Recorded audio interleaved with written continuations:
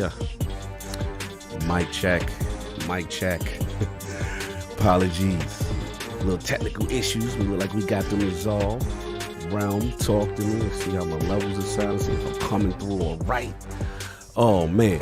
Netwatch, what's going on? Salute. Gerald Mac, the OG. I seen the video.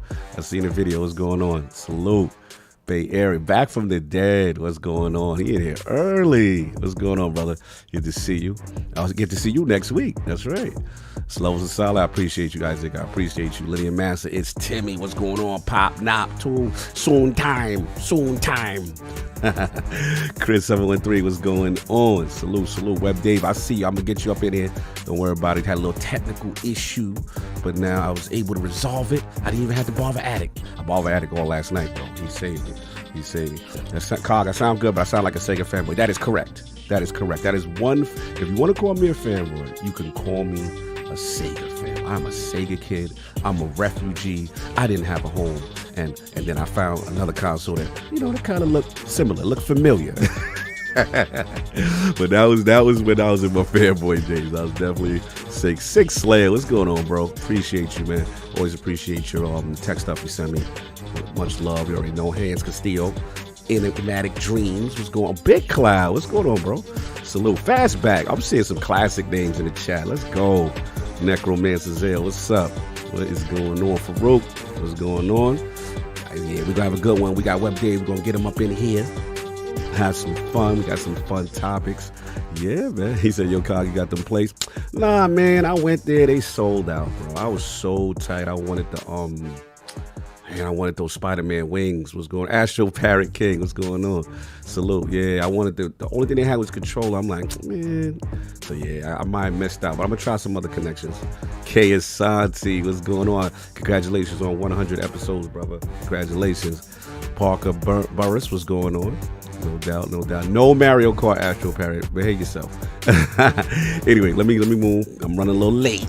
Let me go get the man, the myth, the legend, WEBDAVE up in here. And yeah, we got some fun, some good topics. And you already know. Sub has it on Beefy Cog. No doubt. Beefy Cog is coming. It's coming. We got something cooking up for that.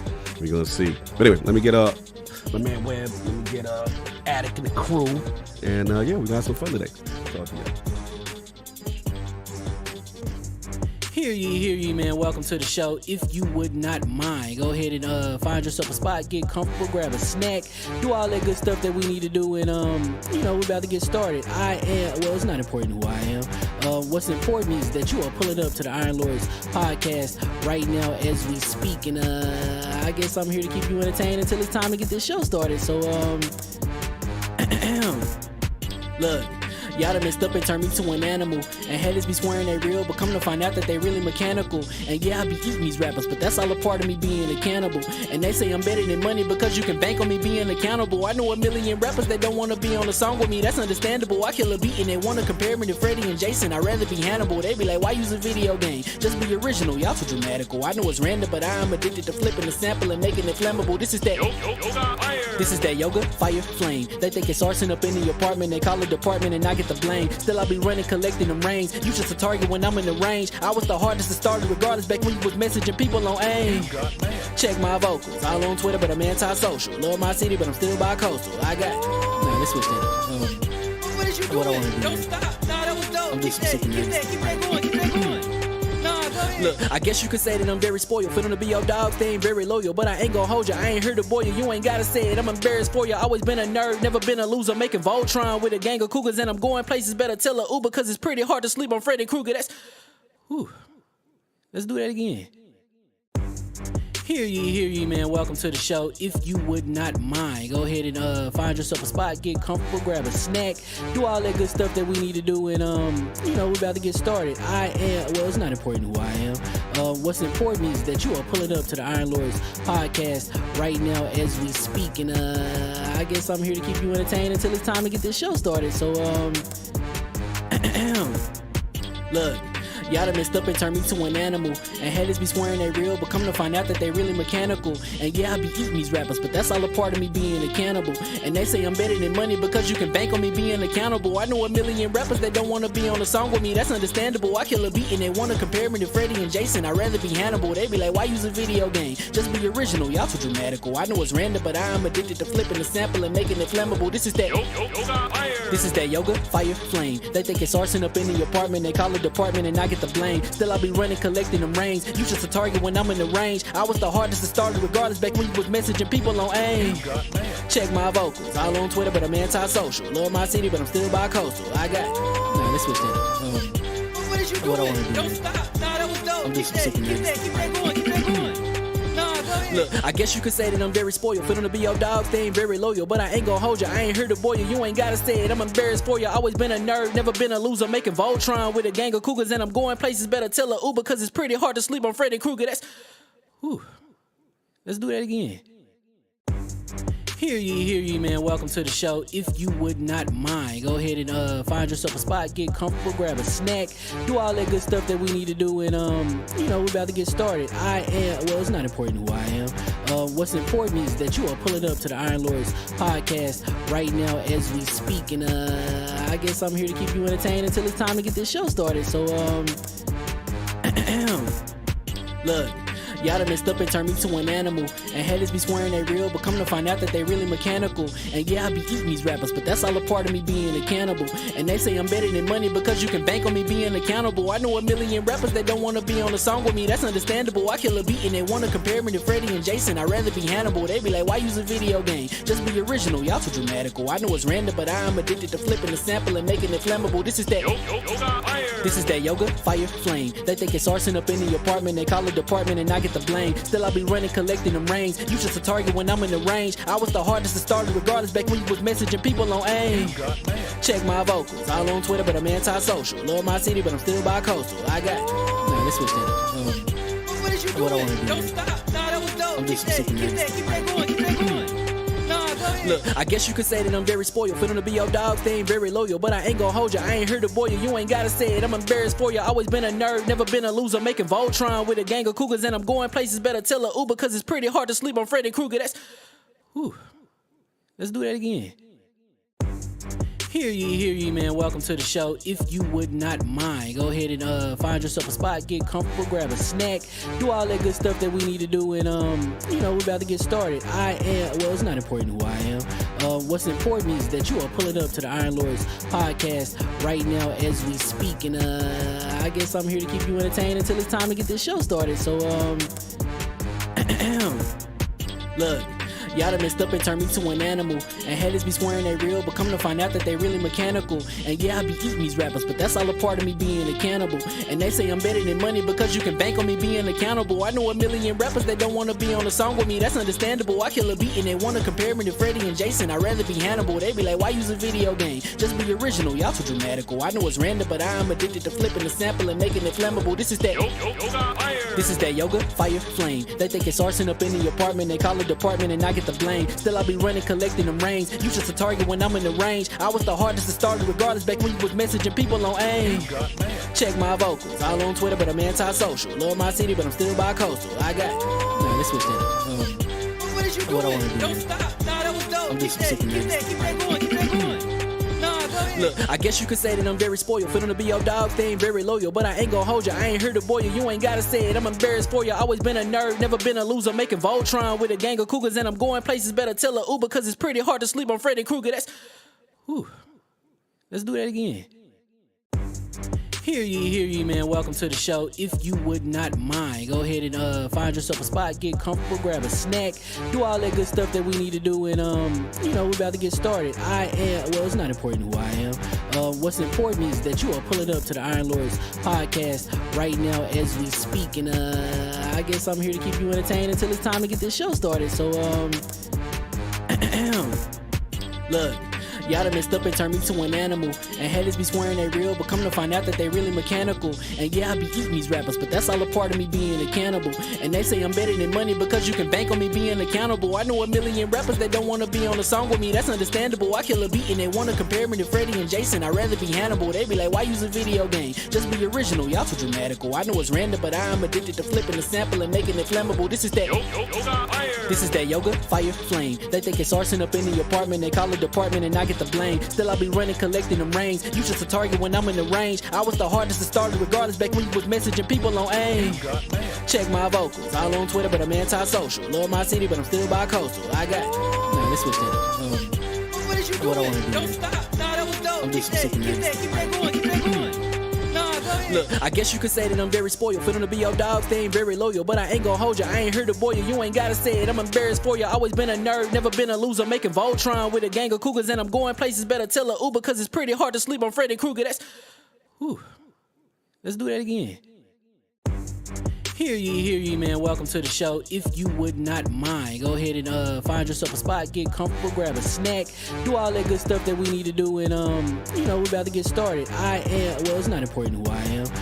What's important is that you are pulling up to the Iron Lords podcast right now as we speak, and I guess I'm here to keep you entertained until it's time to get this show started. So look. Y'all done messed up and turned me to an animal. And haters be swearing they real, but come to find out that they really mechanical. And yeah, I be eating these rappers, but that's all a part of me being a cannibal. And they say I'm better than money because you can bank on me being accountable. I know a million rappers that don't wanna be on a song with me, that's understandable. I kill a beat and they wanna compare me to Freddie and Jason. I'd rather be Hannibal. They be like, why use a video game? Just be original, y'all too dramatical. I know it's random, but I am addicted to flipping the sample and making it flammable. This is that yoga, fire, flame. They think it's arson up in the apartment, they call it department and I get the blame. Still I be running, collecting them rings. You just a target when I'm in the range. I was the hardest to start regardless back when you was messaging people on AIM. Check my vocals, all on Twitter, but I'm anti-social. Love my city, but I'm still bi-coastal. I got, nah, let's switch that up. What is you doing? What I wanna do? Don't stop. Nah, that was dope. I'm just Keep that going. Keep that going. Nah, go ahead. Look, I guess you could say that I'm very spoiled. For them to be your dogs, they ain't very loyal. But I ain't gon' hold ya, I ain't here to boil you. You ain't gotta say it, I'm embarrassed for ya. Always been a nerd, never been a loser. Making Voltron with a gang of cougars. And I'm going places, better tell a Uber. Cause it's pretty hard to sleep on Freddy Krueger. That's, whew. Let's do that again. Hear ye, man. Welcome to the show. If you would not mind, go ahead and find yourself a spot, get comfortable, grab a snack, do all that good stuff that we need to do, and we're about to get started. It's not important who I am. What's important is that you are pulling up to the Iron Lords podcast right now as we speak, and I guess I'm here to keep you entertained until it's time to get this show started. So look. Y'all done messed up and turned me to an animal. And haters be swearing they real, but come to find out that they really mechanical. And yeah, I be eating these rappers, but that's all a part of me being a cannibal. And they say I'm better than money because you can bank on me being accountable. I know a million rappers that don't wanna be on a song with me, that's understandable. I kill a beat and they wanna compare me to Freddie and Jason. I'd rather be Hannibal. They be like, why use a video game? Just be original, y'all too dramatical. I know it's random, but I am addicted to flipping the sample and making it flammable. This is that yoga, fire, flame. They think it's arson up in the apartment, they call it department and I get the blame. Still I be running, collecting them rings. You just a target when I'm in the range. I was the hardest to start regardless back when you was messaging people on AIM. Check my vocals, all on Twitter, but I'm anti-social. Love my city, but I'm still bi-coastal. I got, nah, let's switch that up. What is you doing? What I wanna do? Don't stop. Nah, that was dope. I'm just Keep sick of that. it.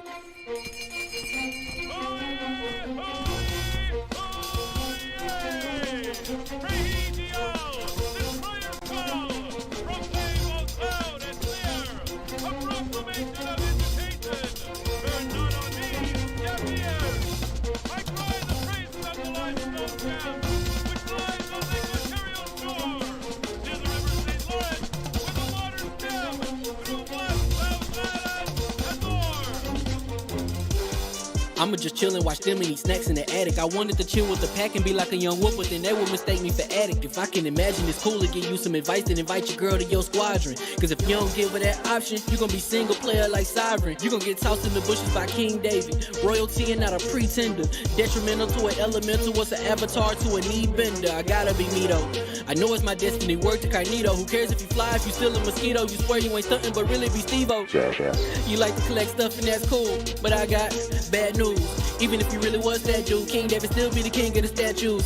Since a juvenile, I've been cursed with a curse to be musical. And if you hate it, we'll meet in the crucible. Other than that, then it's cool and it's beautiful. We let you know that your dreams are pursuable. Whatever you want to do, then it's doable. If you got work on a Sunday, it's suitable. Cause you can listen to this in your cubicle on the Lord's Day.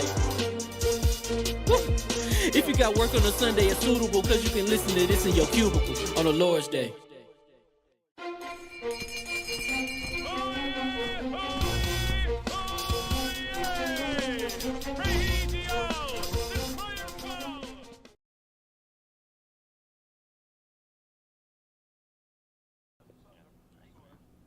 All right, so the mics are hot now. The mics are hot.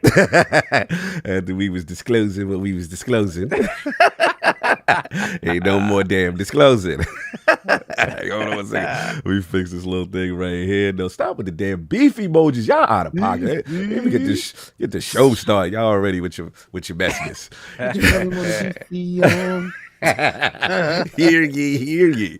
And we are live. Welcome to the Iron Lords Podcast, LLC, and also live on lordsofgaming.net, episode number 315. It's another glorious Sunday. We're back at the round table on the Lord's Day.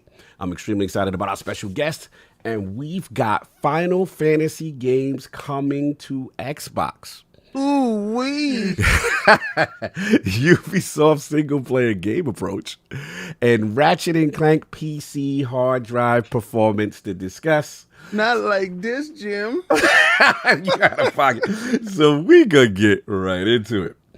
I want to introduce a Lord whose soothing voice and informative interview style easily qualifies him as one of our OG Outbreak gamers. Whether it be his insightful gaming interviews or passion for pop culture, all done with professionalism, high production values, and vibrant positivity. Introducing the creator and host of the Outbreak Gamers YouTube channel, former rock radio personality and panelist of the Breakfast with Boom Podcast, the Lord of Atari and Vintage Gaming, wrestling aficionado, and the only man to interview Buff Bagwell and contain the motley crew. Live from Bourbon County, Kentucky, and finally making his debut into the realm of the Lords, my man, Lord WEBDAVE. How we doing, sir? I'm doing great, but with that introduction, I need to put some shades on, man. See, that's how you pulled up. I like how you pull. When we got Hood WEBDAVE, y'all didn't know the pregame was lit. Yeah, like see how he coming through right now? Yeah. Leave that for a second. Let me pin that right there. That was Hood WEBDAVE right there. Now he had the Bourbon, he had the shade, he came through. I did. My goodness. Thank you so much for having me on today. This is going to be great. Great topics and an amazing panel, and I've been blessed to interview each and every one of you. Yes. And on my webpage for YouTube, there is a section that has nothing but the Iron Lords, where all 4 interviews are right there in a row where people can check them out. So easy to get to, great insight on some amazing men. And again, thank you so much for having me here today, guys. Much love, brother. Much appreciated. Bling. Listen, we got a section. Yo, life is good. Life is good. Everything's been good with you. What games you been playing, man? Gosh, I've been playing Diablo 3. 3? Yeah, because right before 4 came out, they ran a big sale on 3. Yep. 3, all the expansions, and number 2, all for like $15. So yeah, I jumped in, playing that a little bit. Nice. And I'm still torn between getting 4. It's always good. Mm-hmm. Yeah. I'm thinking about getting 4, and then I still want to get Street Fighter. You know, Well, I got 4 enough put back to get one or the other. 4 is a departure of how 1 through 3 is played. You know, because 4 is like a ongoing process, and you know, something just happened that made me really turn away from it, but I'll talk about it when it's my turn. But yeah. No doubt. Just a heads up, Attic. I saw YouTube getting some weird little errors saying about I don't know. Check if YouTube have an issue, because I'm seeing some viewers will experience buffering. Like YouTube is having an issue. Is it yellow? Yeah. My connection strength is fine. I just want to give you a heads up that it's the first time I've seen YouTube say this. I mean, OBS telling me that YouTube got an issue. What's happened is most likely it went yellow for a couple seconds and it's glitched into that. Okay. But stream's okay? Most of the time, it won't say healthy. Oh, it won't come back. All right, so I got the old Yeah. notification. So what's happened is it went down and it didn't go back. Like the text glitch. No doubt. Got that tech support on deck. No doubt. Anyway, appreciate y'all. No doubt. But WebDave. just real quick, if you start to see people complain, Yeah. just close out of Discord because Discord. No doubt, no doubt. Look like the stream. The realm telling me we good. They said, nah, you good. It's all good on our. All right, no doubt. I just want to make sure. No doubt. He said, oh, wait, hold on. And McCann said, now it's happening. You guys are freezing sometimes. All right, we'll see. Yep, it happened on mine. Okay. Twice. And then I had Dave a little bit stutter. Dave broke up a little bit. Yeah. Right now on my end. See, YouTube. Don't do us like this, YouTube. Come Yeah, don't do me like Showtime did me Just- last night, Pause. The only thing that I can do Yeah. I do to fix that is I go to the bottom and I click up on what task is running and I just close everything you ain't using right now. Yeah. Might be one of those. Give me 1 second just to make sure from a Like restart. I close out of Discord. Yeah, make Steam sure. if you have Steam popping up. Yeah, hold on 1 second. Sorry, y'all. On the fly professional podcasting. Give me 1 second, y'all. You know how we It's do either it. we fix it now or Oh, is it yeah, really it's gonna be the whole thing. podcast? Yeah, Yeah. exactly. We want to get it right. We want to make sure we don't miss anything. The Lord just have to say. Just saying. No doubt. All right, so we got that, and then hold on.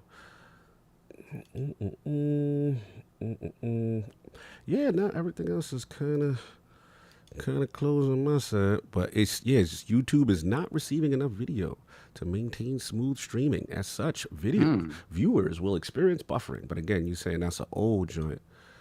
No, on my end it's here too. Yeah, so no, basically stream status is poor, y'all. I mean, what we could do, you want me to try to think we should dead it? I don't think that's gonna help. Yeah. Usually, like once you close out of there, if it happens too much, then we'll have to dead it. But I don't. I usually just keep going and it just corrects itself. But I don't know. Let me restart. Would you like me to hop off and hop back in? Would that help? Nah, let's try something 1 sec. I'm gonna back out of the joint. Put a 1 in the chat, guys, if it's buffering. Yeah. I want to see how much of you it's affecting. Yeah, let me restart and then go back in there. Yeah. Yeah, I've never seen that error. That's why I was like, It's happened to me a couple times on that Addict show. And then all right, we're gonna rock. Well, hopefully, y'all. They say a lot. Majority of people saying it's not buffering, but we'll rock out. See how it go. All right. Anyway, professional podcasting. And you already know we got the 4 horsemen of gaming, those original lords of the realm here at the round table. My co-host, the co-mouse, my brother from another mother, the difficult game conqueror, lord of his own world, and the how of the young wolf. My man, Lord Addict of the Addict Show, back to back. How we doing, sir? Back to back with the little spin thing. Oh, we got the spin. Ooh, we got the spinner, Rudy. We're getting a little too ridiculous on that. So She's crazy. I've had about a week with the Steam Deck. Oh.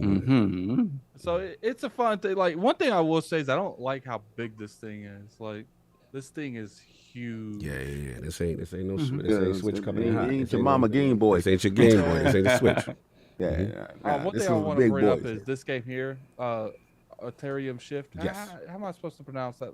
Oh, you got it. Alterium Shift. I said it. Oh my God. Yeah, you got it. With that. Look So at that. I think that I do have some. It's of official, the- people. Steam Deck makes you 10% smarter. I have 2 of these to give away. 2 of these games. Oh, I thought he had Your 2 of the Steam Decks. consoles I was to like, give how away. you get another I'm Steam like, Deck? damn. Bro, I was I- mad. Like, Charles like, chill, this man Send hustled that me. back, bro. He's like, yo, I got 2. So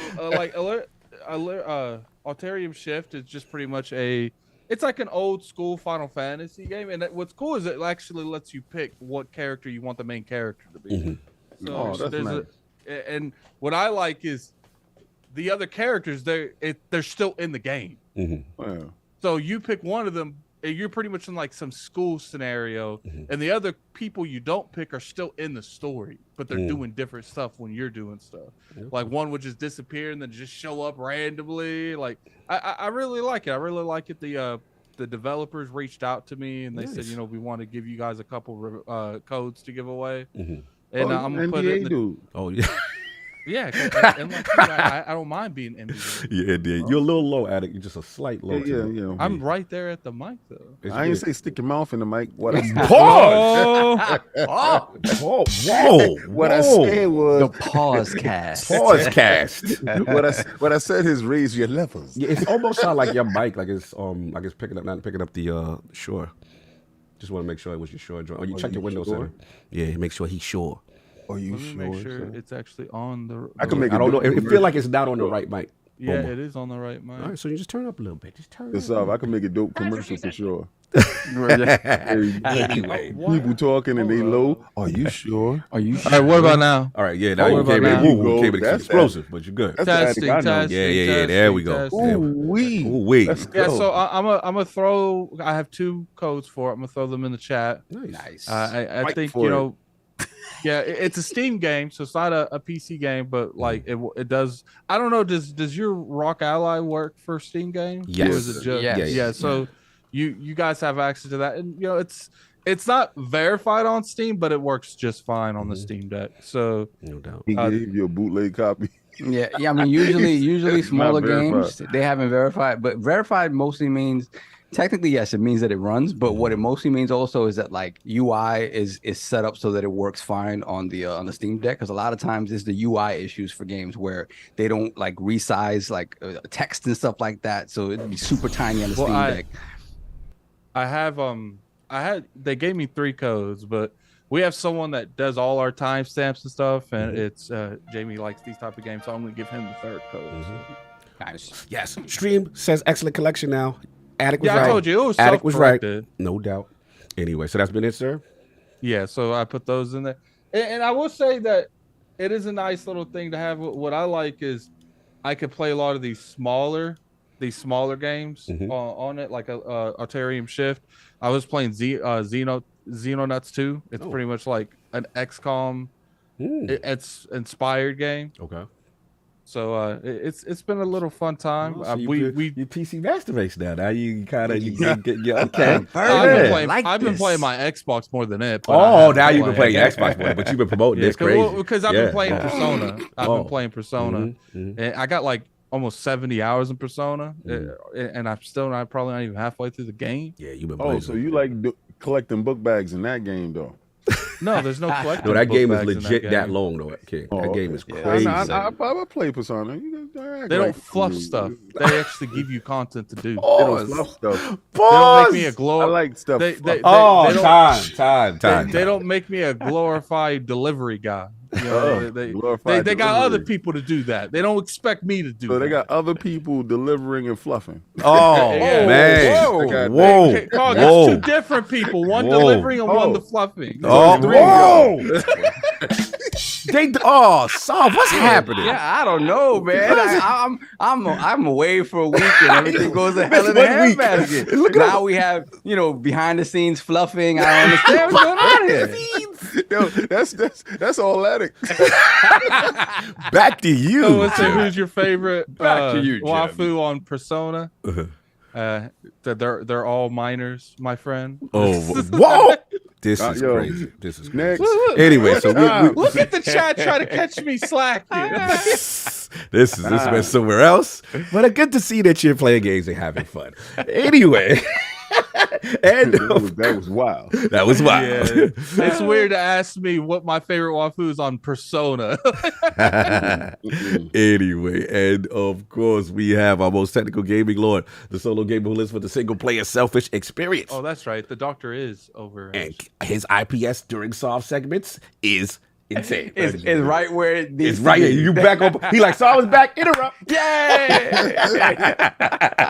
I was just agreeing that they're correcting me in the chat. That's all. Thank you. IPS on Proper fleek. timing. On fleek. And also, the Nostradamus, the Lord of Clarity and Lord Patriot of the Iron Bank, PC Master Race's own, my man, and returning, thankfully, Lord Sovereign. How we doing? What's going on, y'all? Happy to be back. Happy to be back. First off, I just want to say thank you to everybody who reached out in DMs on the timeline to wish me well. So yeah, right before the show last week, literally like 30 minutes before the show, the kidney stone bug hit me again. And I keeled over. I think I called Cog maybe like 10 minutes before show started. Like, Cog, I can't do it. Yeah, no, I know it was wrong. There's no way you could have sat there for that many hours. Oh no, It was impossible. It was Straight to the hospital. That initial pain is hospital pain. Like it's not a game. So but yeah, thank you to everybody. My brother Kaibatu for looking out for me. All my brothers here on the podcast, checking in on me. King calling me every single day, making sure. He's like, are you good? I'm not yet, brother. Not yet. Yeah, we had to get him out of here. You know I what I'm saying? prayed so hard. I've never prayed so hard for another man's situation. Yeah. Yeah, because because I explained to the boys, like my doctor was like, so I got spoiled by the first time I had this kidney stone because I got rid of it in less than 24 hours, right? So I'm like, this is what it is. This how it go. This how it goes, right? Yeah. So this time, no, it ain't happened. I got it Sunday. I expelled it like Thursday evening. So, and this was especially serendipitous, as Colin Moriarty likes to say, serendipitous, because my doctor said, okay, I saw my doctor on Tuesday, and he was like, well, if by the time I see you again Friday, it's not out, we don't have to do a procedure. I ain't like the way that procedure was sounding. Exactly, and I will not. I will not belabor the details of what that procedure would entail. Dr. Strangelove says Sav got his blood sausage clogged. I'm done. Continue. The morcilla was clogged for sure, bro. Yeah. So, but yeah, thank you to all of you for looking out. All the well wishes. I appreciate it, man. I appreciate it. But I'm glad to be back. And the guys were surprised that I'm feeling as good as I am. Anybody who's gone through a kidney stone knows that as soon as you get rid of it, you're like, yeah, let's go. You're 100%. Yeah, because I'm like, oh, he got the fresh cut. He looking right. Like, your energy's up. It is literally gun. Yeah. But again, I had wished that this never happened to me again, but apparently, so I have to take even more steps to hopefully break down the ones that I still have in my system. Definitely no soda. And continue, and that's the thing. That's the changes that's part of the changes that I made the first time. But my doctor says salt would do it way more than anything. Salt, soda, and again, even the good stuff. See, this is the problem. Like I eat pretty healthily. I used to have an omelet or an egg scramble every day with spinach. Spinach is a no-go. Really? Spinach is a no-go because in excess, right?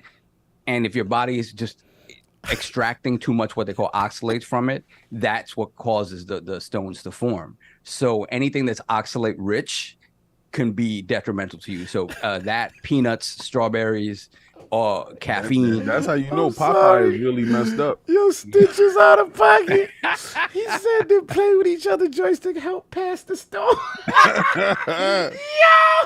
Shout out to Joystick for showing up yesterday. Spawn on me. I appreciate it. Yes, on another platform. Out of control. Another platform. Done. And y'all can see wifey has me drinking, she's making sure that I'm clean all the time. Sovereign has infinity stones in his kidney. Oh man, not like he passed the mind stone.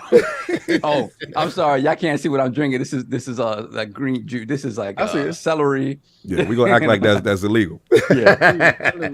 So but I'm glad to get you feeling brother. Yeah, I'm glad to be back. So unfortunately, because I was in excruciating pain, I didn't get to play much, man. I'm like, I thought, I have a couple of days here, maybe. For the first couple of days, the pain was so bad, and the drugs I had were not very good. I really didn't have much respite, so like I couldn't sleep. So forget about gaming. So this morning I got up a little bit early and again tried to finish Resident Evil 4 remake. So I'm right at the end, and I still got to finish that up. So that's the extent of what I've been playing. No doubt. That bro back. Thank you, sir. And of course, we have the Incredible Hulk of this, aka the Access Gamer. Ooh. The prophet of Xbox. Swami. King of the statues, who demands nothing less than that premium experience, and is the leader of the Hold the Line movement. Ooh. Beloved Lord King, how we doing, sir? I'm doing terrible today. Yeah, how we doing? I'm doing absolutely disgusting today. You know I called you. You know when I call. With certain situations. Yeah, I popped in, and I was otherwise occupied, but I popped in to see what was going on. It was beautiful though, man. You had a crowd in there. That was a beautiful thing. He did his thing, but I love everybody that came through on the Twitter live stream. like I told people before, KOS, Combat Talk with the King, the King play sessions, they will all be through live through Twitter. Excuse me. And it's because you have to use these social medias to the extent. First and foremost, I would like to give a shout out to everyone who hit that Cash App. Facts. You know, and that was highly appreciated, because if you watch yesterday, Showtime wet the bed. And my son came through with some streaming joint that helped it. So, you know, I'm in the process of asking Showtime to give me my $70 back. And Really? Wow. Yeah, Wow. they wet the bed. It was like it was buffering. They had so many people that wanted to see the fight, and it was saying, like, when you went to Showtime itself, it was just like, yo, you know, we experienced technical difficulties. Please, you know, stand by, whatever. Anyway, so but did get a chance to see it. And if people don't know what I'm talking about Spence versus Bud Crawford. Let's go. I'm high on Spence. Like, I'm high on Man Down, Facts. Scrap Season, Big Fish, Arrow Spence, Big Fish. I'm high on that. Me, baby. And yeah, facts. You know, him, Yellow Beezy, and the team. And then at the same time, I like Bud. I like Bud a lot. And when Bud was in, you know, other divisions, I like Bud a lot. But you know, like in anything, you got to pick who you like. You know, you got to pick who you love. You got to pick, you know, between your kids. And you know, I pick Errol Spence. I don't care. I still pick Spence today, even though he got obliterated. I mean, it's like, I've never seen anything like this in my time, where you take the two best in a division, the two best. I mean, Spence went through and he broke people down. And then you had Bud that did what he did on his side, and he came through. Now, Bud's questions was his opposition. See, opposition dictates how you would do in direct competition, right? Because that's a measuring stick that you use to say, okay, this guy did this, and triangle theory never works. This is the reason why triangle theory never works. A beat C, because, and then, you know, C could beat A. That stuff never really works, because you know, in theory, like, you know, Einstein did a bunch of theory, but in actuality, these things have to happen in order to prove that theory to be true. Right. So Einstein's a theorist, not a anyway. That's Oppenheimer stuff. Anyway, that's what we gonna move on from that. You know, I sat there. Oppenheimer made my brain 10 times bigger. Okay, that movie made my brain 10 times bigger. It's like, you know, the Steam Deck with Attic. But basically, it's Styles beat fight, and what you say, because A beat B. I know where you're going with it. Doesn't necessarily mean that the other one gonna beat the other one just because of that. So what happened with Sean Porter or whatever, you know, doesn't mean certain things. Right. Man, oh man. I've never seen a one-sided washing, and if I did envision a one-sided washing, it was always in my. Listen, I'm the professional fan. I didn't say that you know, I'm a professional analyst or whatever. And regardless of what, I bet with my heart. Didn't bet any money. I ain't crazy, but like to see it happen, I was screaming for them to stop the fight in round 7. Yeah. I was like, yo, stop it. I don't see anything changing in a rematch. Because it's what it was Bud outclassed him every level. Yes. Right? And to further exacerbate the point, Bud never did the things that they said he needed to do in order to win. Switch styles, stay elusive, you know, how to deal with pressure. Bud fought him toe to toe. Yeah. From round 1 and never switched from southpaw at all. It's crazy. He beat him to the punch. He punched down on him, and he punched through him. He was hitting him with the stronger, harder, more accurate shots. And I'm gonna tell you, man, it was like watching one of my kids. It was turning my stomach. It was bad. It was bad. You know, I had a tear in my eye. But at the end of the day, I'm not crying for no multi-millionaire. I mean, he did get paid. He gonna be all right. Gonna be all right. You know, after you know, everybody's asking me, you know, my girl asked me, well, how he can sit there, because we was watching a post-fight interview. How he can sit there and take that stuff? First of all, he a man, baby. Yeah. He wanted to do that to Bud. So I don't care. I don't want nobody to say, oh, I feel sorry for Smith. No, because he wanted to do that to Bud. So all Bud fans would have been feeling that way. Oh, for sure. We wanted Bud fans to feel that way. So when it happened to you, you just got to eat it. Facts. Right? So Real Man stood there. He shook his hand. Yeah, he did all what he was. He didn't make no excuses. Nothing. He held that. I got to give him that. Yeah. And that's what a real man does. Facts. So a lot of people that got a chance to see a fight, you got a chance to see history, and you got a chance to see a real man step up, and you got a chance to see a real man in Bud be a constant professional. These both of them was constant professionals throughout this whole production. He cashed that check. He sat there and he was answering those questions, and you could tell he's gonna deal with some stuff internally. Yeah. I saw it through him. I saw it. But externally, he was being who he's supposed to be. He showed his family. He showed people around the world what a true champion is supposed to do. Because we had a fight earlier where Pitbull Cruz was fighting Cabrera, and at the end of the fight, Cabrera walked out the ring. You don't do that. Win, lose, or draw, you stand there, you take your medicine, you have your conversation, you give the people what they gave you, and you walk out. Well, that's enough for combat talk. Yes. Had a great time. Everybody that did show up every Saturday at 10 p.m., we going live. That's with MMA. That's with everything. So you're going to teach me what a bare naked choke is about. That is not the name of the move. That's not the name of the move. That's not it. Time. But y'all gonna help me learn, off the rope, off the ring, all that stuff. Bare naked choke. Yeah. Shout out to Justin Gagey for winning the BMF title last night. That head kick, man. Yeah, he got slapped. So both of them slept each other. They gotta both run it back right now. I don't know. I don't know if they're gonna run it back. We'll see. No doubt. So I'll be talking about that, and I Fonz guess more people. Fonz in the building correcting your rear naked choke. They be bare Thank you, naked. Fonz. He be behind him like, I don't know what show you watching. There's a lot of grappling and slapping. Oh man.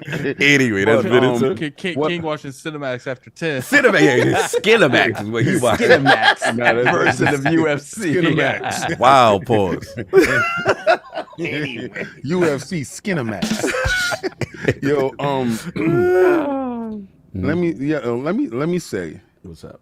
I've been playing Fortnite. Finally finished that battle pass, and I'm on to the bonus battle pass, right? And we was on Khalif show yesterday. Yeah, shout out to Spawn on me.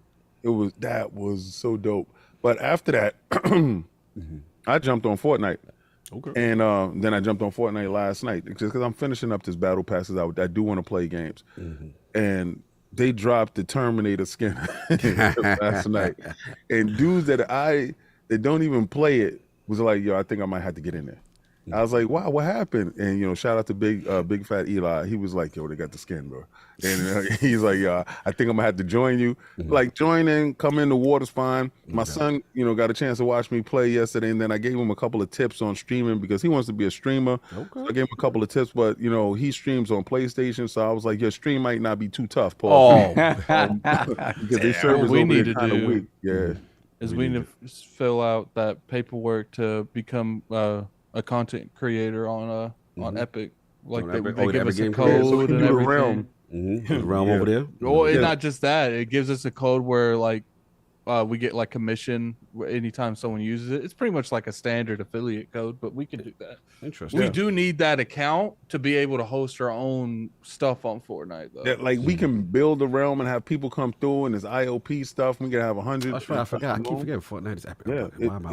What I would like to do is, start doing community streams with other communities. That would be dope. Communities. Yes. Yeah, we got to do that, and we got to build up these tournaments because we need Fight Night Fridays back. Yes. So playing Diablo 4, I had to take a break from it. Okay. Because I had my character. You remember when I was struggling to do that, and everybody already done got their character maxed at 80 or whatever. Yeah. My character was still at 40, so I got my character to 45. So I go to log in. They was like, yeah, man, season started. Yes, and you can't use him. You can't use the dude that you can't. Thank you for no one says that. And I said, excuse you? Like, what the hell are you talking about? He was like, yeah, if you want to partake in all the new stuff. You going to make a new character. Make a new guy and start again from ground one. Yep. I said, on God, you in the bushes. Like, on God, you in the bushes. I don't know who over there said Thank you, King, for saying that. Thank you for saying that. Crazy. And they do this every season. You've thrown your game away. Like you've literally told somebody that don't have all the time in the world, that my time don't matter. And, but your character can exist in the ether over here. And you can play around over here in the bushes with the broken. Yep. Like, excuse me. So I gotta be a super try hard. I have to be a character grinder, farmer to exist in the new battle pass. Yeah. Yo, this is the reason why Fortnite stomps you dudes in the head. No matter how far, how long ago you've been away, you come in, you jump into the new season with all your skins and all your stuff. Everything is a fresh game, fresh time that you play it. I'm so sick and tired of somebody taking a formula and trying to flip it. And I know what Activision Blizzard would try to say, well, your character would be too OP going into the new season. Well, what you do is you make that OP character on a higher tier, but your tier system goes up to a certain number and you are not putting in the work to make that happen. So your thought process is make all the time that you've done irrelevant. I think that's ignorant. I think it's stupid. And you turn a fan into a foe. That's not game of the year. That's game of the garbage. Oh, man. I don't care about it no more. I was talking about it. I was like, yo, game of the year. Did you notice why when yesterday when I was on where we was on Spawn on Me and I said that Starfield was going up against Tears of the Kingdom and Spider-Man and I didn't mention Diablo? Yeah, that's what. Yeah, exactly, because Diablo's in the garbage. So that's all I've been playing, and I ain't been playing Diablo. There you have it. The king has spoken. Look, I hear you. And I'm glad I didn't buy it now. Don't buy it. It's a great game. It's just that, again, apparently they do that, but I understand King's point because it's kind of like generating fake engagement, and it's like just let me play with the character that I want to play. I gotta say something. I gotta say something. Yes, please. Important. Go. Because yesterday was a day of stand-up men, right? And Fortega Plays is a stand-up dude. Oh, that's what's up. Some stuff happened in the background, and I reached out to him. I was like, "Oh, whoop-de woo," and he hit me back, and he was like, "Wop-de wop, wop." Yesterday, he made situations right. So if anybody saw that stream with Spence and Bud, that was all courtesy of Fortenga Plays. Salute. Fortenga Plays hit the PayPal, and he hit the PayPal really well. Salute. So you got to salute him, man. Yeah, you got to salute the guy who's a stand-up dude. And I support all the videos and stuff that he puts out. If you don't know who Fortenga Plays is, go check it out. He's the king of the salt mines, and his videos is very funny. His videos is up there with guys' videos to me. I think their videos is really good, and I think they dope for the community. So definitely go check it out. And Fortenga, yo, shout out to you for being a real G and a stand-up man of your word. That's what's up, bro. No doubt. Attic, you was going to say something before I go? No. Okay, cool. He said no. Let's get those likes up. Get those likes up. We almost got 1,000 people in here, only 200 some odd likes. That's disgusting. Oh, wow. Wipe your feet as you come in the door. Great content. Please, all I ask you to do is hit that like button. And if you so kindly love to share this out, share it out. Let somebody else see it. Let somebody else have fun. Stop holding it to yourself. You don't do that. Like to share it. You guys would remember to like the podcast when you walk in. I wouldn't have to hold people hostage. Oh my God. Attic doesn't hold nobody hostage. Attic holds himself hostage. If you get 1,000 likes, Attic is spinning around in the chair some more. It's spinning the chair. And of course, the sit and spin. The sit and spin, the spin-a-rooney. And of course, we have the gaming ninja himself, the Shinobi, LordCognito, spread that rollers and rum and ILP, not telling what you want to hear, but what you need to hear. Shout out to Fine Duke, shout out to Mr. Matty Plays, talking about what's been going on, Starfield, and the latest little montages and stuff. Go check that out. Obviously, check out The Last Word. Ebontis, Ty got Travis talking that Destiny. My man Patty Cakes up in the building, Destiny PvP, and the upcoming showcase. And then for me, still a little bit Tekken 8 closed beta still going on now. Open up to Xbox and Steam. So get the crossplay on there.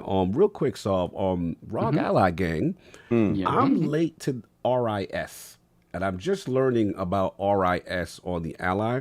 And I'm not going to hold you, Saul. I feel like I was playing Diablo 4 with my new character because of the malignancy. I'm a necromancer now. You're a necromancer? They dope. Yeah, they do. I'll be raising the little skeletons up. Yeah, I'm a sorcerer. I started off as a necromancer you first. picked the wrong day. Oh, this is not the season for sorcerer. I'm sorcerer main. Right. They have completely nerfed sorcerer into the ground. Everyone is rebelling, and they just like don't play the Oh, character. so that's the beef. That's it. Yeah, they nerfed Okay. sorcerer to the ground. Oh, okay, so all I the can delete builds. that character because I just started with him. I didn't do anything with him. Yeah, see it. Don't wait until because they go course correct. I guess in October for everyone's complaining. They like it's really pitchforks in the street on Diablo with them. Necromancer's Yeah, they. killer, though. But Necromancer, like that. Yeah. Salute to Necromancer. Been rocking. You it. notice that you can solo with him, right? Yes. You Yeah, can you rock can out with him. You got your goons, you got your do little stuff. But anyway, so that was that. And then that's what I'm gonna tell you, Saul. RIS. So basically I played Diablo 4 and I used to do like 720 RSR or I think FSR, excuse me. Throw a RIS with that. Bro, I'm doing it. It really adds an extra level of detail. I feel graphically. Right. It's supposed to give like it outlines and sharpens. The picture. Yes. I'm really loving it. Like a lot of my games are looking way better. Crisper. So I tried it on some older games too. Attic could be proud of me. Fired up XCOM Chimera Squad on the Ally. Tool tip for y'all. For the dudes, and this is for man. If 108 in the chat, because 108 called me one time about this. If you're having problems with offline in the Ally, two things. Xbox app, there's a setting. Make sure the app is offline. Windows Store, go to library, go to settings, make sure that's offline. But another problem I was having is any of them, this is for you too, Attic, because you got a Steam Deck. Any of them 2K games, them games that's owned by 2K, always got this launcher that want to pop up after you launch the game. And then a lot of it requires you to be online for this launcher to go through. So what I would highly advise, put a shortcut on your desktop. That's it. Put a shortcut when you install a game. Put a shortcut on your desktop. Just when you have no internet connection, just hit the shortcut. It'll bypass that because I couldn't play Chimera Squad, Midnight Sun because of this stupid pop up that when I was playing, outside of a wireless connection. So anyway, that's all I had to say. Go check that out. That's been it for me. So if you want to get the super chats, I got to also pay the bills and we got subscribe and some stuff. Yeah, let me do super chats. Okay. Super chats. Okay, we got first off. Let's welcome the newest member to the realm, Lord Bronze WEBDAVE. Thank you, sir. Appreciate you, brother. Salute. I know that guy. I know that guy too. Then we have Himanshu Yadav with the 100 rupees, Indian rupees. Shout out to you. Thank you, sir. Bud destroyed your guy, King. You said Bud be ducking, but Bud made him look like an amateur. Bud proved he's 2 to 3 levels above Spence. Hashtag 2-time undisputed. Yeah, that's why we fight the fights, right? Because we can play scenarios in our head and we can believe whatever we're going to believe, but this is why they fight the fights. And I'm man enough to tell you that he wasn't fighting me because I'd have bet money on me. But I respected Spence, and I thought something that Bud had to show me, and Bud showed the world. Yeah, he showed. That was his moment. I want everybody to realize you witness history. Greatness. Yes. You witness a dominant performance when you needed it. Like he needed.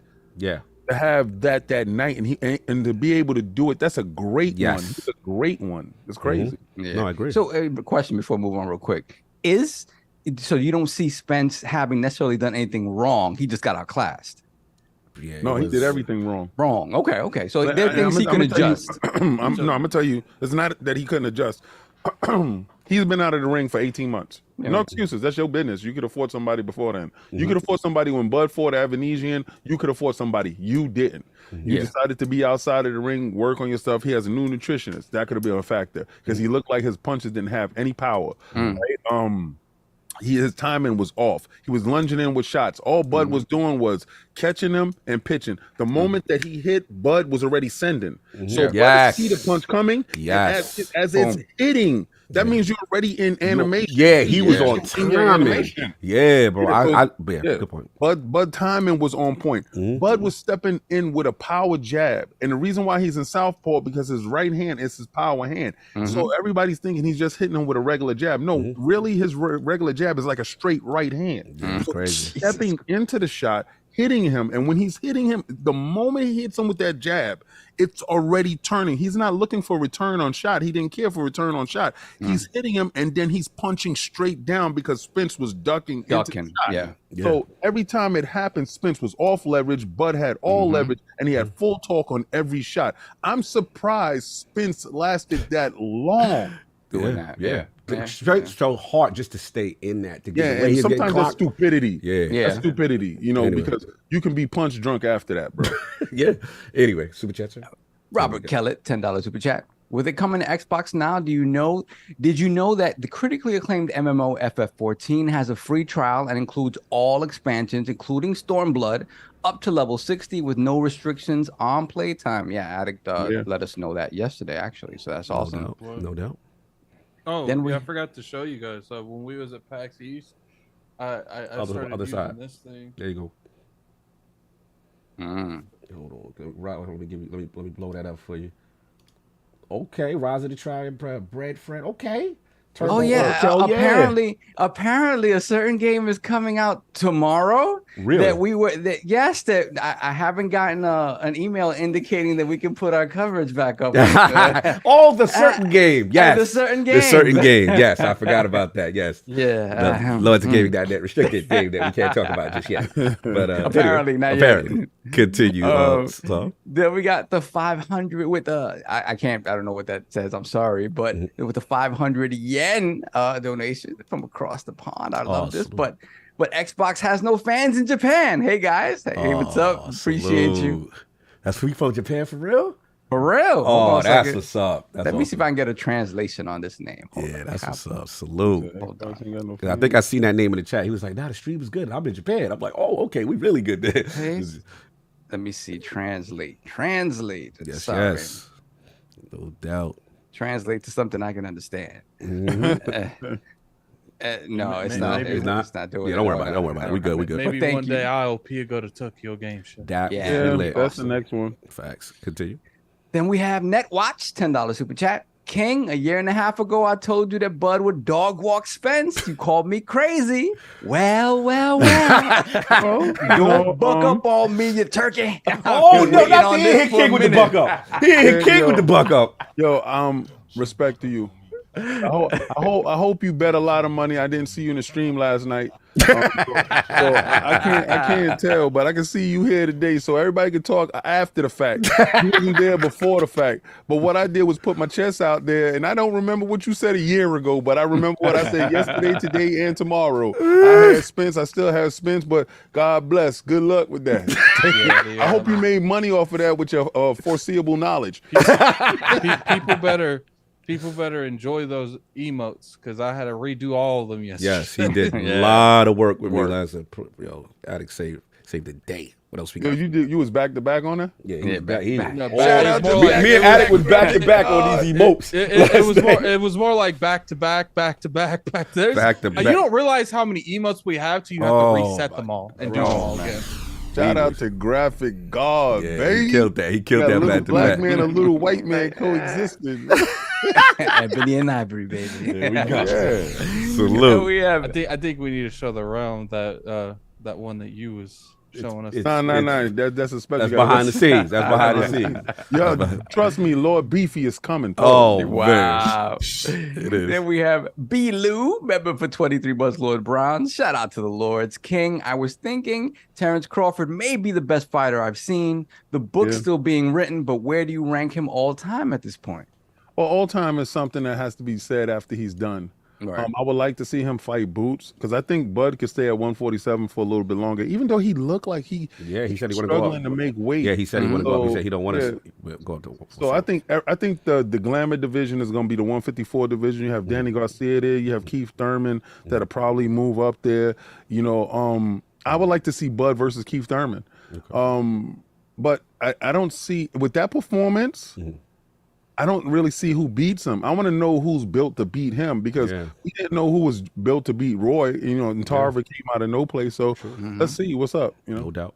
Continue. Appreciate Yeah, Web we David got- and Josh dealing with our combat talk extended. Yeah. Poor guys. They like, what the? yesterday. Sorry, you got. It was the fight of the generation. We would have to. It'd be remiss us to not mention it. So anyway, It's just shown me that I never want to hear King talk about me fighting anybody. I would be savage.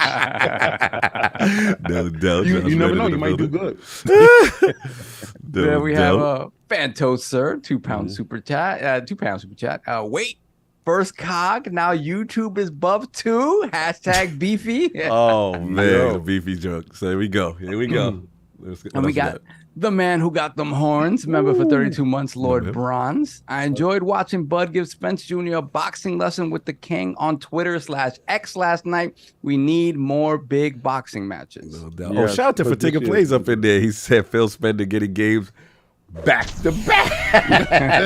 He's like, no doubt, definitely some inspiration there. You was one of those that made that pop of Addict saying. Yes. Yes, sir. No Then we doubt. got Robert Kellett, $2 super chat. So y'all mics are joysticks. Damn. Oh man, that's Jesus. different. You're nasty, sir. Continue. And we got Hargeet Chani, $5 super chat. Good to see you back, Sob. Thank you, brother. Appreciate that. Hope everything is good now. Welcome to the Realm Web Dave. Salute. Shout out. Absolutely. And shout out to him for almost dying taking a hot chip. Yep. Salute. He survived. Oh, he did it? Yes, Yeah, they he did. did it. Oh, Yep. Hargeet. Jazzy did Shout it. out Yo, to you, bro. Yo, Wow. He was good. He was smiling and laughing. I was like, yo, stop smiling, laughing. I said it's gonna start fighting in your stomach when that milk wear out. He's like, Yo.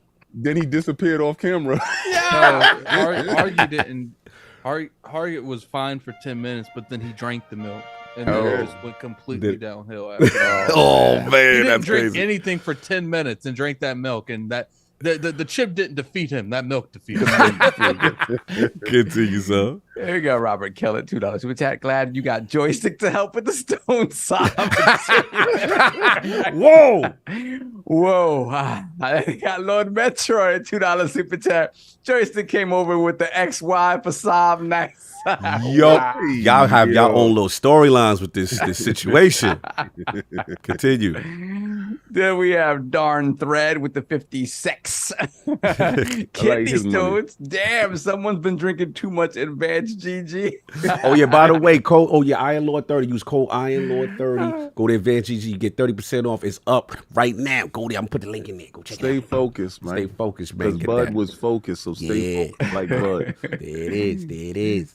Then we got Cypher Pole 92, £5 super chat. Shout out to Jim Ryan and his PS5 servers for sabotaging King's Combat Talk, and to Bud for channeling his inner cog, hitting Spence with some beefy shots. Oh, for real, that was definitely That was what he funny. said Okay, that was yesterday. funny. He said that yesterday too. Then we got Hollywood Rules, $5 super chat. Happy Sunday, my NYC and West Virginia cousins. Welcome back, Sob. Thank you, sir. Shout out to the King for a great combat talk. Phil Corleone taking Japan by force, boss moves. Salute. We have AKW, £5 super chat. Thank you, Lords, for the support on Twitter, sharing the love for me and my family. Thanks. Yes, absolutely. Yes, absolutely, brother. Shout out to Mama AKW. Yes.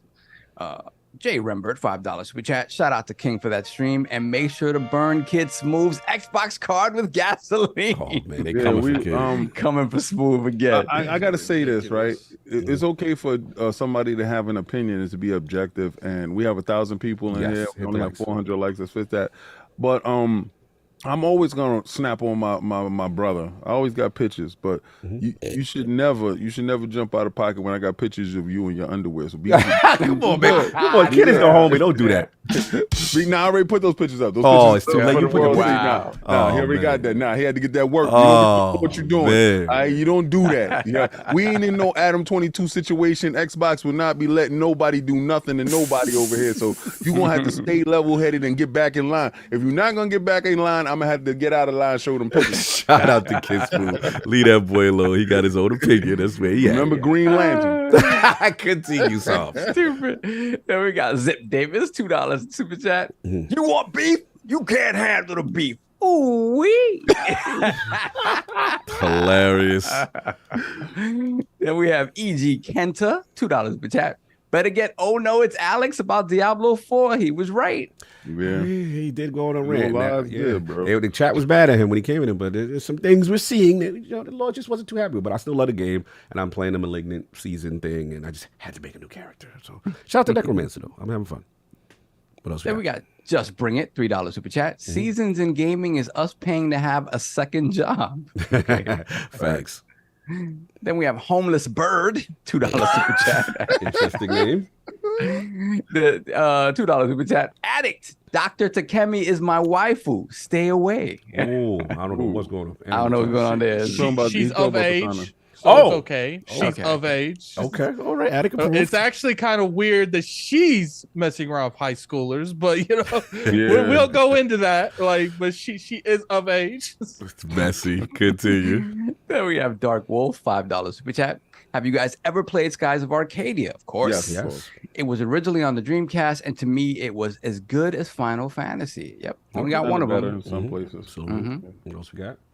Then we got Fonz Gaming. Ah, Shout out to you, the Fonz homie. member for 26 months. Lord Fonz. Walked my oldest daughter down the aisle and partied my butt off last night. Salute, brother. Salute. Survived though, and I'm here to support my bros. Have a great show. Shout out to you, Shout out brother. to Fonz. Let's- Circle of life, man. That's a Circle of beautiful life, thing. man. Seeing the young one do their thing. Yes. We got hard to find member for 26 months, Lord Bronze. Assalamu alaikum, my brothers. Make them Muslim. Salute. I only drop my member chat when we get a full house. I love y'all. His name is Bud Crawford, by the way. Glad you're good, Saab. Thank you, brother. Appreciate it. Facts, no doubt. Yep, we learned about Bud. Everyone learned. I learned that everybody's a fan all of a sudden. All of a sudden. Yeah. You know how You know how it go after the fact. It wasn't nobody challenging King before that. Maybe one or two dudes. There was a couple dudes, but no one nah. during right at the moment. That's when you want people. Now we getting super chats after the fact. Hey, Bud, baby. I'm on Bud, baby. This is on Bud before the fight, bro. Continue. Then we got JD Gamer, $5 super chat. Oh boy, FF on Xbox, baby. We will get to that topic. All I see are salty tears, fritanga. I hope you mining all that salt, dark Phil out here marching for us. Wait, who said this in chat? JD Gamer. JD Gamer, of course. Most Of objective course. gaming The opinions most on the planet. balanced and objective of all the realm. Man, we got over Continue. 1,000 people, man. Hit that Hit like that like button, man. What Hit that animal up. we saving, man? King, what animal? We got to save an animal. We saving the wild endangered Spence. It's not, yeah, he's in trouble. He's in trouble. He's in trouble. He definitely needs saving. He ran into a bub bobcat. He looked like a what we're bobcat really after the doing, King, attack after the fight. Those likes is fueling Dark Phil. Yes. We're giving him the dark force, man. That's all me, Dark side baby. of the force. Then we have Marvin Ginyard, $2 super chat. Destiny plus Outriders plus Monster Hunter equals Remnant 2. Ooh, Yeah, I'm hearing great amazing things about Remnant. Great things. Shout out to Travis. Shout out to Ebontis. They are raving about this thing. I just can't. I got Diablo. I got that. I got too many. Yeah, too much. games, bro. Yeah. Live service got- is hard, bro. Continue. John Wolf, $2 super chat. Was going to send this earlier, but my SSD too slow. We will get to that topic. We will get to that topic. Continue. Then we have Robert Keller, $2 super chat. So, Lord Cognito, what's your waifu in Persona 5? I have none. Moving on. Then we have Echelon 7 with the $10 super chat. Peace to the Lords. God bless your health self. Thank you, brother. Appreciate Salute. that. Thank you. Love that. Appreciate you. Love. Then we got Danny Passion Official. I like that it's the $2 official super Danny chat. Passion. This ain't regular Danny Passion. This is the official Not version. bootleg Danny Yeah, this is not Passion. them other ones. I got Attic laughing. Here just for a laugh. Anyone playing Remnant 2? Yeah, we try to get our hands on that, but yeah, Mhm. it's a lot of games. Yeah. And we have Senjutsu Sage, member for 27 months. Lord Gold. Activision's revenue in their fiscal year 23 second quarter this year would have contributed an extra 47% boost on Microsoft's fiscal year 23 Q4 revenue increase over the same quarter a year prior. Wow. That's massive. Yeah. Yep. There's a reason Lot why of- they want to be A lot of money. A lot of money. Last one. On Remnant 2, you kind of up to 3 people. Okay. I thought it was going to be 4 for a second. That would have been a cool The little stream, game we all yeah. could Oh, play. that's us playing because Saab don't play. Oh, he don't play with us. Pause. I wanted to play a single player. Actually. Yeah, of course. How How many more we got? 'Cause One more. JD Gamer, $5 super chat. I need Microsoft to go ahead and hit the EX one more time. Square back in bed with us, baby. And after that, I need them to get the main squeeze Sega, baby. We good? We are caught up. All right. Finally, we got a very patient person. Very patient web. Two people. Two people extremely patient, and we got waiting right now. So look, let's get to it. Got to pay the bills a little bit, and shed some light a little bit on that lordsofgaming.net. Go check us out. It's that LOGNET time of the month, y'all. We've been blessed, man. Really tremendous team, tremendous writers.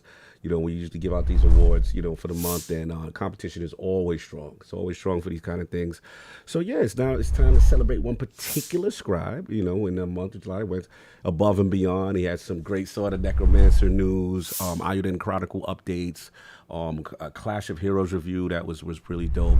So the latest winner of the Lord Dizzy LOGNET Scribe of the month goes to C-Unit Chris Jones, putting it together. No doubt, our brother right now could not be here, but he sent something for us to listen to.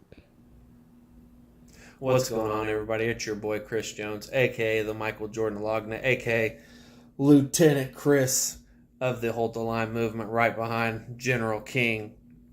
I just want to say thank you to everybody that voted for me once again for Scribe of the Month for the month of July.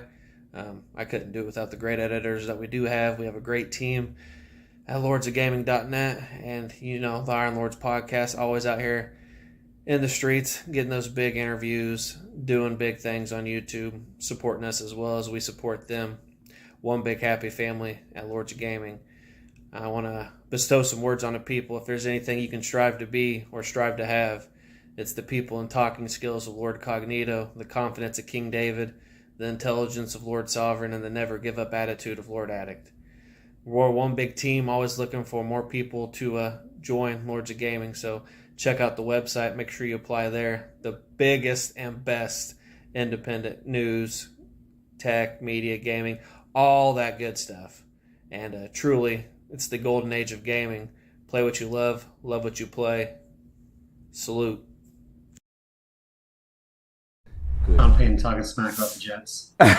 Oh man, yes, he's talking crazy smack. Talking crazy. Oh man, and Aaron Rodgers said it's on. Okay, salute. Aaron Rodgers gonna nuke him. Yeah, that's yo. Salute, man. Salute to Lord Chris. You know what I'm saying? C-Unit in the building, and we got one more award that we like to present from. This is in honor of our brother, R.I.P. Dizzy. You know what I'm saying? What we got here, we wanted to nurture talent, at lordsgaming.net and give proper credit to the unsung heroes on the editorial team that does their thing. And this is an OG.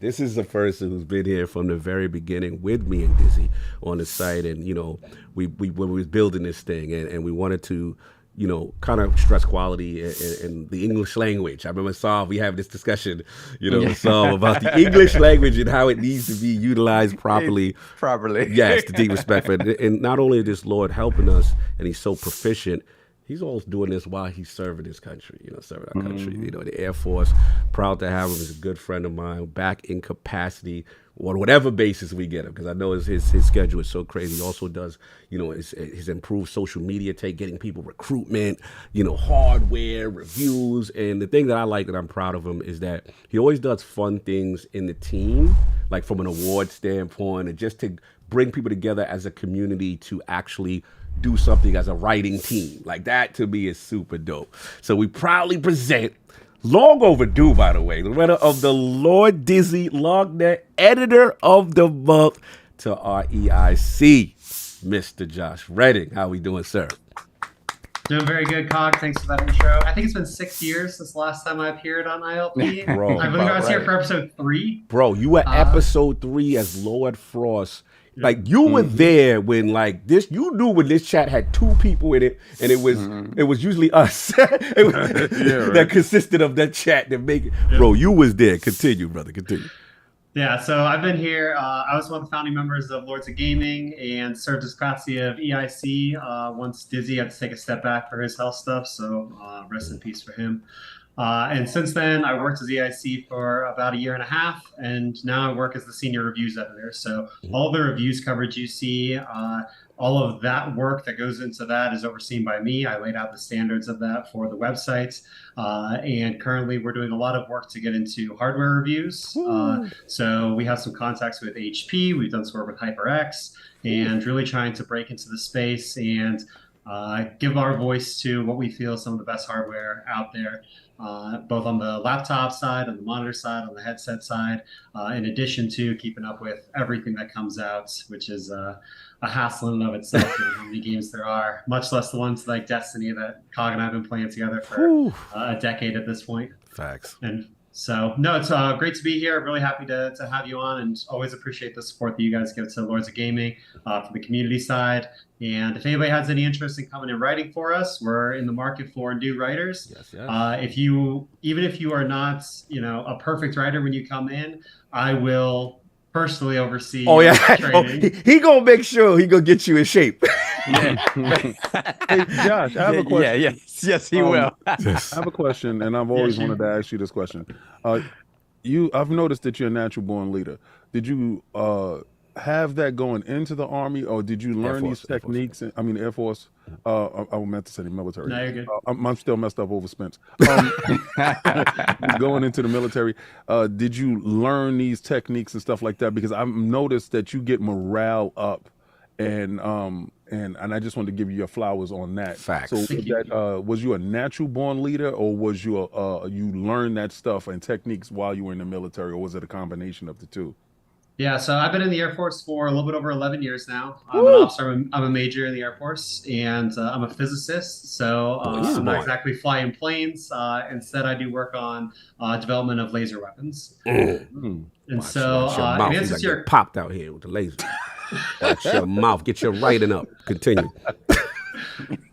No comment. I had to talk a little bit because people don't know we get busy over here. Yeah, well, see, this is the difference between us and everybody else. We got somebody that can shoot you. We really got shooters. We really keep playing with us. It's actually against the Geneva Conventions to use lasers on human beings. So, but it is. Humans, but Xbots, though, I believe are robots, so those are fair game. There we go. Fair games, right? So, but in answer to your question, so I did 4 years of ROTC. That was all leadership development, and then over the course of 11 years, I've had really great mentors in the military, kind of teaching me ways to. I've always been a direct person. I get that from. I have 3 brothers, and all of us are always incredibly competitive, competing for literally everything. And so, over the course of my military career, it's definitely been a matter of learning different tactics to get people motivated and to get the best out of people. So some people respond best to me standing over them and saying, charge that hill. And other people need a little bit more persuasion. And so learning when the deft touch is necessary versus when the more directive approach is necessary is really the key to leadership, I found. And really it's about enabling the people and kind of getting out of their way and letting them lead themselves in a way that they can take you further than you can push them. Right. No doubt. Look, Josh, brother, can't believe it's been that long. And, I remember it was my first fan fest I met you. I'm going to say 2015. That was when I was dolo by myself. King of the Lords. And I don't think ILP existed yet. And that's when I met you, and we were all in that mall, trying to hope for the chance to get to the Xbox press conference and, just see E3. And end up being one of the most magical years. Brother, we come a long way. I'm proud of your journey. I'm proud that you're still able to even contribute on the team with all the success that you have. And we had to give you your flowers, brother. Lord Josh Reddy, the man of many hats at lordsofgaming.net. In answer to a couple questions in the chat, yes. For the questions about aliens, I would like to refer you to Air Force Public Relations. Yeah, they said if you fought the aliens. No. As far as the Hammer of Dawn, currently space-based weapons are not authorized via international law, so no Hammer of Dawn. No Hammer of Dawn. And Rods of God are not actually directed energy weapons, which is what we call the combination of laser weapons and high-powered microwave weapons. Instead, Rods of God are about 10-meter long tungsten rods that you drop from space. And when they hit critical velocity on their way down, the impact that they get hit with is equivalent to the load of a low yield nuclear weapon. Wow. But I would once again emphasize that weapons are not authorized by international law. And there you have it. We learned a little bit more today. Josh, I appreciate you, brother. Congratulations. Enjoy your Sunday. Find out about your boy Aaron Rodgers. I already know you looking into it. And salute, Josh, my guy. Josh hit me up on DMs, Josh. I can get you your reward. Yeah. Lady Josh might need some things because she's wearing. Can't wait till those back-to-backs get up in that store. Yeah, my girl's been checking out Cog in that white t-shirt with the gold on it, and he shows it off too good. So I gotta cut her off of her. He's like, yo, stop. She's gonna end up in New York one of these days. Listen. I ain't gonna violate that line. Yeah, right now we gonna hold the line. You got laser weapons. I'm gonna hold the line. You don't have nothing to worry about, sir. Anyway, Josh, enjoy your Sunday. Thank you so much for having me. No doubt, bro. My man. So, any more super chats? And then just two more super chats. We got Echelon 7, member for 30 months, Lord Silver. Bramble the Mountain King is amazing and on Game Pass. Yes, I heard that was great. Yeah. I heard that was great. And we have Nintendo on the Otaku, member for 2 months, Lord Silver. Cog, where's the topic for Pikmin 4? We had an FF16. We had an FF16 topic, but not a real Game of the Year contender. Your bias is showing again. For shame, Cog. For shame. Why am I the person that comes up with every person's topic? Like, I have to explain this to this man. You not attacking the right lords. Yeah, like, we all pick, bro. Thank you. Every lord picks a topic. And if you don't see your topic picked, then you need to holler at all the lords, not just me. Like, I'm the program director for everybody's thoughts. Nobody's playing the Switch, bro. So ain't nobody checking for your titles. Oh man, don't do them like that. Don't do them like that. We gave you Tears of the Kingdom. Take your 480p behind and go sit down. Oh, don't do them like that. We ain't doing two 480p games in 1 month. And one more. Come on. One more, Hargeet Chadi, $5. We said, I see we don't have the important topic about the Apple acquisition of Xbox. Our brother kids move needs to change. FF14 ain't enough. Y'all gotta let this boy go, man. He's got a different opinion. That's it. We're gonna hold his leg to the fire. Anyway, all right. So are we good? Yes, we're good. All right. Let's not. Because that's gonna be a debate, and I don't need the drama today. Anyway, now that we have finally gotten back on point and what the lords have been playing, and we got to shift our focus back to our guest. We have a guest today. Yes. Lord WEBDAVE, his video game system history, his journey into radio and content creation, and of course, what led him to creating the informative Outbreak Gamers YouTube channel. So, Lord WEBDAVE, let's start from the very beginning. What was some of the first video game systems you had, and what got you into gaming, sir? Well, first video game system I had was the Atari, the 2600, when my father took me to get it the day it came out. So, yeah, that's how old I am. Nice. OG talk, baby. OG talk. Real quick, because this is super OG, I don't get to ask this. No ColecoVision people around you at that time? Was it around you? Because I was a Coleco guy, so I missed Atari a bit. And Atari was the pop culture. No. So I just wanted to know if you knew of anyone that had it or you knew of it at the time. I knew of it. Couldn't have everything, unfortunately. You know what it's like. Yeah. I was blessed to get what I got, and I enjoyed that very much. But no, I definitely did hear. Even we had one of those, I guess from like Sears and Roebuck, which was they plug into the TV, and it was a little device that played Pong. Like that was all it played. You talk about the paddles, right? Pong, and yes, yeah. Okay, cool. I'll go back to my Atari. But, and growing up, in middle school and all that kind of thing, I used to get those. In fact, I still have one sitting over there now. The Mattel handheld football. The little one you up and down. I love those things. Man, I burned all those things up, man. The Simon, all different ones that came out. I love playing those kind of things. It was just, brother. That's just the kind of things I like to play. Yeah, I'm glad you mentioned that. So that was original handheld, right? Oh yeah, no, for real. I don't think those get talked a lot, King. Like those, the joints, the one that you got in trouble with you. Well, when I stole it and the whatchamacallit money, the electric bill went on. Yeah. That was Game Pocket. Game and Watch, right. Game and Watch. So what was it, Soft? It was they had like we had static... tabletops. We had tabletop ones, right? And then there were other handheld ones that I had one. I think I mentioned this today when we sat down to talk. I think Alien Attack or something like that I had. That I'm actually trying to get it back because I have it on eBay. But yeah, the ones with the big, D batteries, the C batteries, and it was, but they had the arcade style ones, right? Which were the Midway ones, and they had talking about the Midway tabletop Pac-Man, the tabletops, Pac-Man, Frogger, Miss Pac-Man. They had Popeye. I had Popeye.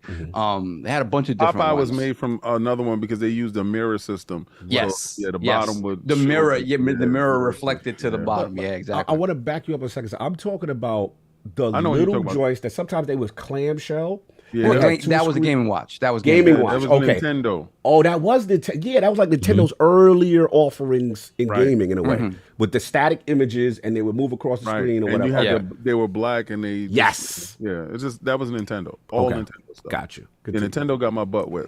Yeah. Oh yeah, that's where you did some things for that. Yeah. Don't send a kid to the store with $100 and he has to go past electronic stuff. I was 12 years old. Okay, so what? Surprise! At least I paid half the bill. She never looks at the bill, and this is the one time she won't look at the bill. And shout out to Hubert Davis. Yeah, Hubert, you did this, right? Damn. Hubert didn't hold the line. Hubert got there and folded like a deck of cards. I was like, my mother asked me if it's yours. All you gotta do is say it's yours. And she was like, is this yours? He was like, no, ma'am. I was like, this dude don't care.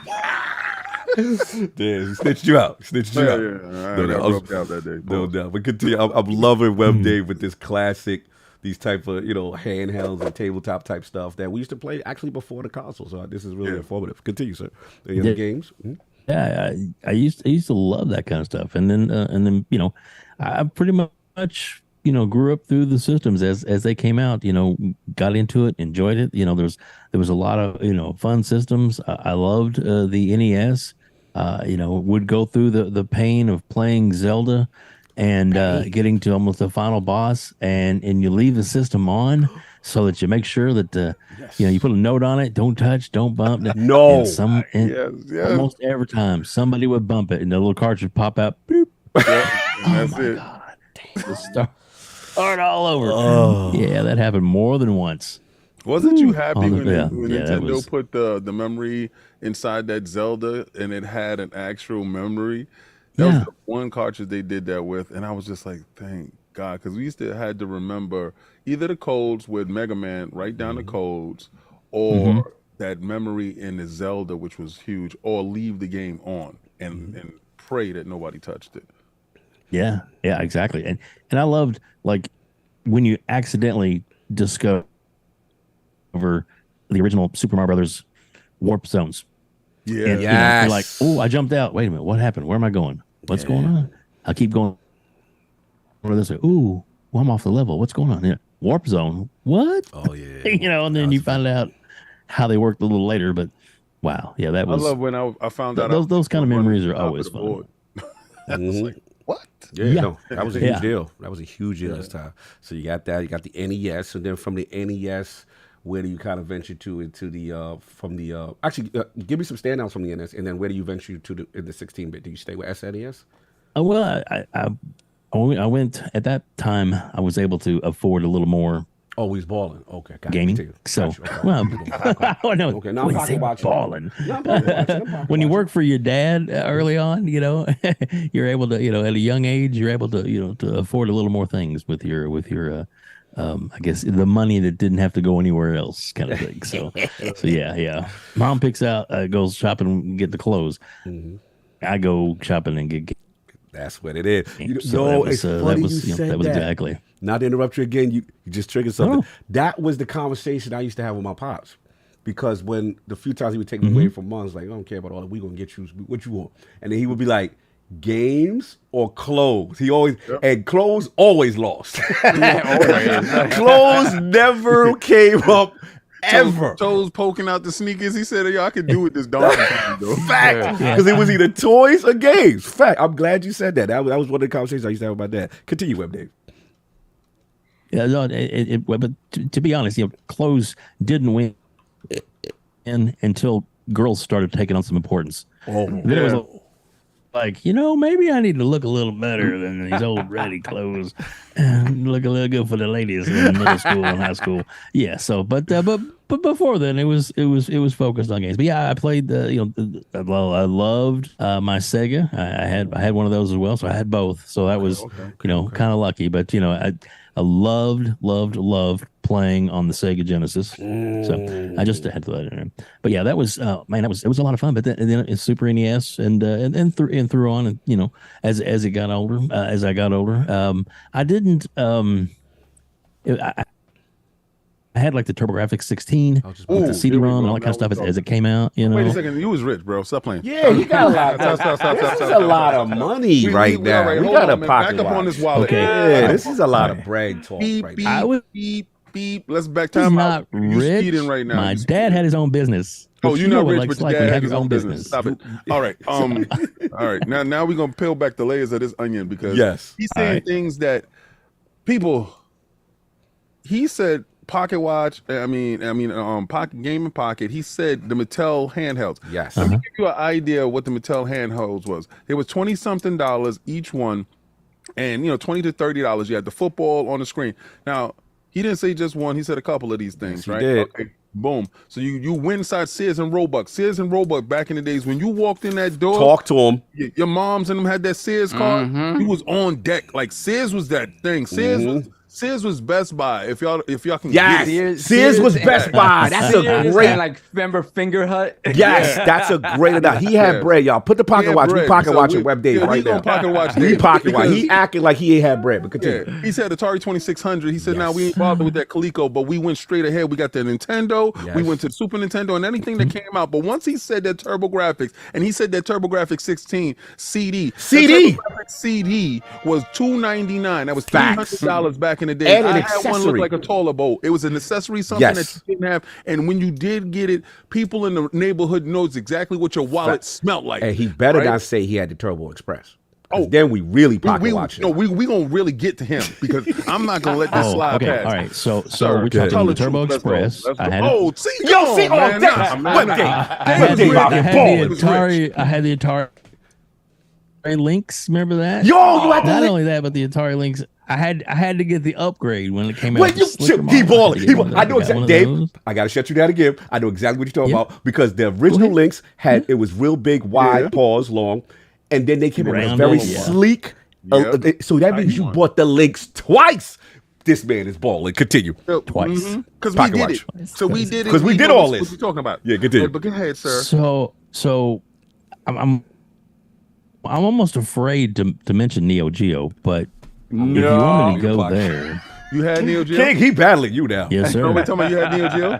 I did. So okay, me and you before this show. Okay, hands off. We gotta put these gloves on because this is Bud versus Spence. This is Bud versus Spence. Now, sir. Now we gonna have your conversations right here. All right, these are 3 criteria that I can see if me and you was on the same level because all that stuff you talked about, me and you did that right there. Now, there's a couple of things that I can ask about, but I'm not gonna go there. That's too far. Whatever you want. You have the I'm an open book. The big mac and cheese when it came to the Sega Genesis, the 32X, and the Sega CD. Did you have that stack? I did not. Okay.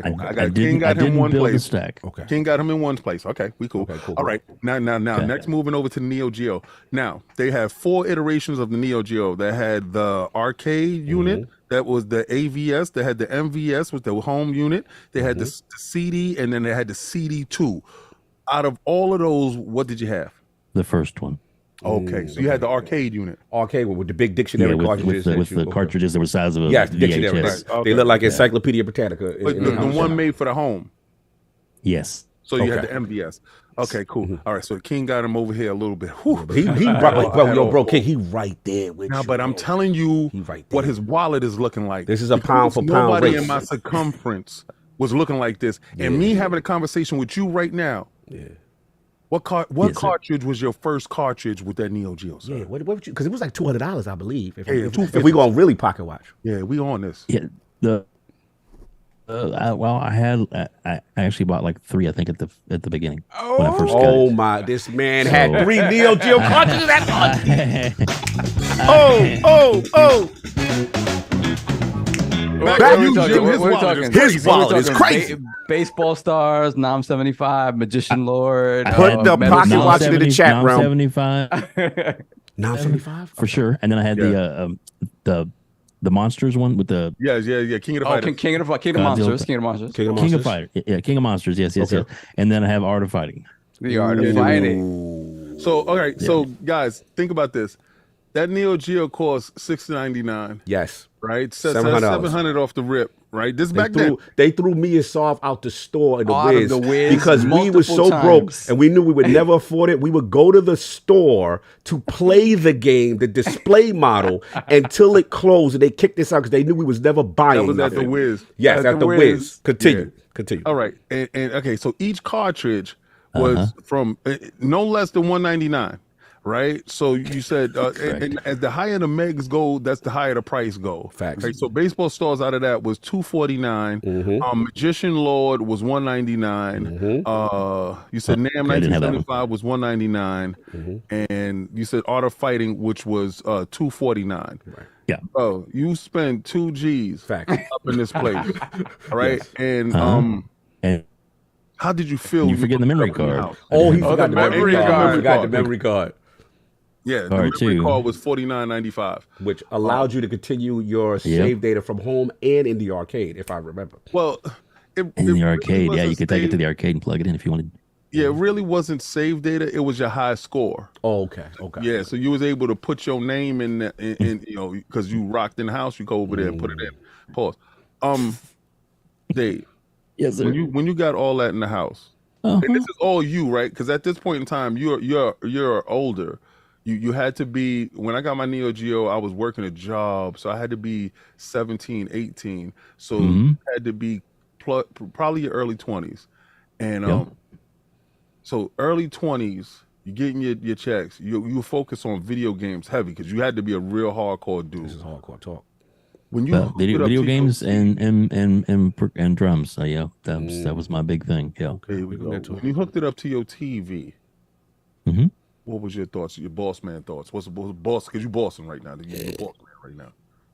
I mean, what was my? Well, what was your thoughts, man? Because Yeah, like- I mean, when I first got into the house, I was in my underwear. I had to sit down. I Was you blown away by heating, bro. the graphical fidelity Yes. of all the things you saw? Oh, it was.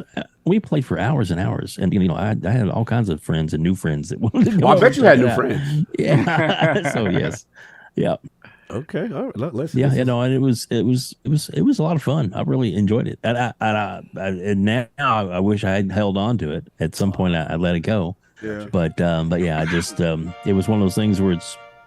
I know. There's a lot of things I wish I still had my Steel Battalion. Set, you know, the original OG 40 button Steel Battalion. Dave was rich. Yeah. Dave was rich as hell. I remember Steel Battalion, and I went inside the store, and it was $275, and it came with pedals and shifters and levers. Dave, I would have loved to be at your house. Sir. Dave is the dude like we got to go to Dave's house. This is another Dave's house we had to go to. Yeah. But my wife / ex-wife, she didn't love it so much. But you know, Okay, I got it. I made that damage revelation. So you're getting all this stuff, Neo Geo. All right, so since we in pocket watching territory, we got to ask more questions. anything. 32-bit era, were you a 3DO $700 guy too, or did you say No, I never picked up the 3D. Okay. Friends that had it, but I never. I don't know that when I saw like the Zelda on it. It was like, ugh. Yeah, So it was good. it just No, didn't, that was really didn't. that's Philips CDI. Yeah. No, it's that's two. That's two different ones. So you had the Philips CDI with the partnership with Nintendo, Right. and I didn't have one of had those. those weird Mario games and stuff like that. I got that crazy. Okay. I got rid of it like 2 weeks later. Mm-hmm. But the 3DO had the Arcade Perfect Super Street Fighter. Yes. Had Way the Warrior. Yes. Had Road Rash. EA's greatest first Road Rash. partnership with them. Soundgarden And it had was Crash amazing. and Burn. Facts. Gex. Did you have the Atari Jaguars? Yeah, because that's where I was going, because you were an Atari guy, and Atari tried to make their comeback with the Jaguar during that era, and they ushered, quote unquote, the 64-bit era. Was you there? Did you put your Atari hat back on for that? I had the Jaguar, if that's what you're asking me. Yeah. I had the Jaguar. I love that thing. Oh, the one you had to. I really did. You had the You CD. learn how to drive. Did they have it attached? It looked like a bidet. Did it look like a bidet, y'all? Remember? Yeah, the toilet bowl. They had It looked like a bidet. I love Straight it. toilet bowl. Yeah. Yes. Controller on that too. I really enjoyed that because it felt great, even though it had the number button thing where you could switch those little pads out, Yes. or the little cards out depending on the game. But I like that controller. Was one of my favorites until the Dreamcast came out. That's probably one of my favorite controllers of all time, is a Dreamcast controller. I love that thing. Love that. Dreamcast is still my favorite system too, over all the ones I've had. That's it just when I played the Soul Calibur, and you had the option where you could set it on the character, and it had this little, I guess, motion capture. Yes. 1 minute, 2 minute little scene that would just, When it was doing I would the just sit and put it on it and watch it. Yeah, it's Yeah, beautiful. just watch it when play. they do the It wasn't- when they did the katas in the The beginning. katas, the stage of sword and sorcery. Collecting. Oh my God, that was so beautiful. Yeah. Oh man, this is Blue Stinger, all these games, initial launch games. So your launch lineup, because I thought the Dreamcast had the greatest launch lineup in video game history. facts. Ready to Rumble, High School Thunder, Crazy Thunder. Taxi. Crazy Taxi, all these games. And Pen Tri Iceland. House of the Dead. House of the Dead. Yeah. What did you? This is the first console that I walked away with all 18 launch titles, like day one. First console ever. Mr. Lee, shout out to you. Shout out to Mr. Lee. You ran my pockets. Shout out to Boomstick. He was in the area. What titles did you walk away with on your initial Dreamcast launch? Well, it was the Blue Stinger, Nice. and I believe it was the boxing came out at that point. Yeah, Yes. was that out? Ready to Okay, Rumble. come Ready later. to Rumble. But the Rumble's a launch, I believe. Ready to Rumble. Okay, so yeah, and then there was one other, and I can't think for the life of me. I can't think of which one it was. I think you might have said it Soul Calibur? a second ago. Crazy Soul Calibur launch title? Oh yeah, it was the launch title. Crazy Taxi. Crazy Yeah. Taxi was great. Yeah. Well, and then that one. So yeah, so that was the four, I guess. Then I had though. Nice. Yeah, Nice. I love Crazy Taxi because that Crazy Taxi had the actual soundtrack The original before soundtrack, they pulled the song. Yes. Yeah, they pulled a couple of the songs from which kind of bummed me out. I played later versions like, where's the song at? Wasn't Sonic the arcade? Sonic. Sonic Adventure as well. too? Yeah, that's right. I forgot about Launch that. title too. Yeah. Yeah. I didn't get that right away, but I did pick it up later. Nice. No, cool. I do want to back up one thing because I Mhm. never. Anything. You're a fellow. I feel like I'm a lost tribe with this. I've never heard someone mention it. You're a fellow Lynx guy. Like yes. I tried to get the whole. I tried to get the whole hood to get one. This was me trying to fight Game Boy during the era when Game Boy was so dominant, and I tried to get all the homies to be like, "Look, this is better. It's color. It got. What you say that? California Games. California man. Games. Yeah, California. Remember we all put the links in and we was all sitting in a room. Bro, remember we had the Daisy Chain system link. There was a game called Slime World. Yep. That I got everybody. California Games was 4 players. System Link was a thing. So like, guys, Shout out to Lolas. He couldn't afford one. Yes. And he had to sit and watch us. Okay. So what was if you can remember any Lynx games that you have held fondly? I mean, the driving game for sure, and but honestly, no. At this point, it's so long ago. It's been a while since I had that. I just So appreciate. but yeah, I'm old, so things Nah, you start to good, brother. lose. You good. You good. No, I just appreciate. I knew you was official though, because I appreciate the Lynx love, because not many people know about the Lynx revision that you bought it twice. Like I bought it twice. You know what I'm saying? Because I was a handheld dude at that time. Yeah, yeah, because it was my favorite. It was one of my favorite handhelds. Period. It was great. And then when they had the slimmer model, I was like, I mean, the FOMO, I guess I had to have that one. So yeah, so I had to, I think I ended up selling the other one to a friend, so he enjoyed playing that for a long time. Facts. But yeah, I had to have the new, and then that's another system that I wish I still had. Oh, so got good. all the ROMs, bro. So for good. now, but so yeah. Shout out to and emulate the hell out of that all the time. Oh yeah, and they had a lot of arcade perfect games. Shout out to Stash Gordon, know about Roll Blasters, Facts. You know what I'm saying? Xeno, hard driving, Xenomorph. Yeah, the side play one. Yeah, I think it was called Xeno. Checkered Flag. Remember Checkered Flag? Checkered Flag. Yeah, there was Xenomorph because it was arcade perfect. Perfect. Yes. Yeah. And then Electro Cop. There was a couple others. Blue Stinger. They had so much. But Atari was flexing on that. But I'm glad you shouted out. So back up to Dreamcast where you was at. You rocked out. You said it was one of your favorite consoles. Did you have Shenmue? Yes. Yeah. Yep. Nice. Yep. Nice. Yeah. And the when 2 came out, it was, wow. Yeah, that was next level to me. I really enjoyed that, and it was the story, the able to get into it and go to different areas, and then you turn around and you're like, oh, there's an arcade machine. Let's just and then you kind of you could just do so many different things. Facts. I loved that about it. The digging in deep into the game. I mean, obviously there was a great story to it, and it was like really cool fighting and stuff in it, but there was so many other things you could do, like going to, earn some money and go to the machine and earn these really cool little collectibles, which really did nothing, but it was there for you to do. So you might as well do it. So, Yeah, salute. Yeah, salute. That was like a real life. You go to work, you could get up, you go to the arcade, that day night cycle, martial arts, AM2. It was phenomenal. So then from there, Dreamcast, this monster that is the PlayStation comes in. Do you also mess around with Nintendo a little bit? Do you do PlayStation 64? What do you do as far as all that? Well, I feel like I read in the chats like, this guy has so much money he doesn't know what to do with himself. I swear to God, I really wasn't that rich. That was my hobby, so that's what I spent my money on. Okay, maybe I misspoke there. That rich, oh God, Dave, I'm never gonna live this down. Dave, I don't care if you ate ramen noodles like myself. I don't care, Dave. You were in rarefied air, right? Because it's cool to have a console, right? And I'm not gonna let you downplay this, and I'm not gonna let you walk past this era. You was an alpha predator. You was an alpha. Like when you walked in a game store, you looked at dudes buying their games, and you was like, "Yeah, that's cute." And you was an alpha predator. You was a big dog. Facts. Like you came in big game hunting. They getting games. Hold on. Please. They getting games.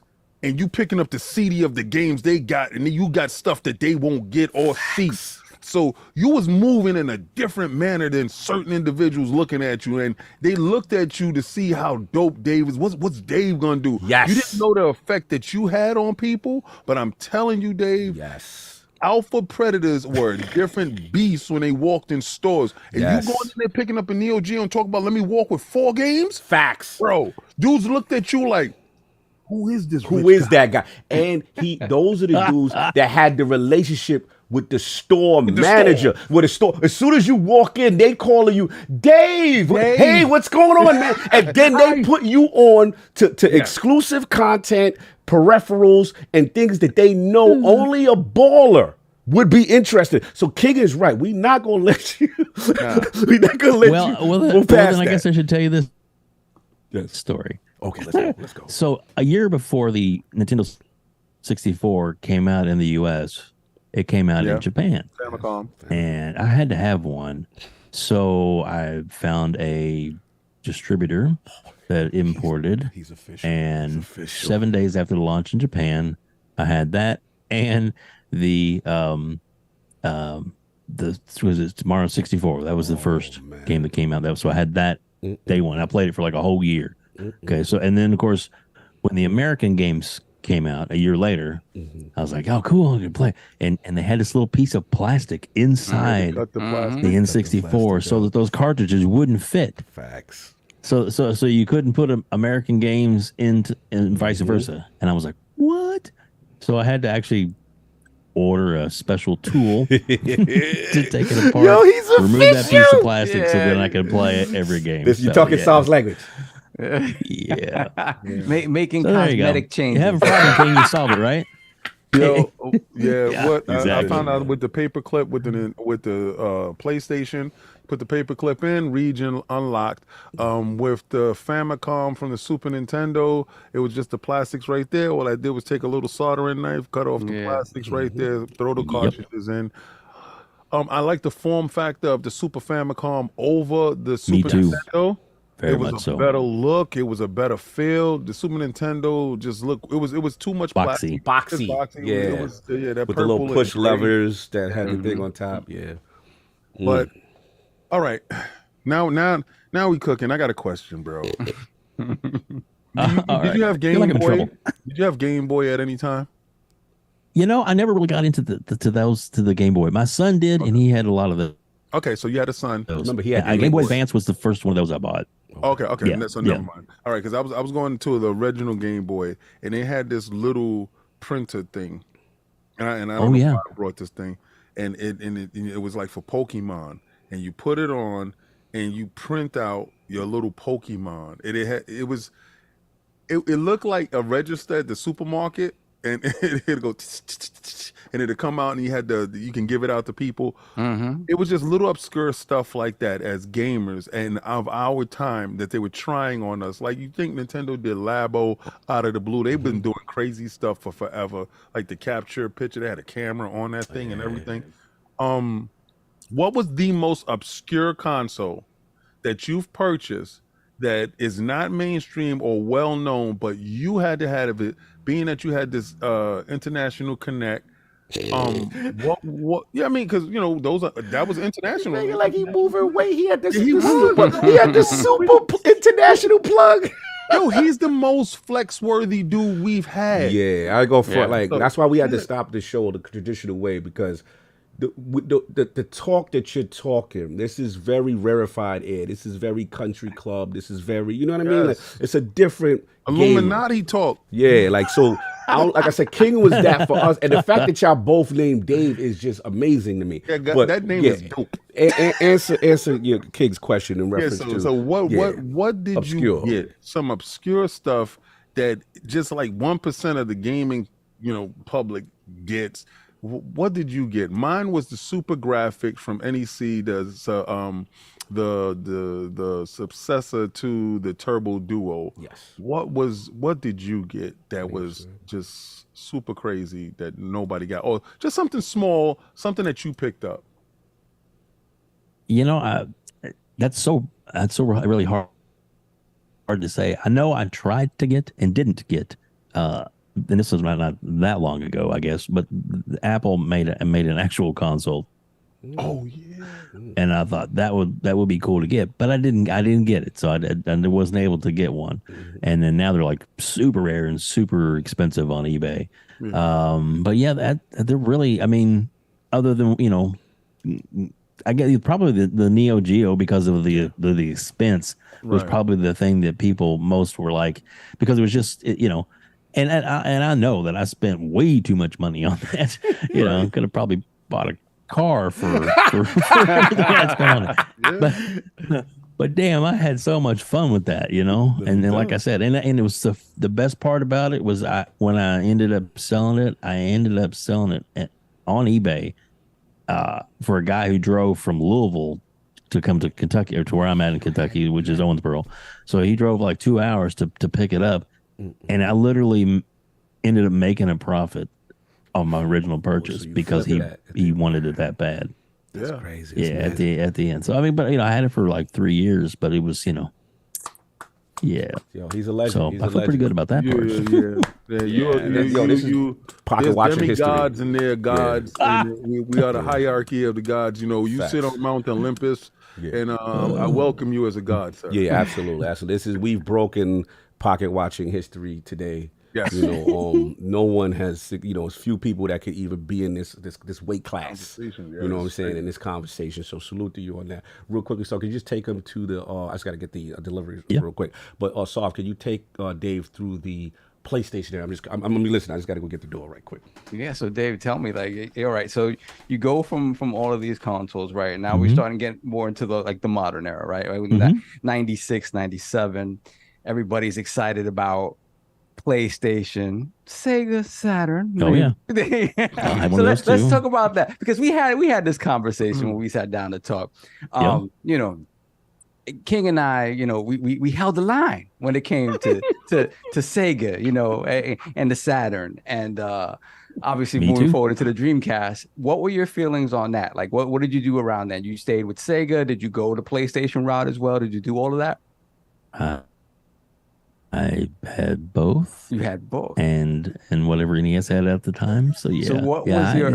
I was, you know. So you love games. So you didn't engage in all of that, right? You didn't engage in all of that. But what was as far as the warring and console stuff? Yeah.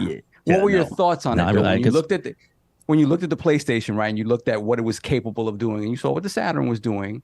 Did you feel like, hey, one is better than the other, or I'm enjoying both of these for what they are? And then what were your favorites on both consoles? Well, I definitely enjoyed both of them for what they were, because if somebody would ever give crap about one or the other, I'd say, well, come over and try this out. If you don't, if you're bashing something that you haven't tried, come try it out. I've got it, so come play it. And then usually they were like, oh, you know, and that's. You know, but for like PlayStation, when Resident Evil came out, I mean, the original, when PlayStation came out, they had that demo disc, the silver in, and had like just a dinosaur just walking around. I remember that. It's like, you watch it, it was like, that's freaking cool. You know, that was before Jurassic Park and all that stuff. And it was like, what? That was so cool, you know, and seeing silly stuff like that. But then like Resident Evil, when those dogs jumped through the glass, that first time, it's a moment. And I'm like, you know, I'm a grown man. Nothing scares me. I was like, the dogs jump through that window. Startled the hell out of me. Yeah, and I loved it. Had to play it all the way through. So yeah, those kind of games in the Saturn with, you know, I love the Daytona and stuff like that. You know, I mean, had even games like was it the Clockwork Knight and crazy stuff. And the one with the, what was the one with the bunny that had the, I had a lot of different weird games too. The one with the bunny. Yeah, there was, like a Saturn game, and it had like are a kind little of like bunnies, I guess. But the one with the bunny, it was a side scroller. I can't think. No, it was a 3D. Oh no, he talking about PlayStation. He talking about Jumping Flash. Oh, Jumping Flash. That's Jumping Flash. Yes. I'm sorry. I'm jumping back and forth between the systems. Sorry. Yeah. No, you good. No, because you had everything, so everything's just melding together. No, I get it. When the money was flowing, and you know, I completely understand. So continue. Oh man, it's all one big. Live this one down. No, you're the greatest gaming history guest. You know, don't get embarrassed by it. It's us. You got to understand, like around this time, like. Now this is the time where most of us, like, we started getting a little more disposable Flash, income. that was it. Like, it was Jumping Flash. So it's myself and Cog finally starting to get some more disposable income and be able to do some of the things King is doing. Finally, this time.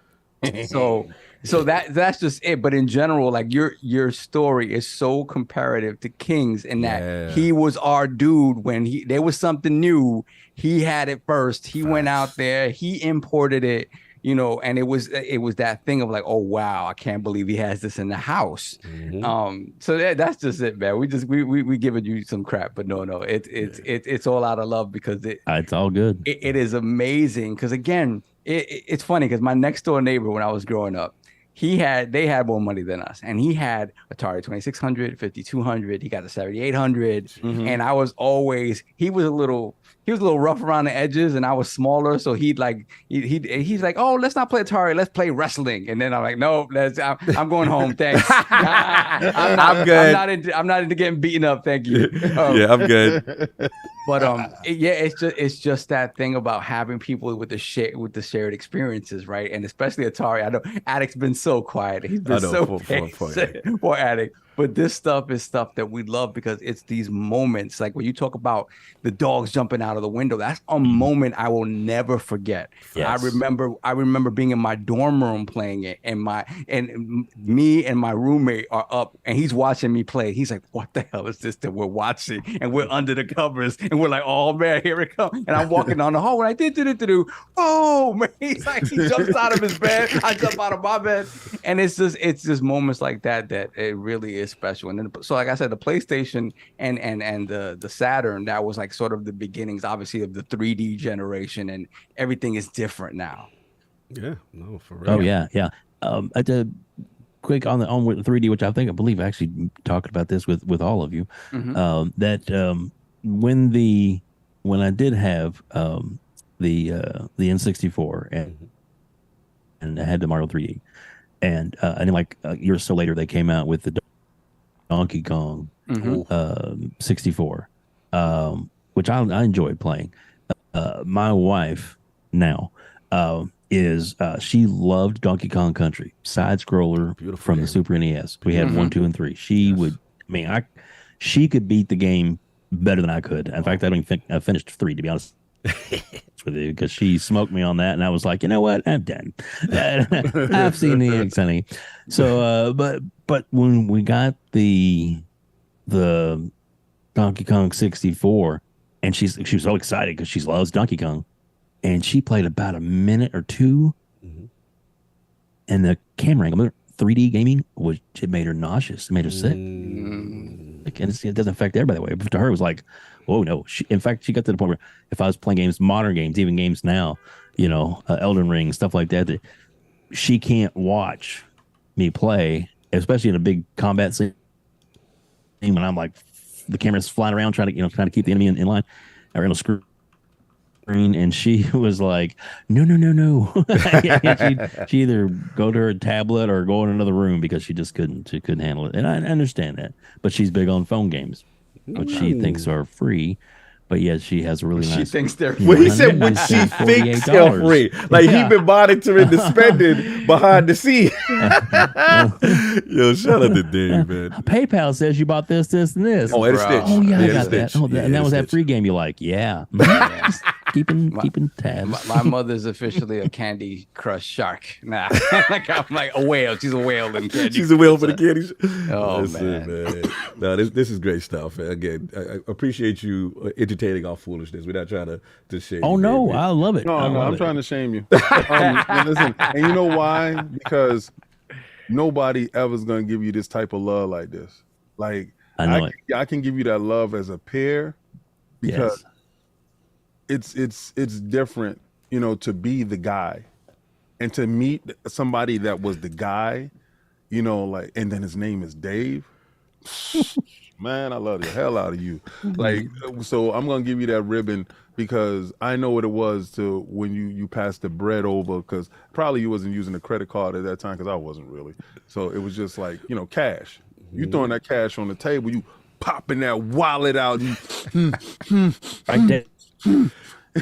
Check. Write that check. Write that check. Bro. I love it. I love it, bro. So look, we can talk games. This is amazing. We can talk games forever, but I want to translate because I think you have like a unique history, and obviously you've interviewed both of us. I know so much about you now. It's kind of fun. So like, one thing I thought was very interesting about your history before the content creation and gaming, you were a rock radio station director. Yeah. So tell me about that. Program director for a rock radio station. Yeah. Yeah. So tell me when about that. Well, when I had, I take a couple steps back just to get us to where we need to be. Sure, absolutely. Was when I got a divorce from my first wife, which life happens, and at the time it was devastated, but like a year later I'm like, this is the greatest thing that's ever happened to me. But you don't know that when you're in the moment. Absolutely. You know what I mean? Yeah. So it's one of those things, because we have a son together, my oldest, and so that was a blessing that I couldn't get any other way. So and absolutely. So that part I appreciated. But as I got older, and I always growing up, like one of my favorite TV shows was WKRP in Cincinnati, and I was like, oh, the DJ said that's so cool, And as I got to be, this was in my 20s and recently divorced, and I had always I'd gone out on the after that I was like I became kind of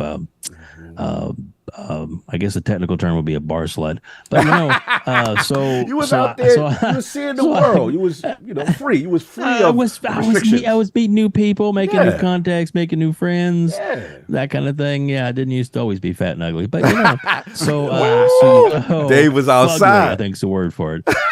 So I used to have some fun and get out there, and there was I worked with a couple of bands because I played drums a lot, and we do our own little thing, but there was one that would come through every month, a bar band here locally that would but they toured all over the country, and but they play hits and stuff like that. It wasn't cover band is what we would call it. Yes. So but a lot of fun, but at one point they lost their light guy, and they were like, we need a light guy, and you are a drummer, so you know how to keep beat and everything really good with it. So I was like, all right, cool. So I went on the road with them, did the light thing for a while, had a blast because they had a really nice light show for a quote unquote bar band. So much better than what they deserve to have, but it was really nice, a lot of fun to run. Even had a spotlight guy. It was pretty crazy. So loved doing that. And then one night we were out at a gig and somewhere in Minnesota, and I can't think of the name of the bar, Graffitis maybe, something like that was the name of the club. And their DJ got sick that night, and they were like, that house it was a Saturday night, the place was going to be packed. Anybody you want, I was like, sure, I'll jump up there. So when the band broke, I'd go up in the booth and spun, had a little fun. And so much so that at the end of the night, they were like, hey, you do, what are you doing? I'm like, no, I'm with the band. I'm cool. So, and then another 6-7 months later, another club with a DJ and the owner got in a fight the night we were there, and he fired him on the spot. Wow. And of course, my boss from the band was like, hey, he can DJ. He's done it before. So I'm like, what? Okay, great. So I got volunteered that night. So the long story short on that, within like a month, he hired me because it was actually closer to home. It was about an hour drive, and he paid really good money. Oh, we like at his club, and I was like, you know what, I need to do this. So I stepped in there, and the funny thing about him, which I'd never seen a bar owner do this before, is at the end of the night when they're counting money and trying to get everybody out of the club, he would walk out on the floor, and I'm not lying or making this up, with a strapped around his shoulder, an Uzi. Oh, wow. It was loaded. And he was, exactly. Yeah, everybody, time to go. Everybody got to go. His last call was with the Uzi? Last call. We make the last call. Let's go up and get everybody out. That's what's up. Because you have all those everybody got out. All those drunks in there, they drink. I'm not leaving, and I don't care about your last. Oh, that's a Uzi. All right, last call, guys. Wait. Yeah. He got the strap. He got the strap to get where was he positioned in the club? Was he on stage? Was he moving people out with the Uzi? Like, how was he doing this? No, the people that were left, there was usually always like 10 or 15 at the end of the night after doing the last call and everybody out, blah, blah, blah, blah, blah. He would come out of his office where the money was. He'd come out with his gun, and he'd have a couple security guys with him that would be kind of. So it was like a detail. They was coming through. He goes, we got to go. Wait. No, this was the owner of the club. Okay. But he would have some of the security with him to make sure, because they were like, okay, you got to go, and he was right behind him with his Uzi, Oh, so let's go, people. Let's go. We got to count some money. We got to go. So did they circle the areas of the bar? Like they was it like a, like a path, like him with the goons, and like that's how it was. At that point there was only stragglers at that point that he'd have to pull the gun out on. So there was but he really did it like multiple times. I mean, it was there was some wild nights that they'd clear everybody out, and he wouldn't have to do that. But yeah, it was the club was no longer there, and just like an hour drive from here, and it was called Yankee Doodles. Shout out to Yankee. Yeah, it was crazy. But King, you would like this. They on Monday nights they actually had boxing, but it wasn't. It was sanctioned boxing, but it wasn't like it's like a fight night type thing. But they'd have it in the club. It was that big a club. They'd set up the ring and everything, and people would sit around it and stuff. So yeah, so you have club nights. So what? Okay, so that was like he was probably part of the Chitlin circuit. This is what we call the Chitlin circuit. Mm-hmm. And what you would do is, as a promoter, you book fights all around like smaller towns and stuff like that. And those fights, you bring in the referees and the judges and stuff. And those fights were either like regional or I forgot, or nationals, regionals or nationals. And they can have those sanctioned fights, or if it was fights that were done on a professional level, then you would have a professional there that can market and post those stuff, because there's a website that all that information goes to. So if he was doing that stuff is really cool, because those are called ballroom brawls.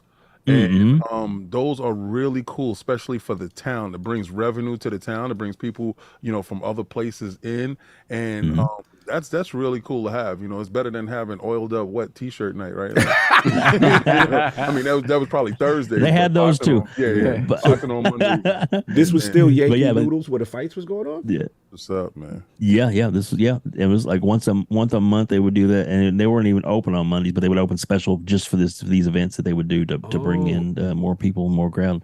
Yeah, it was pretty crazy. And then from there, I guess as I needed to get better grounded in finances, I did some other jobs, and then I actually got a DJ job working at the local nightclub, which is actually on my Facebook, which was called the Warehouse Nightclub, and that was a lot of fun. And this was where I met my current wife, and we had a good time.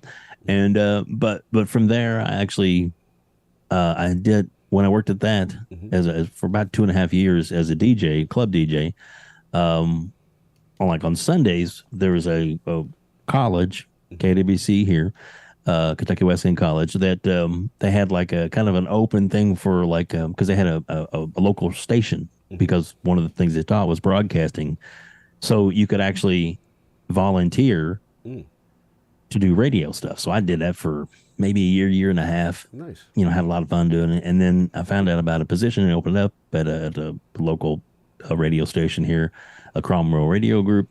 Went in, auditioned for that, was overnights for about 2 weeks, which, if you know overnights, it's strictly like 9 o'clock at night until 6 o'clock in the morning. And it's like they locked the building up, and oh my God, it was so, I hated that. Yeah. And then they had got some new inner management, and they decided they were going to do a crazy radio show and wanted me to be their producer. They called me Producer Dave for about 6 months, and it was fun, but it got my foot in the door, learning all about the radio business. Doing a lot of people, when you hear stuff like syndicated radio, Bob and Tom, and Howard Stern and all that kind of stuff, they made a lot of money.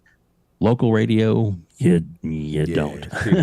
But it was fun. I made some good money, but it was so much fun, so much of a great learning experience for me. And then they ended up making me the program director when they put a rock station online, and I did that for 5 years as the program director, and of course afternoon drive. And then with those local stations, the Cromwell group, there was actually 7 stations inside of one building, and it was like different rooms were different stations. Wow. And people, in the old days, it was one station, one call letter, one building, kind of thing. But then consolidation, kind of like in gaming, happened in radio too, and it would have all that kind of stuff. So and you could pre-record too, which most people thought it was a live DJ. Well, I do like the whole weekend show for the hip hop station. Oh. And it was classic hip hop too, which was awesome. Seriously. And I would but I go in, and you'd have like these little bites, and I would just pre-record everything and have it all scheduled in, and because I knew what song was next, so I could introduce the song, and then we'd have marks and stuff to where the computer would just fire it off. Dope. Once in a blue moon, you get a call saying, "Hey, there's either dead air or one song, it's played 10 times in a row. Ooh, we're gonna fix it. Somebody like KRS today. But, so DJ. DJ. Exactly. DJ that for I loved doing that. It was a lot of fun. And with that, I got to, interview like a lot of great Motley Crue and I mean, just so many bands I could think of that I interviewed, REM and I mean, just so many different types of bands that I got to go see. I was like 200 rock shows in the 5 years that we did. And a lot of them we were like, meet and greets and stuff and hangouts and stuff. It was so that was fun, and that was quote unquote the glamorous part, was doing those. But then, like you said earlier, when you go into your local Babbage's, became GameStop, yes, and they knew you, and their new management was like, he needs an assistant manager. Hey, would you like to be our assistant manager? Well, I don't know, what does it pay? And I was like, but this pays better than the radio. As much as I'm making now. Facts. Let's go. Yeah. So I took that job, and I was there for 12 years working for GameStop at our mall, and I loved that. It was a lot of fun. But then, and at the time, GameStop had something like 3,000 plus stores. Oh yeah, worldwide, and our store was ranked like 700. So we had a good ranking. But it was in a mall that was the negotiations weren't going really well as far as the pay, because we were quote unquote an anchor store or for them. Even though they had Sears and stuff like that, they really wanted to have to keep us there. But it was like $4,000 a month for rent. Wow. Where like we already had in town 2 other strip mall stores that the rent for those were $1,200. So after a while, even though we were $1 million store, means we made over $1 million in profit. Right. Every year that I was there, they decided that the income, the cost, pull it compared to what you're making, what you're putting in. We closed it down. And I did get an offer because, to stay with the company. Because what that is okay, so you said the rent was $4,000, right? Yeah. All right. So the rent being $4,000, what you have to do is make triple the amount of what the rent is weekly. This is weekly, because in that weekly you have to factor in salaries and pay wages. Because if you're management, I guess you was on salary, yeah. Right. Yep. So this is the way they mitigate you making overtime. So they put you on salary and have you work. Your normal work hours for weekly is 40 hours a week. They probably had Dave working 60 to 80 hours, but put him on salary so he can't get the overtime pay. All right. So they gave him the title, but gave him extra work that didn't equate to a title. And then this is the business practices of reason why Babbage's is out of business and GameStop is going out of business because of these business practices. And then you have at least 3 to 4 employees, and then you have dead time where you have 1 employee working where it's supposed to be a 2-employee shift. So that one employee is overworked and underpaid. So that employee is there. Then you have to factor in the light bill, and you have to factor in the shipping and everything cost, because they do pay a cost to shipping and everything to the store. Now, if the store is operating at a deficit, which they're not bringing in 3 to 4 times weekly what their monthly rent is, then that business is looked at as a failed business, and they will close that business down. Yeah. No, this is so they closed a lot of malls. I'm sorry. So and that was just one of the chopping block. Now they did offer me other manager stores, but within the area. In fact, there was like 7 different positions I could have taken, but they were all at least an hour drive or later away. And I was like, no. So I took my severance package, took a few months off, recouped. And then a friend of mine was like, worked for US Bank, and was like, you know what, you probably be good at this. And got through the interview, and 10 years now with US Bank, and work from home because of COVID, and they permanently left us at home because they said our productivity went up compared to being in the office. Work with you. So we did. We're like, I don't have to go anywhere. I just get up out of bed, get to work. So yeah, so that was all in all, it's one of those things where like life takes you where you go. Yeah. But over the course of, I guess, of the last 4 or 5 years, I met a friend at US Spank, and me and him decided we wanted to get into podcasting because I kind of missed that kind of radio part. Yeah. I'll take you down that road. I missed that, doing that. So I thought, well, this is kind of be a way of doing a little bit like radio, but it'll be on my terms kind of thing. And we still do some things with that, which is the Escape Pod, which I think we're going to have an interview actually coming up in a couple of weeks with some locals that actually put out independent movies. Nice. Blood Moon Pictures. So we're going to interview the creators of that and talk to them about their stuff. Yeah. Okay. Yes. I don't know what's going on with my camera, but it won't cut on now. I turned it off to take a phone call, and I've been sitting here for 5 minutes wondering why it won't turn on. Yeah, it's got to be another app that's open that's taking the resources. But continue, Dave. I'm sorry. What you do is you unplug it, plug it back in. I'm just kidding. You go. No, reboot the computer. That works. Always works. Yeah. Oh goodness, I'm just playing. But yes, so that's kind of how that journey came along, and then when, like I said, COVID hit, and then I was like, I'm sitting here at a house and I can listen to or watch whatever I wanted to. I was like, well, I love gaming. They talked about the new consoles coming out with the with the Series X and the PlayStation 5, and I thought, oh, that's kind of cool. And I listened. I'll admit this. I listened to like IGN for a little bit. Mm-hmm. But after about, I don't know, a couple of weeks of that going, they weren't talking the gaming that I wanted to hear. Okay. They weren't, it just wasn't coming at me. I wasn't feeling it because they were, more bashing the Microsoft than they were just talking about all kinds of games. To me, I love games, all kinds. I have my PlayStation 5 now, and I love it. I prefer the Xbox ecosystem better. But then I started finding on the internet, by looking around, I found Mr. Boomstick. Here we go. Let's get to it. And I was like, oh, this is cool. Yeah. Started watching Boom and loved it. And I reached out to him one day. A great show, blah, blah, blah, blah. And he's like, well, we got to get you on one day. I was like, oh, okay, cool. So typical Boom fashion. Yep. And then, like a couple of days later, hey, what are you doing? Nothing. We got another show. You want to be on as a guest again? Sure. Did that. Then it was like a couple of weeks later, and he's like, I got some breaking news, and I can't get anybody to jump on. Do you want to jump? Sure. And then it was like, boy, it was on day. He's ready. Mr. Boomstick been talking. We want to make you a permanent panel member. I was like, awesome. I'm there. So yeah, I even worked my work. Talked to my boss, so I actually, for Breakfast with Boom, I'll come in and I'll work until like 8:30 in the morning our time. And then my boss lets me take 2 or 3 hour lunch. Oh, that's and dope. then clock back in after that and finish out the day. Yeah. Nice. So I'm like, my boss is super cool. So I was like, I worked it all out. So there you go.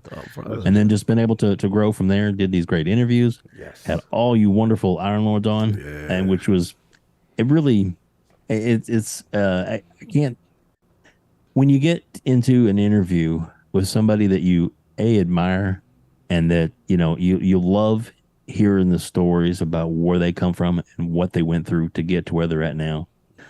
To me, I just enjoyed that so much, and I feel blessed to be able to. I'm at over 71 interviews right now, so that are in the can and more to come.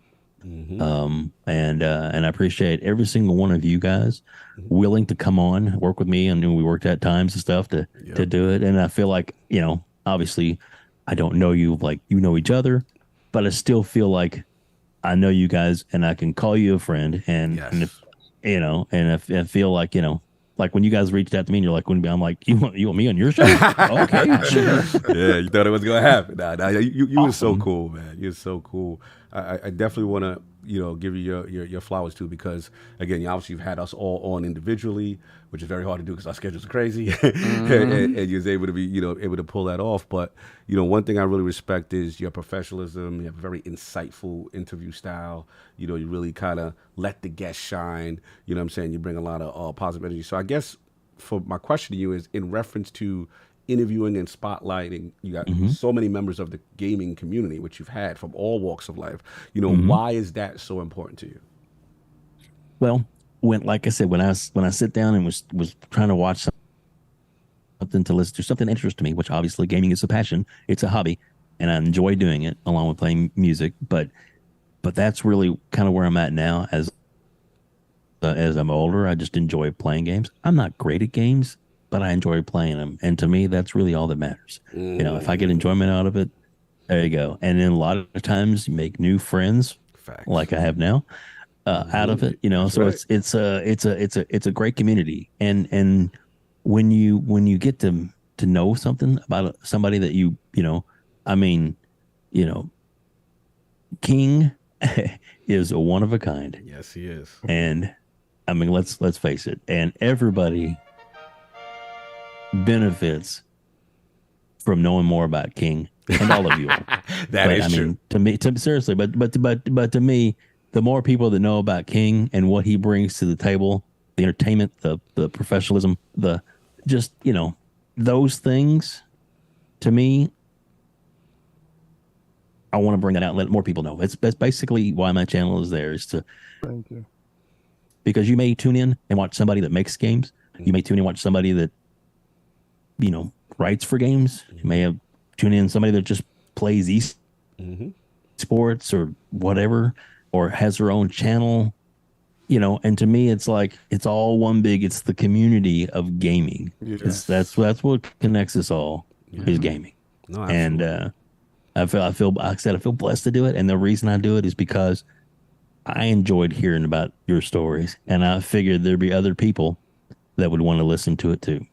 No doubt, bro. I enjoyed hearing about your story today, because I'm gonna tell you, man, like, well, thank you. It's a different swag that you have, and you're so humble. You know, you're very deceptive, Dave. And I gotta let that be known, because you're so humble. Like, yeah, you know, somebody will look at you and be like, yeah, he played Nintendo here and then. No, bro, I had it all. And don't you disrespect my gaming history, because, you know, somebody will look at you and be like, oh, you don't game as much, bro. I forgot more gaming than you can remember gaming. Like, I forgot more than you've seen. You was there for EGM, Game Pro, Next Gen magazine. You was there for getting the tapes of E3. You was there from all of that, and you participated in that in a manner that some people can't say that they did that. Like, you know, like party goers back in the days was like, man, if you went to Studio 54, you was at the like, you know Facts. What I'm saying? Yeah, that dude. He that dude. Facts. Like, you that guy. So I don't want anybody to go to your channel and don't know that you are an alpha predator. Like, you that dude, like, you the apex. Facts. Like, go into your jungle and you like, it's Dave here, bro. Fact. And like, that's why you did that thing. Like, you did it, and you did it on a level that dudes can't do it. Like, they can say now, you know, dudes flex now is, I got a PlayStation VR 2 and a PlayStation 5 and an Xbox Series X and Series S, and I have a Nintendo Switch and a ROG. You say, I had a Neo Geo, huh? And I walked in the store and I did that thing with all these cartridges. You have to have a fortitude to go inside the store to say, let me get that $250 cartridge. And let me get the other one next to it. Like, it's a different dude. Yeah. So I got to respect you and salute you as an apex predator, as a dude that was inside. You the big dude in the room. That was the big homie. That was the big homie. Yes. And that's why I'm glad you said that, King. That's why I want to give David flowers and you your flowers, because I see this rhetoric online with this gamer score stuff. You know what I'm saying? And it's like, that's cute. But if you tallied every game we've played, and in the arcade where gamer score didn't exist, we'll literally lap all these dudes. We could put all you dudes together against us. Yeah. You know what I'm saying? There's nothing you could do to compete with our gaming history. It's like, you're cool now in this pocket of time. Respect. Yeah. You're cool. You're doing your thing. God bless. You do it. That's where you are right now in your life. We're in a different part of our life. But what we did to bridge this thing and the community and to bring the culture forward, and all the games and that stuff that we played and all the systems that WEBDAVE is talking about and King is talking about, if Gamer Score exists, we would be on the Mount Rushmore of this. So please don't come for us unless we send for you. Because respect your elders. That's the problem I have with this community. There's no respect for what comes before you. You have to respect for the people who paved the way. And that's why we got to give flowers. That's why we do Iron Lord Podcast. Damn it. But continue. Thank you. I'm on my thing right now. I'm sorry. No, that's good. And without the old gaming, the pixels and the bong and all that kind of stuff, that we wouldn't be where we are now. Factual. No, that's real. It all started there. And it's just, and if I say my fondest memory of gaming would be like in an arcade playing Killer Instinct for the first time and finally learning how to do the move where you have Orchid pull off her top and the character's eyes go, and everybody's like, how did you do that? I'm like, I don't know, but I gotta try and do it again. So that's the kind of memories that are there forever. And I have been, because when I was at working for GameStop, I was privileged to be able to do this. Paid for my own dime, but I was able to go to 2 E3s. And one of the E3s I went to was when they debuted the Steel Battalion. So they had like 10 units there, and I got to see it firsthand. That's why I was like, I got to have it, because I saw it when it was before everybody else did, and before IGN did the story on it and everything. So those are the kind of things that you live forever. That's that real talk. Like I never had that. Like, I never had the Steel Battalion. I'm super envious of you right now. You did the whole setup in the cartridge, you put everything in the CD, and then you hit the levers to get your mech going. Facts. Hey, that's crazy. And it was one and done. If you died in the game, you had to start all over again. And the eject button had a clear plastic cover on it. Yeah. If you do flip it this, open, hit the eject button. If you did it in time, Facts. you could keep progressing. But if you didn't do it in time, it was start from scratch. So much fun. Much fun. I just love the fact that, again, what resonates with me again specifically is it was a time where gaming was frowned upon and also hard to find any information. No internet. We barely had a magazine here and there with maybe the Electronic Gaming Monthlies and the Game Pros and all that stuff when they eventually came out. There was no resource. So if you went and found something, you truly were passionate. If you traveled to an E3 to go to a show, you truly were passionate about it. And again, it's just that love and that passion for the culture that didn't exist. And a lot of people thought, hey, is the fad going to die? It's not going to, you know what I'm saying? And now look where gaming is, right? Where it's like biggest in entertainment, like making as much money and rivaling, movies and things of that nature. And it's just beautiful to see. I just wanted to pivot real quick. Lord David, final questions is, you've had so many positive experiences, in gaming, pop culture, your interviews. I've seen a couple of them. This man interviewed Buff Bagwell from WCW, yo. like this man is interviewed a lot, rock stars. So many, but you have so much experience. So what are maybe one or two of your magic moments, interviewing or even recently in content creation, whatever way you want to go with this? Well, I'll take both of those, actually. Okay, let's go. My fondest memory in being a radio DJ, and then my current where I'm at now with doing the Gamers Council, which I really love and very passionate about. But I got to do an interview with Motley Crue's Vince Neil. Ooh. And this was 6-7 months after his daughter had died. And they were doing a golf rally for her honor, for the charity for her foundation that he made for her. And, it was supposed to be a 5-minute interview, on the air, and it ended up because Vince, as we got to talking, and I don't think I'm that comfortable to talk to, but I guess he felt comfortable enough, and probably because of the weight of the situation, the interview went for almost 20 minutes. Of course, it was live; we didn't cut or anything to it, and it was very heartfelt. There's part of it we were both crying on the air live. Wow. Because talking about the situation, absolutely, kind of tearing up now a little bit because it's so emotional in the moment, and it was so great because he really opened up about her life and what it meant to him, and you as a rock star you get kind of a stigma, but he's still a human being and he's a father you know, and you know, all those kind of things. Most of us, I assume, would know about, or at least, you know, to the point to where it's, you know, family. Oh yeah. And that's it was important to him, and we talked about it. We got it all out. We talked about you know, the whole project stuff, and then after it was, you know, wrapped up, sent it on to a commercial, and then he's still on the line. We talked for about another 5 minutes, and he thanked me probably 10 times about how much he enjoyed this and the talk, and it was good for him and everything. And I was to me, it was like that was the best moment at radio. Awesome, bro. That's so, a moment. Yeah. That's a moment for sure. That was cool. Sorry. No. But yeah, it was pretty cool. So, and then what was the other one? And then now where we're going with my podcast, which obviously I'm still doing interviews. I love doing that. But I was trying to find somebody that I could have like as a co-host. And I was lucky that I'd seen Retry on Boom Show, and I reached out to him and talked to him, and we kind of went back and forth. And I told him what my plans were, what I wanted to do, and he was like, "Oh my God, I had the exact same idea for a podcast." So I was like, "Oh, wow, okay, so maybe you want to do your own thing." And he's like, "You know what? I don't know when I'll get to that point, but if you're at that point and you're ready to do it, let's give it a go." And luckily, he agreed to do it, and so we have Gamers Council, which is later on tonight.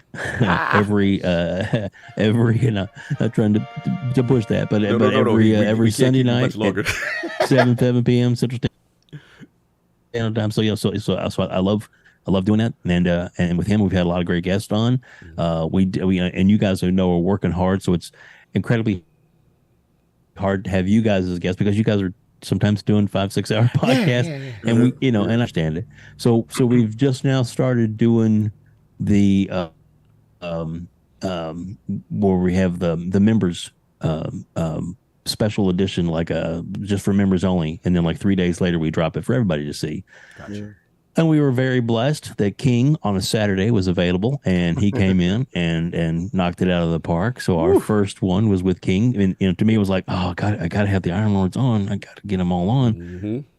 But this kind of opened up an avenue where we could still have you guys maybe sneak in. Yeah. You know, I'm not pre-asking you guys for the future. Maybe you'll want to be on LordCognito. Yeah. But anyway, but just to say that you know, but yeah. So we have this. It's great. We're going awesome. I love to hear that. Thank you, sir. Of course. But yeah, it's been really fun. We have a really good show tonight. We got Hargy Johnny coming on. We got Fuzzy Belvedere, who's Fuzzy. He's so underrated. Fuzzy is his channel is really good. He really gets into racing. Yes. And we all need to subscribe to Fuzzy because he needs to get to 500. He really does. And I'm just saying it. And another person in the community that's a big pillar that's on after you guys, but before us. Mm-hmm. And our shows kind of overlap, but I'm okay with that because it's Fonz. Fonz Gaming, the Fonz. Yeah, he's in the chat, and Fonz is amazing. Yeah. He's an old guy like me, maybe not as old as me, but he gets it. You know, and he's a classic gamer, classic guy, and wow, I love listening to him on RDX. And so like when this is over, people need to jump to that. Oh yeah, absolutely. You know what I'm saying? Live, and after that, then they come and visit us. Facts. I loved it, brother. Tremendous gaming history. Love the stories, man. We could talk to you for hours, and just your journey, brother. It's very inspiring, and I'm glad you know it worked. I know our schedules was kind of hard to get this together, but you were patient. I'm there for you, man. And I love it, man. Now you know the rules. You know, any guest in the realm has to ask the 2 final questions in reference to gaming history. I don't know where he's gonna go with this. He did snitch on his console, but we're gonna give him more time to think. But we need from Lord WEBDAVE his top 5 video game or franchises of all time. Ooh, yeah, let's go. Mm-hmm. Okay, so you know, a big fan of Mario. Okay. All right, Mario franchise. I like all the Mario games. Okay. And then kind of an old school, which the Sega Dreamcast is really where this came out for me. But it was the PSO, Fantasy Star Online. Yeah, the original first PSO reference here. And I still. Me and my son play on a private server now. Oh, wow. Doesn't cost anything to play. We still play on PC. to this day. We did like 2 weeks ago was the last time we played. A lot of fun. Just 3 people, co-op, get in there and knock it out. So yeah, so that's I love that. That's two. Final Fantasy XI. I was really big on that.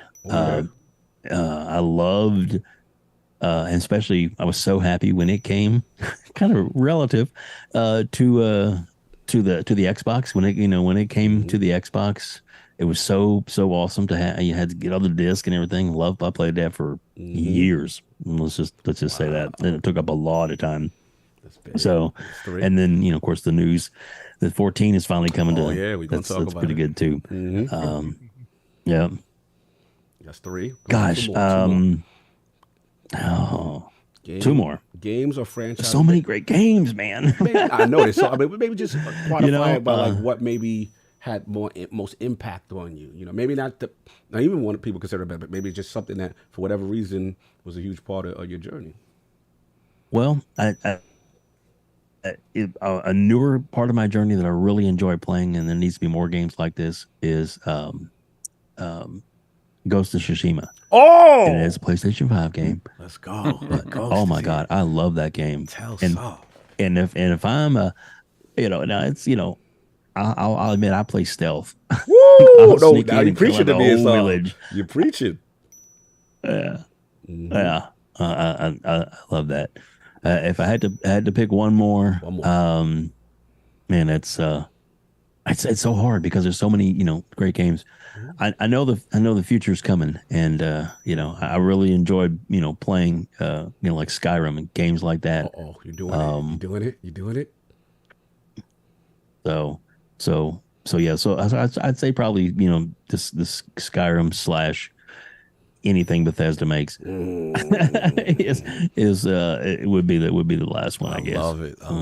If that's fair to do. Absolutely. Yeah, that's that Western RPG. But that's GOAT talk. They were the GOATs of that whole genre and created a whole space and Oblivion and Skyrim, and then that's what a lot of people are hoping for Starfield, right? Just to continue that legacy that we know them. I can hardly wait. So you ain't the only one, brother. And the last question, I think you said this earlier, but I need confirmation. Yeah. Favorite console of all time and why? Dreamcast, yes, because you did say. The Soul Calibur was to me revolutionary. Woo. So. And it still holds up to this day. You could jump in and play it. I mean, it may not be quite on par with the graphics of today. Yes. But you can just see the love and the development and the quality of that game. Was at the time when it came out, there was nothing that could touch it. Preach. There you go. Yeah, killer app, Soul Calibur. The Tale of Sword and Sorcery. Ever be told. And that Dreamcast was the only one that had Soul Calibur and Virtual Fighters like that. What a console. Again, the legendary WEBDAVE. Still rock with us for a little bit, or just let me know because I know you got a show. So how much more time? You got about an hour? How much you got with us? Just want to make sure. I want to make sure I respect. Let's see where we are now. Oh, I can. So it's like 2:30 here, so I got till like easy 4. Oh, okay. So you get at least a topic and a half.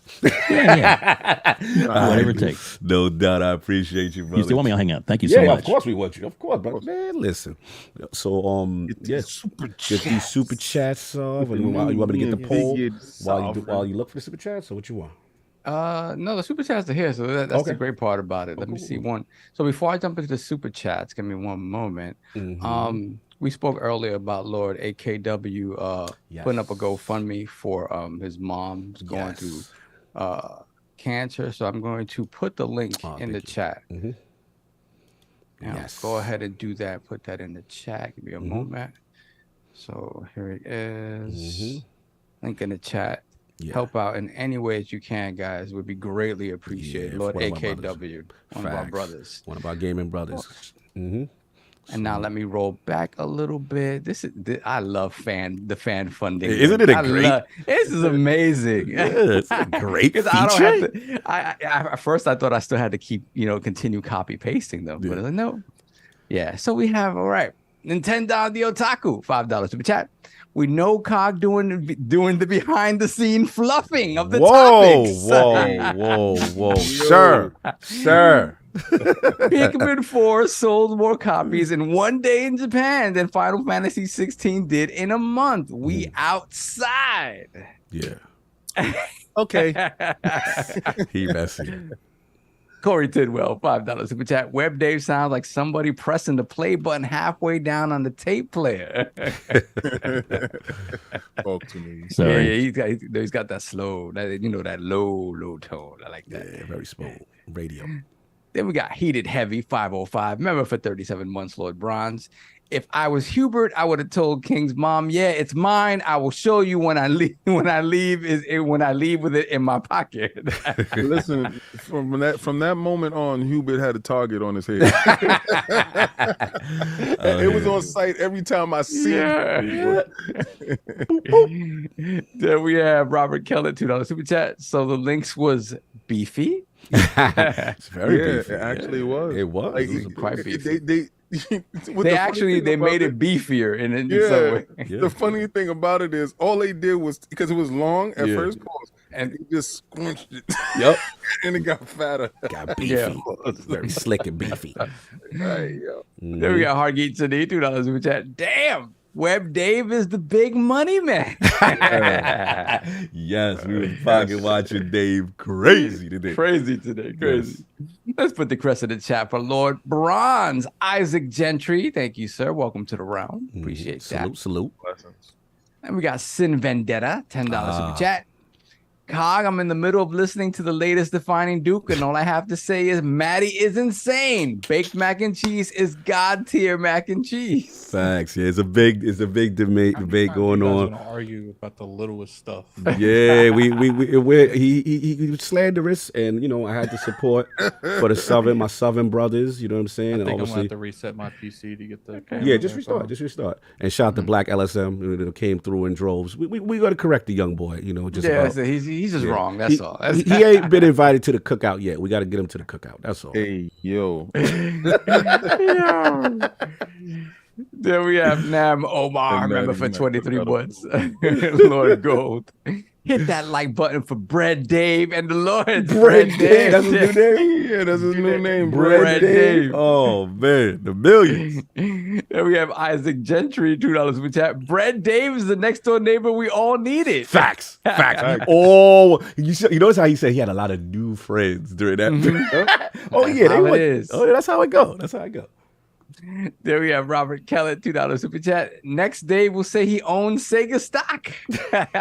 Probably do. Did you, sir? Do you, sir? Dave, answer, sir? He's into banking. I think he's muted. I can't hear him. He shook his head. Nope. Oh, he said no. Okay, cool. He said no. Okay. No, I just I own Sammy. They sold the Pachinko division to Dave. I had to update my name there on the thing. No. Then we have Sneck with the $5 super chat. Anyone else beat Shining Force 3 on Saturn just to learn that Scenario 2 and 3 were never coming to the US? Yes. That hurt. That sucked. Yeah. You are finally emulating the translated versions now on the Ally. Yes, live your best life. Live your life, amazing. baby.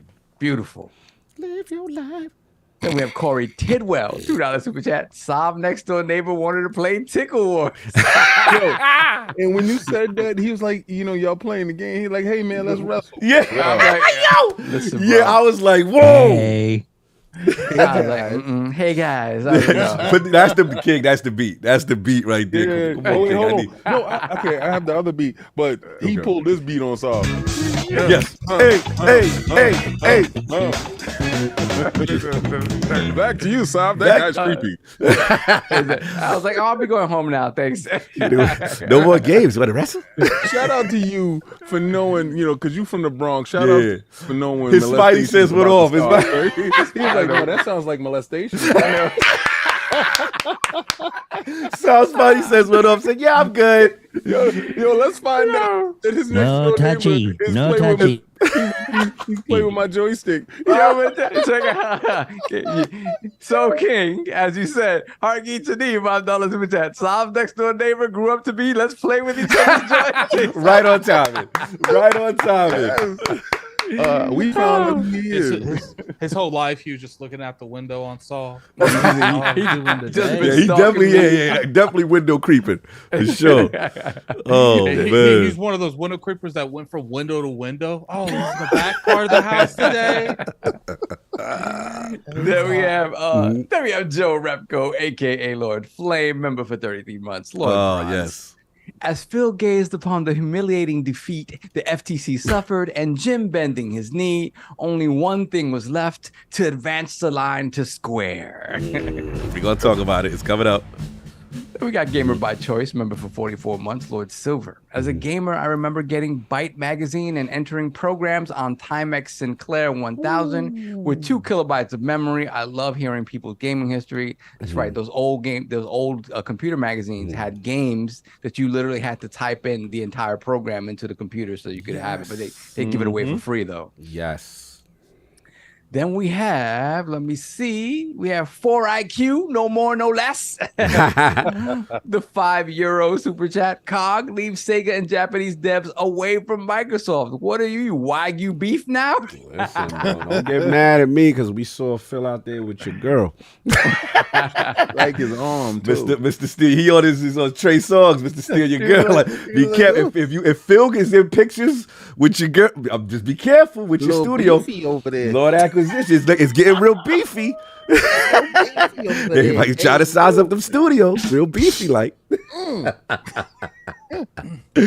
I'm gonna put That's your chick. so I'm gonna put in the chat a poll. You know, they're clearly going to continue to put like the beefy emotes. So I think we need our own beefy emotes. Yeah, it's coming. It's coming. Little beefy coming. Little beefy coming. Pause. Pause. Yeah, damn. Yeah, for real. Sorry, man, that was wild. That was wild. Pause. Time on call. That's the beat for me. Wow. That was wild for that. Continue. We have Spartan 661, $5 super chat.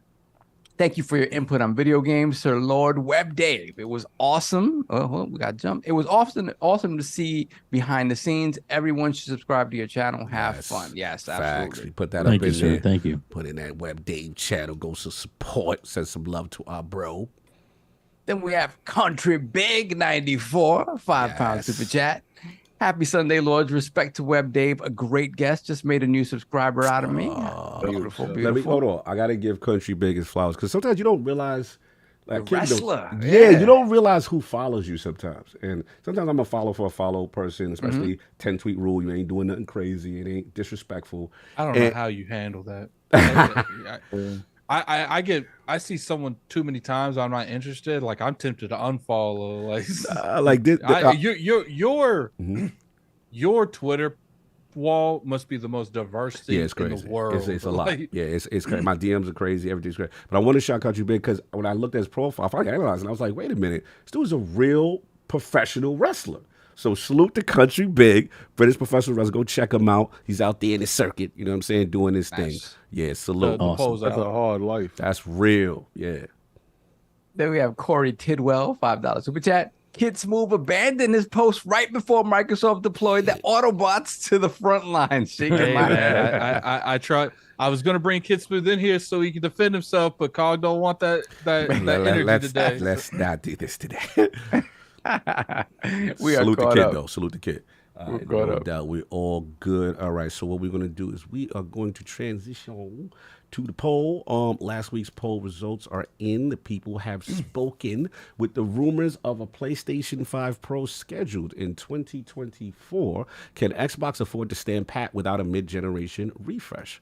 So the choices, the winner of a three-way ILP poll at 57% of the vote was yes. Xbox now has ABK, the studios, and exclusive games to funnel Game Pass consistently this gen group. Coming in at second place at 34% of the vote was no.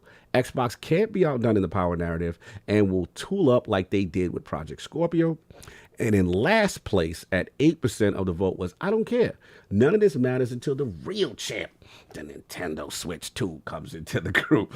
Salute everyone that voted. I think King's got his camera on, so I was dying to get his opinion on this. The Realm disagrees with King.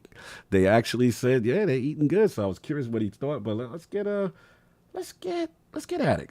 Like, what's your thoughts that the realm is like? We good on the new system. Normally the realm is, Xbox Scorpio, and we need a new mid-generation refresh. Got to compete. Digital Foundry. They like, nah, we good. What do you think? I agree and I disagree with King at the same time. I agree with the realm in terms of if PlayStation doesn't do one, we don't need one. But at the same time, like, Xbox needs to respond power to power. And I do feel like if you don't respond and you go 2 or 3 years, because that would be around the end of the generation, like that last little run, but that 2 or 3 years is going to be real rough. Like, it's going to be struggling, man, And if they do, like Phil said, truly consider the Xbox Series S to be their entry, compared to like the PS5 being the entry for PlayStation, and the Series X is the next gen upgrade, and they just gave it to them sooner, I think that's a mistake, and I think that will end up blowing up in their face in the long run. And I just personally, I don't see Xbox just, unless the games come out and they hit. Because they don't, like, look, Switch can't run anything half the time, but it's got good games, so it outsells everything. So it's just like, it just depends on what happens. I don't think that they're gonna let them run wild with the weakest console. That's just my opinion. I do think bluffing. Yeah, I do think that they'll respond maybe later than we would like, but I do think they will have one. No doubt. King, the realm, rare disagreement with King. They are like, we are good. ABK Studios, we don't got to worry about what PlayStation 5 Pro doing. Had to get your thoughts. Nobody needs a PlayStation 5. Like, it's not necessary. Be honest with you, I don't even know what they need the pregnant system for and all that other stuff that they're doing, like, like the removable uterus thing. Pause. Yeah, pause. But I don't know what they need these things for. Like, I didn't know why they needed the VR. You notice that it hit and then nobody say nothing about it. It's like it underperformed. It didn't sell how it's supposed to sell. Somebody's over there doing a lot of passion projects, and it's kind of scary to me because I've witnessed the downfall of Sega. And it was like Sega was acting this erratic way at the end of their life cycle as well. So I don't think that you need a PlayStation 5 Pro for what utilization will it be? Like, for what? Who's calling for this? Nobody, not a soul is calling for this. Oh, I need more power than the Series X. The Series X ain't even using the power that's in their box either. So I would not want Microsoft to do no mid-gen. That's that one you were sounding last week. No, but it's just the fact that they're not using what they have. Use what you have first. I can see if, no, Phil is not going to let the power narrative go. This is what I was saying. So you come out with a Pro. What, do you think you're going to flex for a week? No, Phil's just going to put the boot on your neck. You see what he do. So you already know that you're dealing with a petty dude that don't want you to have anything more than him. So he's trying to actively take away your narrative. So why don't you just focus on games? Like, why don't you do that? Why don't you show us the power of the so-called speedy SSD? Why don't you do something that shows that this system has power? It's like they gave up on this system already, and this system didn't even tap into what it's tapping into. So I it's for no reason. It's Pro, like, it's for no reason. Anybody that's championing paying $700 for something that they're never going to utilize anyway is mentally deficient in the area of, you just want to be bigger and better, and that speaks to something else. I don't want it. I'm not looking for it. I only brought a PlayStation 4 Pro because it fixed the problems that I had with my PlayStation 1 VR. That's it. Okay, no, fair enough. Look, I respect the pivot. No, it's just, Phil is going to drop a Series X Pro because he's not going to lose power. Right. But if these dudes don't even drop a Pro, Phil won't do it either. No, I get it. There's no need to do it. No, I get it. It's a reactionary business sometimes. Sometimes at the end of the day, things are already being cooked up already from the, Jason Ronald and his team and those guys. And look, I'm coming around. I in defense of you, I was 60-40 last week, leaning your way, right? At first, maybe they got to respond, they can have it. But then, like a lot of people say, like like how many generations has power really won? The more we talk about WEBDAVE, right? You know, he's been through all. How did the Neo Geo win? Did the Master System win? Did you know what I'm saying? There's a lot. Even our beloved Dreamcast did not win. So it's just like, you know, it is truth to it that it is about the game. So I am leaning that way now. I've come around. I'm like, but don't get me wrong.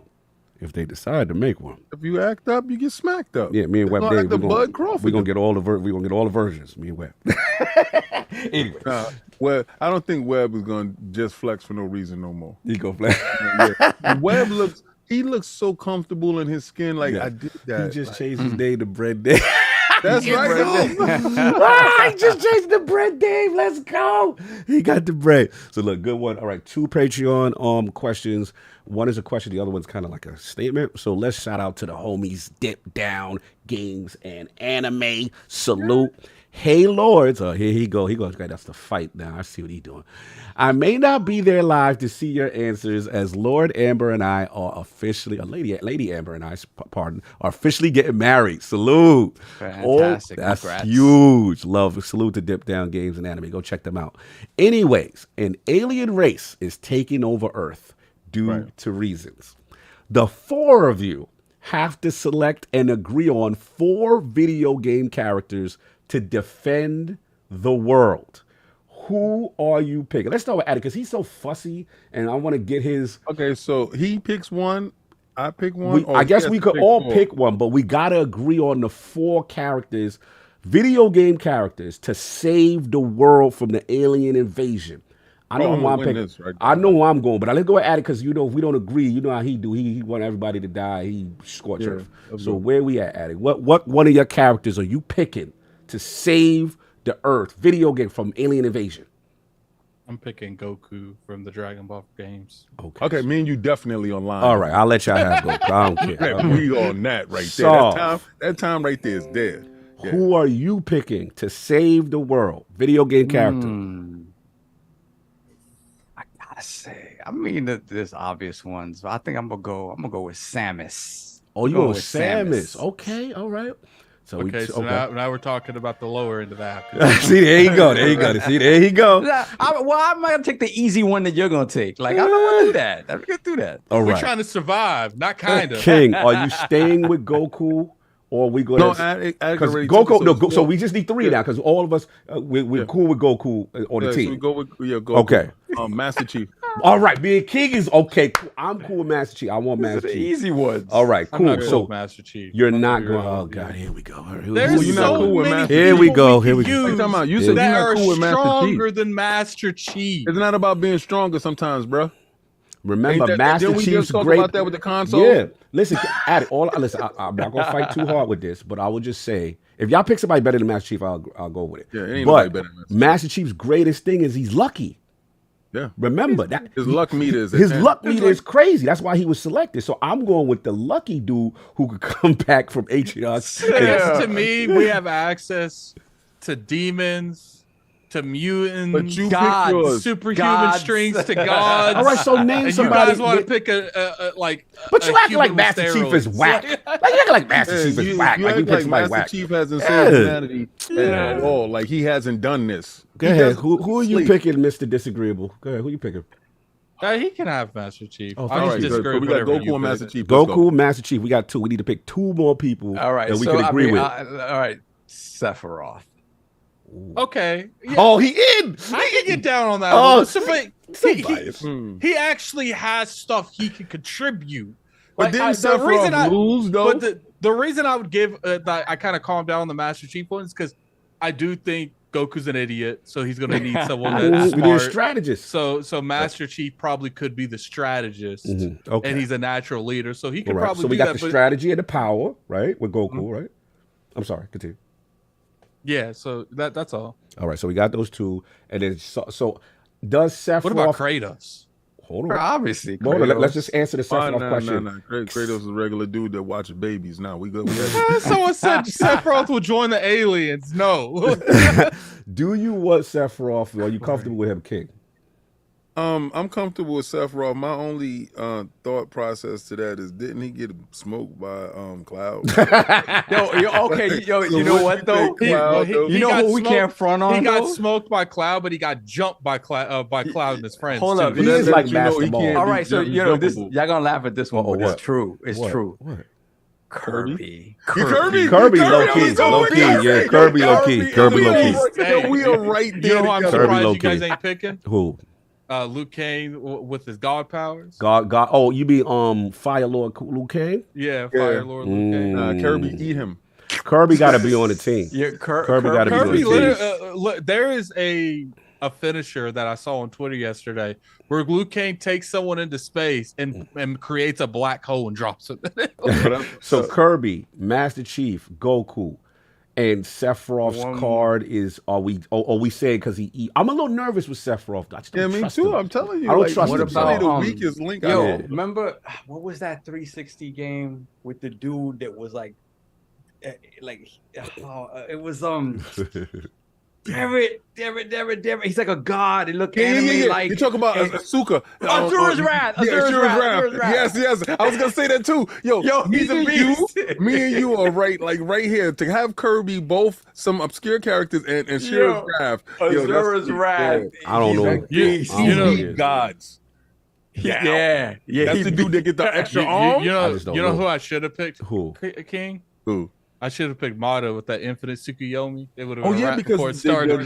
This man said something because the like that. Naruto games are on deck. Yeah, So how about you know what? Yeah, I got to laugh at this one too. But we've been making a little bit of fun of this game, but it's recent. What? Clive Rosefeld. Clive? Clive. The guy I'm good Clive? on Clive. I veto that. Yeah.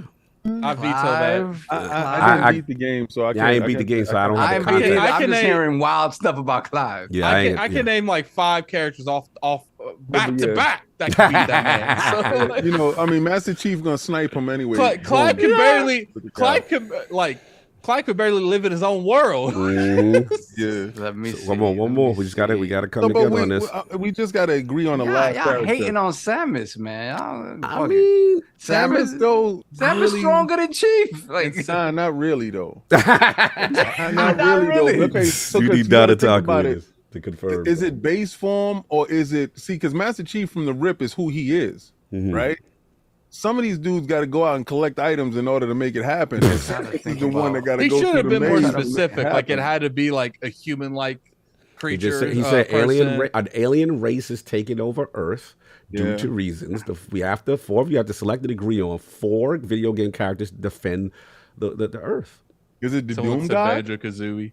Mm. Doom guy. I don't know.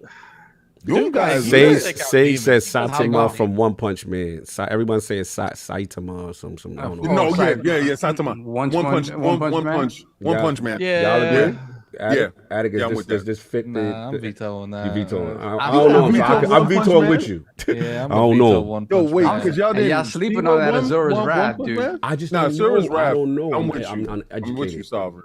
Asura's Wrath. That Yeah, guy. hold on, If hold on. Attic says Yeah. Asura's Wrath, then I'll concede because I trust you. Hold on, What real about- quick. all right, I'm how starting to hold up. I'm starting to Q&A. You guys tell me what you guys think should be. Nah, we taking this too Nah. long. We taking this too long. We got This is topics. What Way about too all long. right? Yeah. What about Star Killer? Oh, I can feel that. I can I feel can that. feel that. I can feel Yeah, I'm that. with you. Let's I'm do with that. you. Let's do Star Killer. Yeah, let's do Star Killer. All right, so Get Star Killer, Sephiroth out of there. Star Kirby, Killer, Kirby, Master Chief, and Goku. Goku. Boom. We Yeah. good? Yeah. The Earth is safe. All right. Earth is safe. Moving on. All right. Thank you. I really don't see too many people messing with that group. That's Like, a I'm not- that's a group is solid crazy. group. It's a solid group. It's a solid group. All right. This one is not more of a question, but more of a bars for the realm. Benjamin Amaru, I hope I pronounced that correct. The greatest day of the week is once upon us. While some may rest their voice, the Lords never go hoarse. Man, it's not even a choice. Uniting the clans and fans from far and wide propose for upholding a line above and beyond any one man's own pride. A mission fueled through attrition as each son burned and bronzed into third. Then King shouted, shots fired, and reignited the herd. Sony's been exposed as the rabbit in the race. Shell-shocked as we turtle, each huddled towards this new space. I guess this is a poem. The grass now is greener. The field is ours. Time to raise the competition and King's plays behind bars.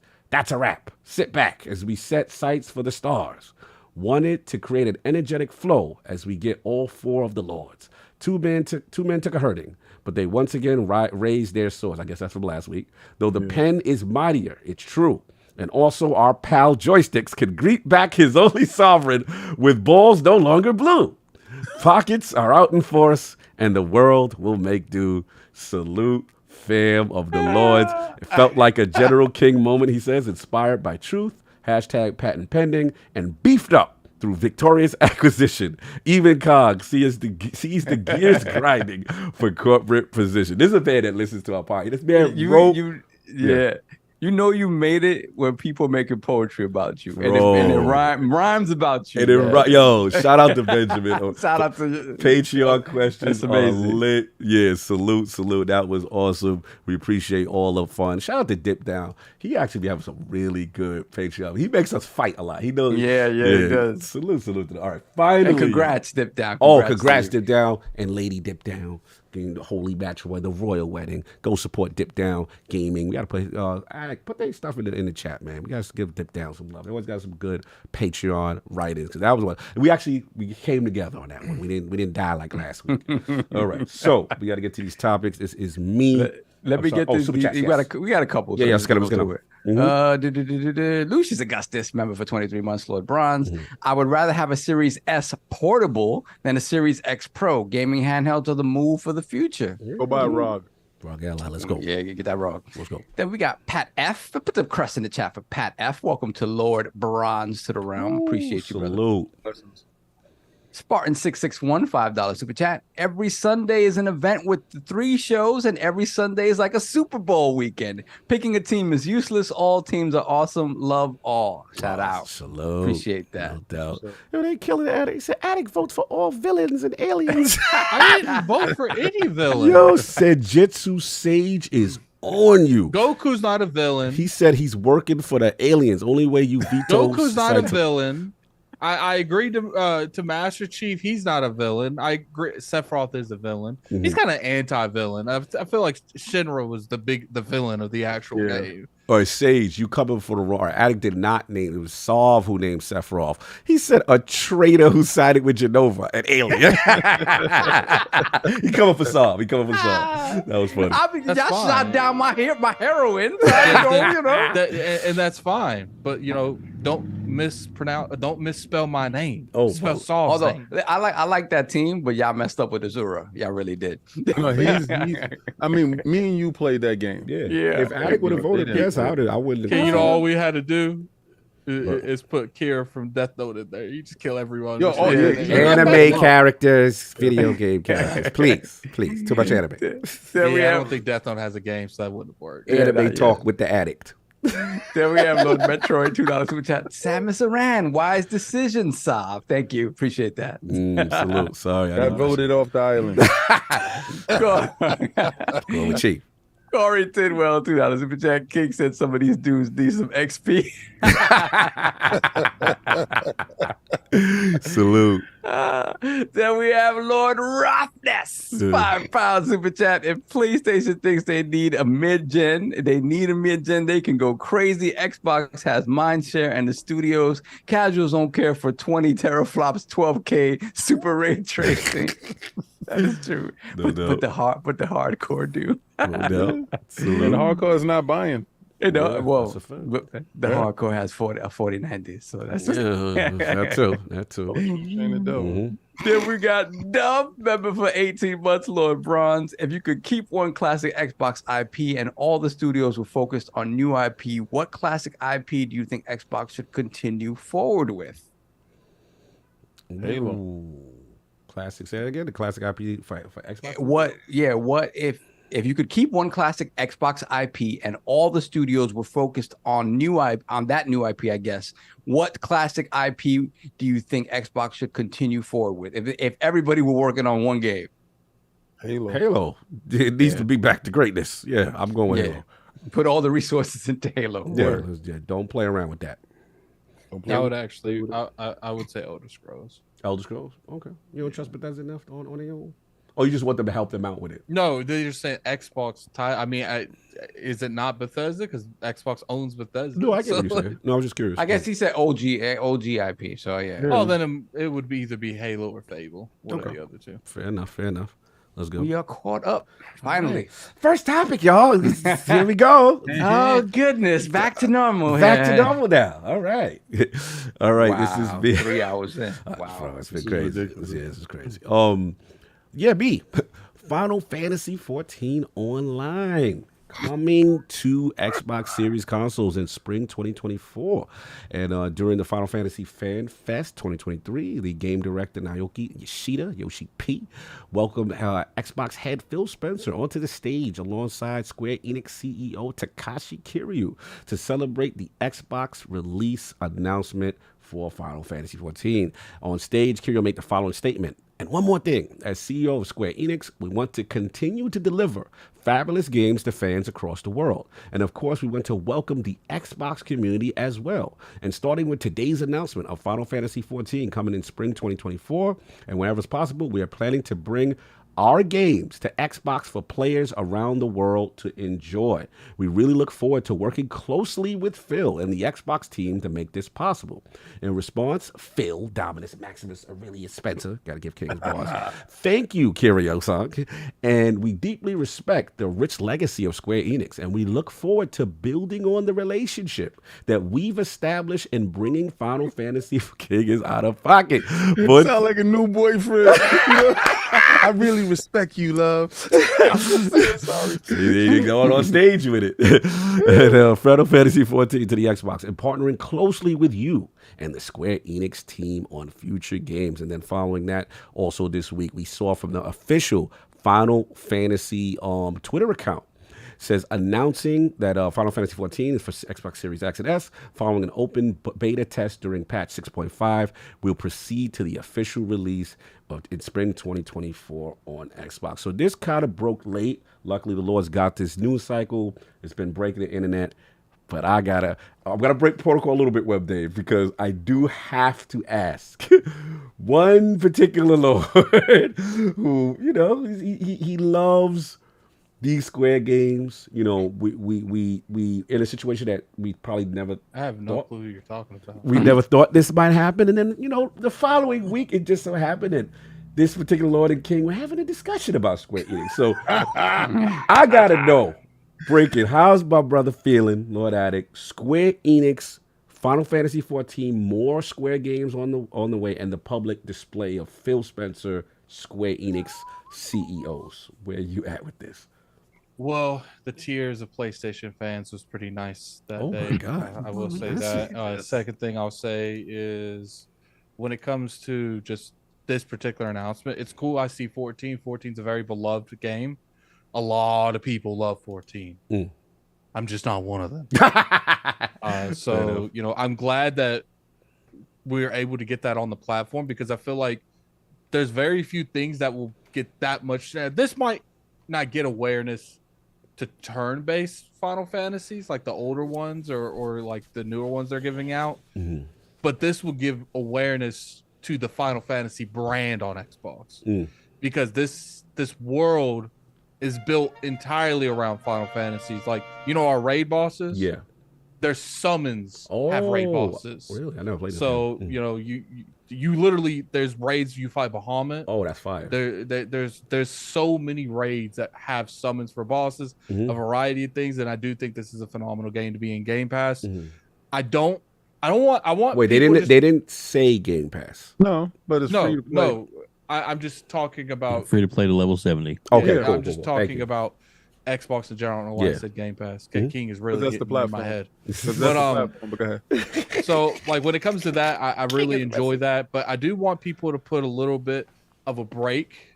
Like, just pump the brakes just a little bit. We ain't doing that. Because this doesn't mean they're bringing remake. I do think this is very love the poll good. Question. I do think this is really good for the relationship. We'll probably see, like, the Octopath Traveler 2 come to the platform now. We'll see... there is a rumored Final Fantasy Tactics game, the original one. I think it's Lions War or something like that. I can't remember the because they made a Final Fantasy Tactics on the PS1, and then they remade it on the Vita. And I can't remember. I think it's Lions Board. Someone in the chat, there's over 1,000 people in that chat. Hit that like button. Someone in the chat, correct me. War of Lions. War of Lions. Yeah. Yeah. So I think that remake probably shows up on Xbox now. Maybe not day and date because this relationship is relatively new. We might not see the bear of fruit going into this. I don't think it's new. I think they've been dating. But I King's think that, IPS is high. Stop being messy. Yeah, I think when it comes down to this, it's very good. You know, I think once these contracts start to wear out, you'll see Final Fantasy VII come out, and then maybe King Right, and I have to eat a chip. Oh, so, he actually said it. Nah, my man ain't eating no chip. Like on God and them, I don't care. You can give me your knees. I don't get hell. So we do something else. We don't want to get not with you. Yeah, not with tradition. But no, but let me. I gotta ask you this, Ed, because this is for years. You've been on the front line with this. You have been the guy. I made a video. Yeah, I have over 60 videos talking about Square Enix games not on Xbox. Facts. Like what was it surprising you? Like that? Like what did it feel? Did you feel like, yo, this is they're really improved? They're really gonna try to do something. Like how does this feel for you? You've been wanting this for so long. I had two thoughts. I'm like, oh snap, 14's coming on Xbox. That's crazy. And then my afterthought was, but it's not 7 remake. Look, it's a good, really, really good step forward. It's like I said, in a lot of ways, having this game come on Xbox is bigger than having remake come on Xbox because people don't realize how popular this game is. Yeah, break it down. It's insanely popular. You know, you could pick classes from all the Final Fantasies just about. You know, in Final Fantasy X, Auron has like this red. I think I don't know exactly what the name of it would be. Like they go to that detail. Like you can get the stuff that a lot of the Final Fantasy characters wear. Like it's an understatement to say this isn't one of the most popular MMOs that's in existence right now. Wow. And it's never been on Xbox. Like you know, and I think that this game coming to Xbox is going to give way more presence and awareness on Xbox because it's free to play up to level 70 and you're able to just jump in there. It's going to give more awareness on the Xbox brand of Final Fantasy than Final Fantasy VII Remake would. Okay. Yep. Because Remake is just one game. You play Final Fantasy 14, you're meeting characters from the other games. Yo, what's this dude in here for? What game he go to? You know what I'm saying? Like, I think it will give more recollection in the long run. But so until we start, this is chess, not checkers. This is like starting out with the pawns first. Like and I do think that this is going to send a domino effect where hopefully you'll see maybe not the Final Fantasies that Square Enix has secured, but like I said, the Octopath Traveler 2s, the Final Fantasy IX remake. Keep in mind, there's more remakes coming. Is true. That is it's true. Not just ending at 7. NVIDIA so they're trying to stop them games from missing Xbox. And then you, like I said, Final Fantasy Tactics, War of the Lions remake that's rumored to be coming, and not to mention Dragon Quest. They're trying not to stop them from not coming to the franchise. They had a Dragon Quest before, too. You know, and it's like I said, if they bought Square Enix, I don't think it's happening. But if they bought Square Enix, I played Tetris for a whole 2 hours on the stream. You'll be bending the knee. Look, this is a big deal. I'm glad that you got your perspective. Let's go back to normal format with our guest, Lord WEBDAVE. You know, don't know how your connection is with Square, Square Games in general, but just, how do you feel about this news? What the significance of this news with Phil Spencer and obviously Square Enix, this fan fest and this kind of public statement, forward-facing statement towards the community?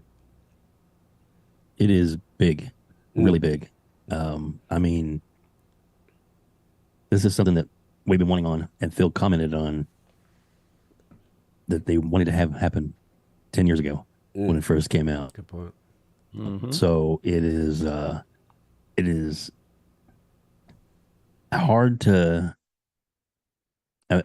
there was one video that's going around on Twitter of a person who was watching the show, and when they announced Phil Spencer, and you could see it on his face, Phil Spencer, and then he just starts going so crazy and excited and then crying at one point, and people are like, he's excited over Phil Spencer? He's like, no, he's a super passionate gamer about Final Fantasy 14, and the realization that the game that he loves is finally coming to the platform he loves. That was what he got so excited about. This is cross-play too. Yes, exactly. Cross-play. So now you can play, because my son and my daughter both play the hell out of 14. Really? And already, in fact, we have messages already going there, like, so they're gonna help me level. They gonna carry you through the Destiny raid. I love this. I love this. They're gonna carry the old man. I love this. Exactly. Because it's like I said, I was 11 for a long time. Really big fan of playing 11, and 14 is good. And I know, like, Miles Dompierre was saying that maybe this means that they can bring games like the Mana series. And there's a lot of those. And maybe, they've already announced that it's coming, Kingdom Hearts 4. Well, maybe now Kingdom Hearts 4 can make its, make its way to Xbox, which would be great, because the other ones have been on Game Pass at one time. So real quick, go ahead, Dave. I'm looking up like the raid, like big bosses that's in. You got the ultimate weapon, Behemoth, the thing that was in 15. Odin. You got Ifrit, Titan, Garnardia. I definitely butchered that. You guys can make fun of me. It's funny. Diablo. It's okay. No, Sheva. You got Fenyx, another Odin. Like this. This isn't just a game this is a game that's heavily dipped in the Final Fantasy sauce. Yeah, it's the lore. Continue, Dave. Yeah, I agree. That's huge. Any other statements on? Oh, you were good. No, I'm good. It's just it's really good for the gaming community, and for Phil to make a special appearance there, it shows to me, and that's another thing. And to the world of gamers. Go ahead. Kingdom Hearts 4. That's a game that is probably going to come out the next couple years, and this early work might lead to that game not skipping the platform. It's a good point. That's a good point. I hear what Dave was saying in reference to the symbolism, right? So if Phil being there, so I got to get to Lord Saab. I'm very curious. Final Fantasy 14 coming to Series X. More Square games on the way. What are your thoughts on this one? Yeah, like I said yesterday on Khalif's show, like, it's shout out to Phil and the team for doing the work. I think the sad part about it is that they had to do the work because if you look at the relationship in the 360 generation, even going into the beginning of the Xbox One generation, we still got, right after FF12, we got 13, right? 14 skipped it, but I understand why 14 skipping Xbox initially, because it's an MMO. You build it for one platform, and then you see where it goes from there, right? It's a lot of money and resources and time to build an MMO for multiple platforms, especially when you talk about the console space and not the PC space, which is just a bigger sort of platform unto itself. So I understood that, but beyond that, everything was coming to the console. Kingdom Hearts 3 came day and date, right, to Xbox. So it just sucks that the work had to be done because somewhere along the lines that relationship broke down and the communication wasn't there. And for whatever reason, and then you start, besides the cultural stuff where it's like, oh, Xbox players don't like those type of games, which is BS. You have to get around that whole narrative and conversation, and Phil has to, basically go in there and tell them why it's beneficial to put their games on the platform. And he managed to do it. He managed to do it with a game that is still super popular all these years later. But you can't really say no to having a larger player base when you have an MMO, right? Like that's why I laughed a couple weeks ago. We had Jez. We was talking about he didn't want anybody to touch his precious World of Warcraft. I'm like, are you bugging? Man, listen, you need as many eyes on this as possible. So I'm not gonna play it. It's not for me. I'm not gonna delve into all that. But the fact that it's going to be there, right, is a huge deal. And it does bode well for everything else coming down the pipeline, even the stuff that that Xbox has been sort of denied up until now. Are you implying that former denied games could be entering the Xbox? It absolutely should be. There's no reason. PlayStation should have no horse in this race at this point when it comes to FF7. Like it shouldn't, especially not the original, the original remake, right? Well, we didn't see the contracts though. What if it's like a death loop situation? The Ghostwise. It's not.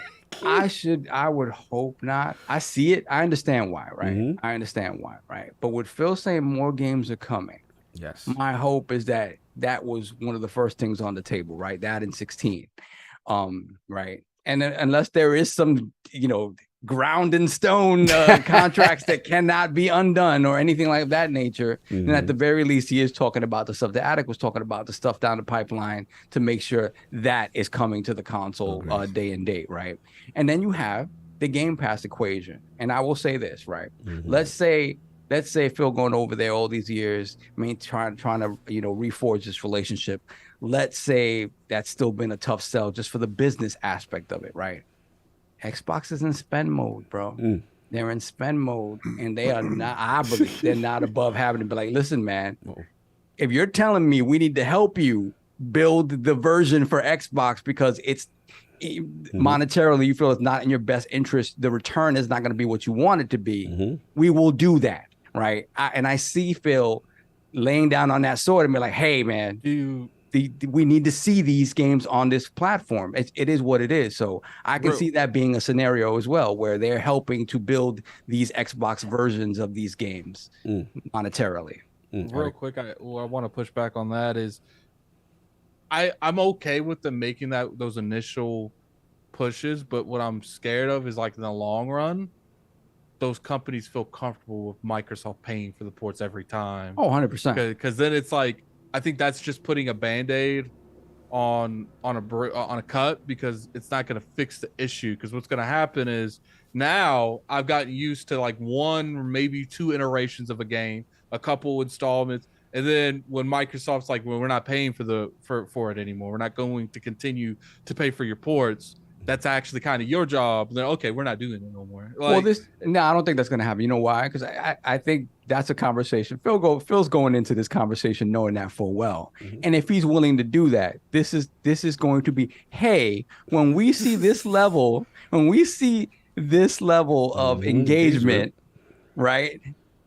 Well, at that point, the proof is in the pudding, and you're going to have that level of engagement on this platform moving forward. You should be able to port these games yourself, and we'll talk about money at that point. But I don't think there's any need for us to now have to support that development, because we're showing you that the platform is viable for your game, right? All of that old stuff that you were throwing out at us, cool, got you, not anymore. And I can see that argument happening, Attic, but I see Phil already being prepared for that. I feel you. It could be just like, conditions that like, we have no problem. Or maybe they're one of those things like, we'll keep fronting the bill until you start seeing an audience on our platform. Then at that 100%. point, when we hit that, then you'll start fronting the bill. That's 100%. If that is the scenario, right? Or a scenario. He's shaking his head. I see like that. the battle of the mustard hearts. The battle of the mustard hearts. Oh no! These dudes is Listen, battling to see who could be the weakest mustard hearts. Yeah, this is the thing about you, King, though, right? Look at me. You don't know how to win. You can't win nicely. No, you can't win. He's never you been get able a to do W. You get a W. Yeah, that's right. Yeah, you do. What? Listen, I don't care. It's my win. I do with it like I like. Let me refresh my memory. Did they close the deal the next day like you said they were going to? I thought the deal was gonna close the Monday after. Okay. I'm just saying. Listen. Sometimes you gave up the line a long time ago. Yo, he gave up the. He ain't hold. Listen, he ain't hold the line. I You gave up the line a long time ago. Tell us how we use the line. Wall. I went the other direction. Hold on. This is for you. Yeah, that was you, sir. Yo, so now Phil going in with a contingency plan is mustard heart. because he went in there and he went in there through the meat on this. I'm Because you're trying telling to me. justify your heart. All I'm saying that Phil Spencer, the man who he himself has said, I've been over there for years trying to reforge this. All of a sudden, he went over there with meat on the table. Like, yeah, beef. That's how it went down. It didn't go down that way. You know what's funny? And you know it go down that way. Mustard Hearts like to revise whatever they want to do. Hey, listen, I just listened to y'all guys talk, and y'all was doing the battle of the Mustard Hearts. Continue to mustard. All I'm saying, it may behoove you someday to take OW with a bit of humility. I'm not doing that. No. A little bit. Yeah, I'm not doing that. I'm gonna take my W how I like it. I like my W with a little sauce on it. That's fine. And if you don't like my W's, hey, turn around and look at them. But your L's are slathered in mustard. Yeah. Slathered in mustard. It's beautiful, but only thing you do remember is these wins. Oh my God. So let King go so that he could basically reiterate what I say and try to say basically obliterate and what try you say. and try to say it in a different way that makes it sound like Phil walked in there with his chest out, because he didn't do that. Yo, I'm gonna show you where you're wrong. I'm gonna tell you right now. And you know what? Over there. Oh, he's gonna point to Phil coming out in the middle of them. This King trying to get that Kanye West energy. I'm gonna let you finish. All right. I would tell you. Listen, I'll wait till I'm introduced. The man went over there with humility as he should have. And he got the job done, and I appreciate that. He ain't go in there swinging no. He wasn't throwing haymakers. How you know? How you know? He didn't do that. He was in the room. So how you know he did? How you know he did? Listen, I know what I saw. Oh, here we go. You know what Here it was? we go. My man ain't had no mustard heart entrance. This is King making inferences from pictures. This is the Miss Cleo King version. I saw a video. My man came out looking like Goldberg. He came out. This is why I broke his head. He came out. You can't front. When they had the smoke and the electricity and the lights, and he came out the hole. Hold on. Corey Tidwell, $2 Super Chat. He said Phil went to Japan and threw Kong on the table. Do not associate me with Phil and his meat, please. He threw the meat on the table. Oh my God. All right, I'm done. I'll let you go now. No doubt. Look, we got to get to it.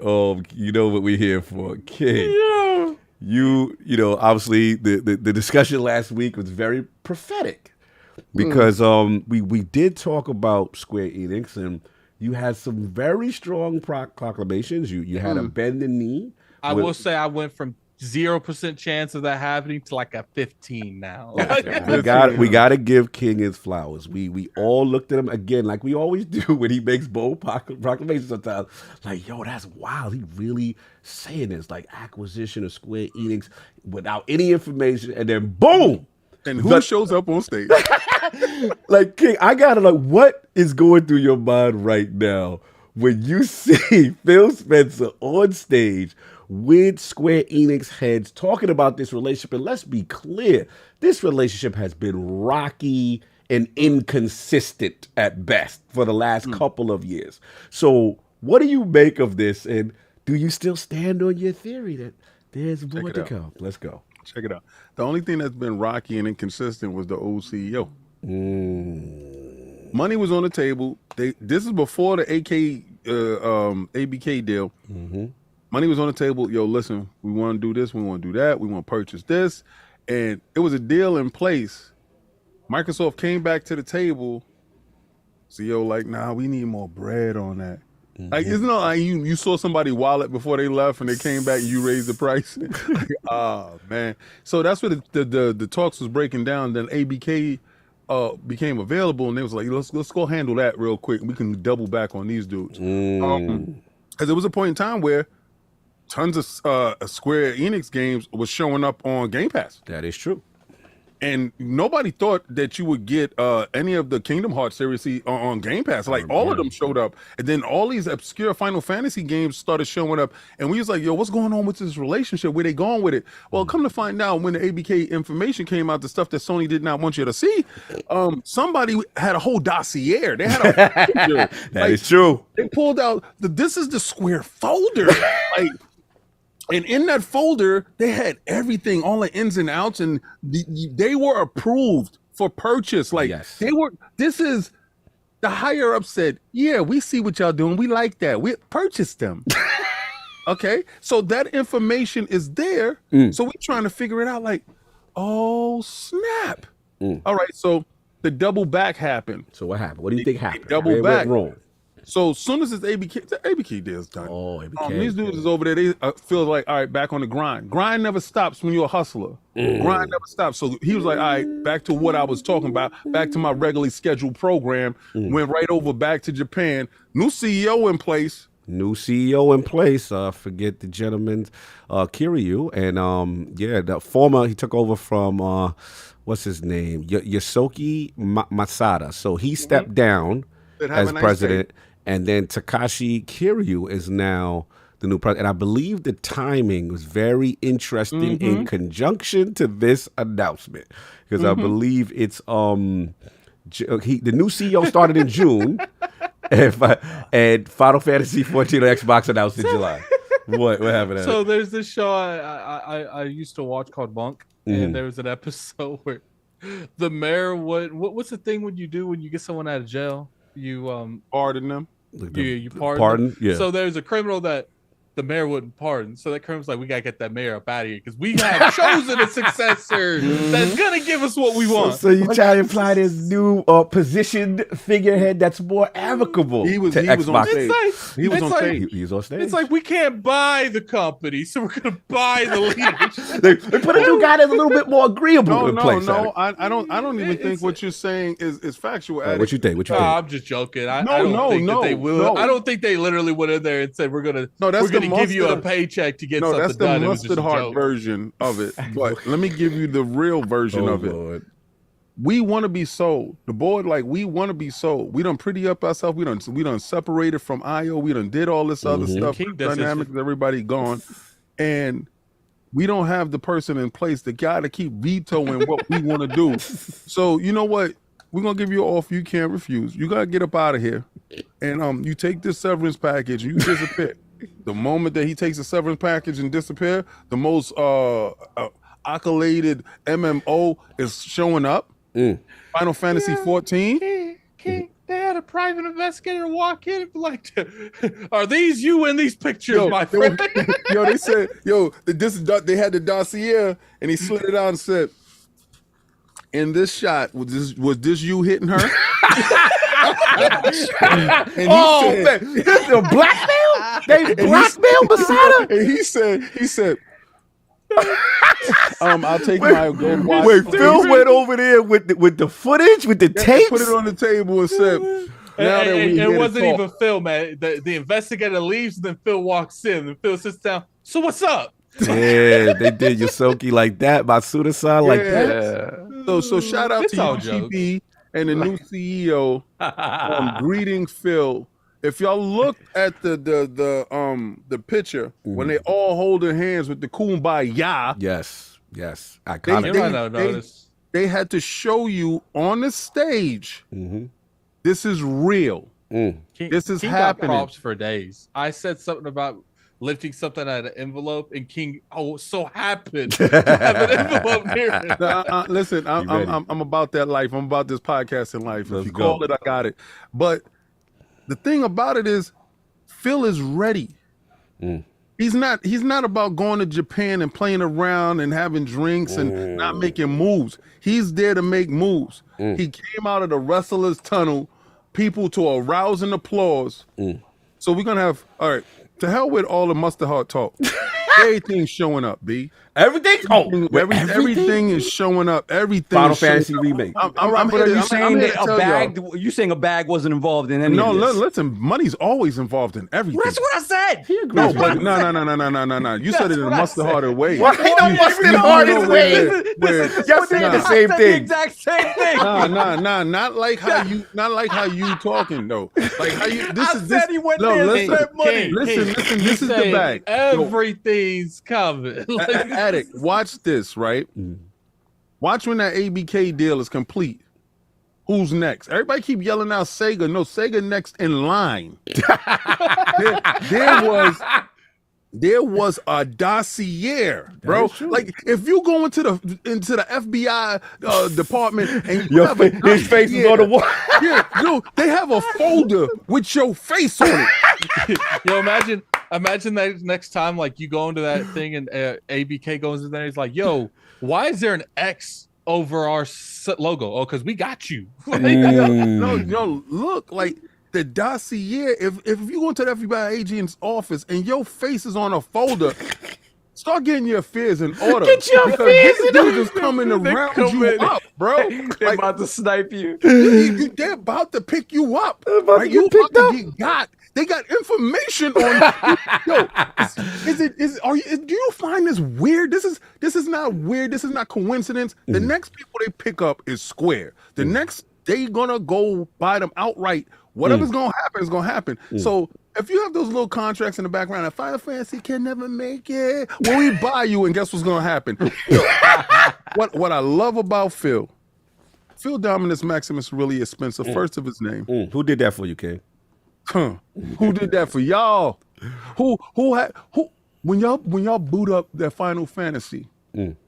I played Final Fantasy on my PlayStation. I mean, the service was trash, but this guy said, I want this because, like Addict said, this is gonna give me the most visibility.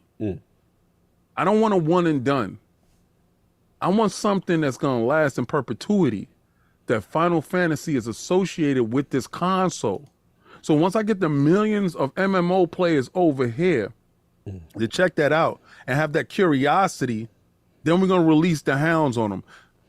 When they purchase Square, I just want y'all all to come back here and just give me my flowers. I told y'all a week before it happened what was gonna happen. Then y'all saw like on a Thursday, like Phil is outside and he's holding hands on the stage, and all PlayStation dudes, we don't really like 14 anyway. Shut up! I'm so tired. I'm so tired of you hold everything cherished to your heart, and what Phil is doing is he's little by little removing all the cards out of your hand. He's playing the best hand of Yu-Gi-Oh! I've ever seen in my life, my guy. And soon as he put that death card down, you know that card that you can't move left and you can't move right, and that dragon come out and nothing that you do is ever gonna stop it. That's when y'all become an app. And my app prediction for you guys is happening every day. And it's accelerated. They coming for this, King. They coming for this. Yo, I just had to put on the crown because y'all forget who I am sometimes. Y'all forget who the hell I am. And y'all out here, King is talking out his butt. Yeah, but my butt spit facts. So it was an all natural situation is the way you. Oh, it was all natty all day on you. And Phil went over there and said, I want you. And I'm gonna have you. You can do this the easy way or the hard way. You know what'd be crazy? Very we think that like Microsoft's good, like, well, obviously not King, but obviously acquisitions is something in their future, and we think maybe we ain't putting two or two maybe together. this. I had it coming around. Maybe they ain't just going for Sega. They ain't just going. I mean, they going for the whole street. This is the thing, right? When especially with the Game Pass, Game Pass is the key, right? Because if without Game Pass, you could say, okay, we're gonna buy these studios or whatever, and we're gonna sell games the way we always have, and we're gonna keep doing what we've been doing.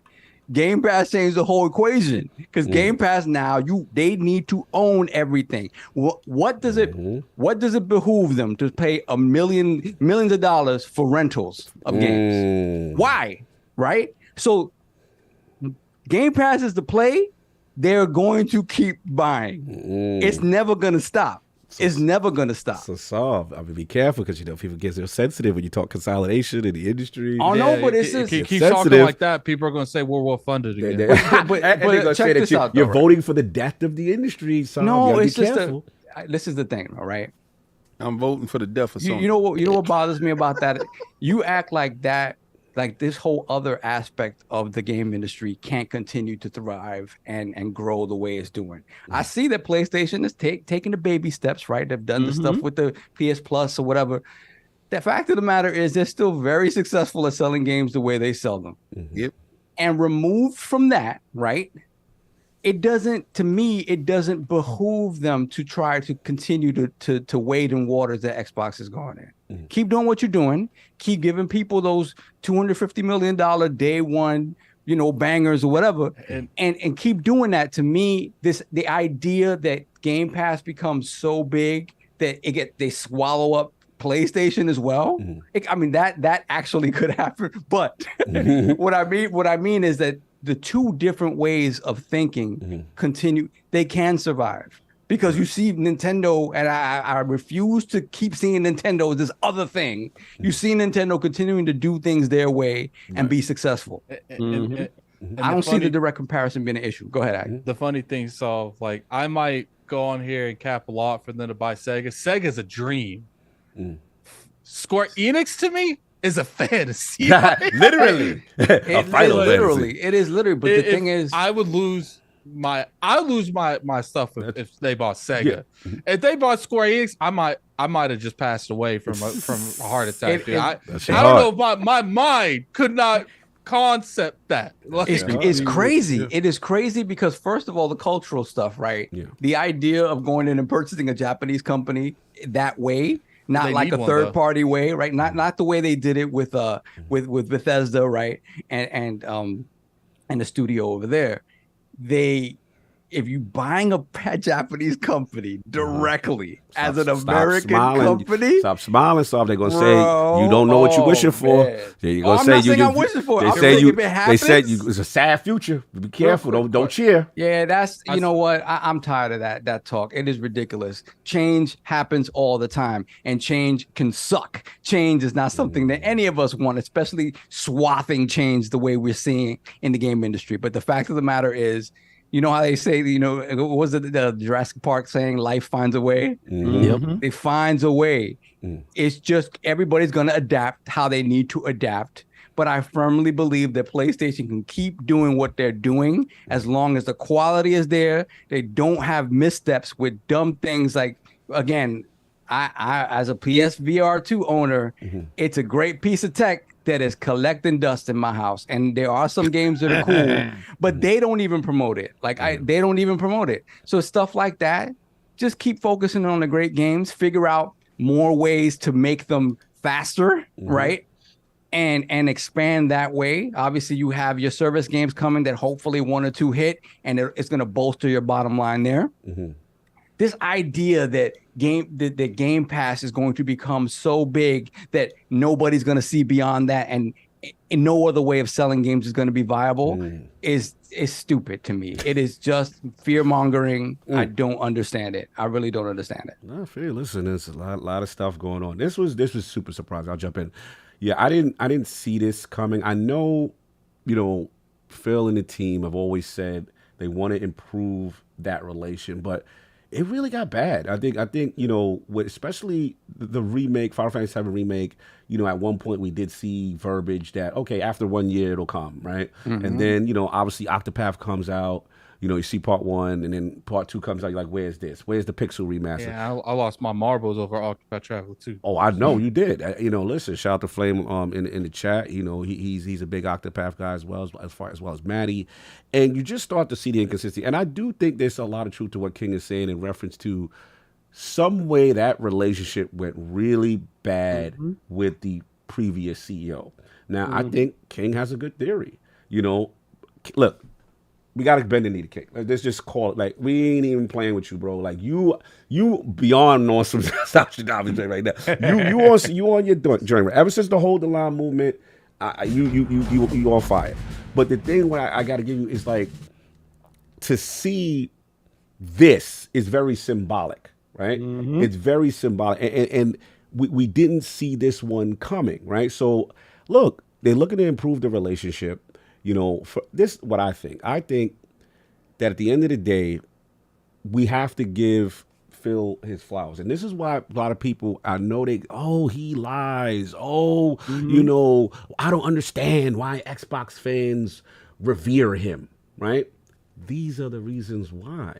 Because again, it's looking at the console objectively and all their weaknesses and all their faults, right? And since his inception into the brand, it's been a systematic fixing of things that Xbox fans have wanted, right? So it's just like, man, your system's underpowered. All right, boom. Here comes Xbox One X. Hey, here comes this amazing service that is Game Pass.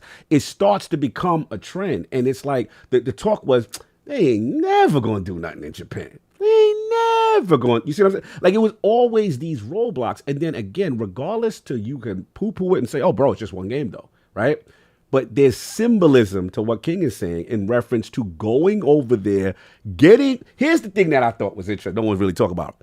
The Square Enix account tweeted this and put the emojis about, you know, Xbox and, you know, we're excited, you know, to see what's going on. Like, this is a full unified front marketing, right? Yep. Not just one side saying, hey guys, we did it, we got this. The team that has been resistant is saying, hey guys, we did this too. So again, I don't know what it means for the future. I know what it means. I know you know. You know by looking at, when are we gonna stop questioning, because it's just baffling to us. Right. Like, this is happening because this is changing. Right. No, what it is let's keep it a buck. They were prettying themselves up. We thought they were prettying themselves up for Sony. Right. Then we started seeing all these games landing on Xbox. Right.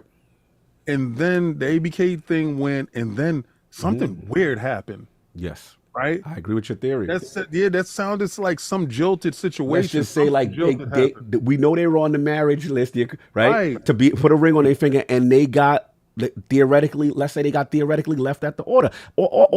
ABK happens, you're stopping everything you're doing. I gotta go get Beyonce. Because I listen, Rihanna, facts. I gotta go get Beyonce. Yeah, like ABK wasn't on the list. Right. So we know that is something that literally happened, fell from the sky, like, oh, they down, and we could get that? They were probably just as shocked that they were able to buy ABK as we were when we found out they were buying ABK. Exactly. So that happens. Let's say Square relationship was talking through this list, right? Yep. Right, as well as other companies. Bungie was on that list. You saw everybody that was on the list is either in a holding pattern or got acquired by someone else. Because Embracer then grabbed up the Square. Remember, Square started exactly. Crystal D and all that stuff started happening. So the reason why people are like, yo, is y'all capping for a 14-year-old game? You got to look at the tea leaves. They also said future games. Yep. It didn't just say, oh, this is just one game and that's what's coming out in the future. Right. So that Final Fantasy. And remember when I said that I can still play that Final Fantasy remake yet, but something is holding me back. And I said I'm not playing it until it come out on that Xbox. You have said that. You said you was going to do it. And I want to see it done. I just know how petty my dude is. And I know that when a Street Fighter 5 was only over there, and he said, I wanted to play Street Fighter on my platform. Remember when he said that, yeah. He said, and it'll never happen again. We was like, you don't got no control. Well, Street Fighter 6 is on Xbox right now. Right now. Yeah. So, I remember the days when Tekken wouldn't make the platform. He was like, this is why he is revered by Xbox fans. Like, every issue, for the most, there's still a lot of stuff, but you can't take away the course correction during his regime. You can't take that away from him. And you can't take away Game Pass. So again, there's always going to be ups and downs. But if you look at the resume objectively, it is very impressive what he's doing to try to turn the brand around. You cannot take that away from him. Go ahead. I would say right now, you can make a strong argument. He's the you best can make it now. That's been you can make it now. Absolutely. And I think if he continues this, the only thing that Phil has lacked, in my opinion, is a consistent quality of games. The quality of games. If he leaves after he's achieved that, you can make an argument he's the best executive to ever be in gaming. Yeah. If he's able to achieve that, if if Starfield comes out and it's a hit, Fable comes out, because I consider, even though let's say he retires in 2 years, even at 2 years, I would still give him stuff like Fable, because the majority, it's like we said, like the Don Matrick era, the Phil Spencer era, like even after he leaves, those first couple games is still going to be under what his leadership was. And if he can self-correct, and people get like this twisted, like he has had good games in his era, like, but for every great game like a Gears 5, it's been something that was underwhelming, like a Redfall. Absolutely. And I think that is the biggest thing that's holding him from being like one of the best for gaming executives ever. For me, I know King's gonna be mad. When I put the cherry on the Sunday, so to speak, for me, as far as regimes, as far as Xbox leadership, right, it's always going to be Peter Moore here. Like Phil, you can make the argument is here already. I'm just going to wait until the Starfields, the Hellblades, the Fable, just long as they're good. If they come out and they're good, then that's his class of 2018. Yeah, that's his draft picks. That's them bearing fruit. If his draft picks bear fruit and execute, bend the knee. What's crazy is we got a month. Yeah, we have a month before we find out. Right? Starfield's the first one. Yeah, because again, between him and Peter Moore is Peter Moore established pillars. Yes. All right, and that's the only thing that he has to do. You know, he established platforms. He made Xbox a brand that you can stand behind. Right, Game Pass. He's done these things. But at the end of the day, like Attic and like you, Saab, WEBDAVE, it's about them games. And if those games don't hit, then he ain't gonna hit. So he gotta land those games. So Starfield's gonna land, and I think Starfield starts the trend. I think Starfield's game of the year this year anyway. So I think it's gonna be big. I'll just finish up real quick and just say, look, I'm with King. There is a lot of symbolism here. I don't know if this is gonna mean an acquisition, but there is a lot of symbolism here. And he knows that by going on stage with Yoshi P and getting that deal done, as well as looks like, future partnership is going to improve. It feels like it's going to improve based on the comments we're seeing from both sides. It's a big deal. And I just harken back to, I want to give them their flowers as far as what they've done in Japan. Shout out to the Queen, Sarah Bond. Took pictures with her.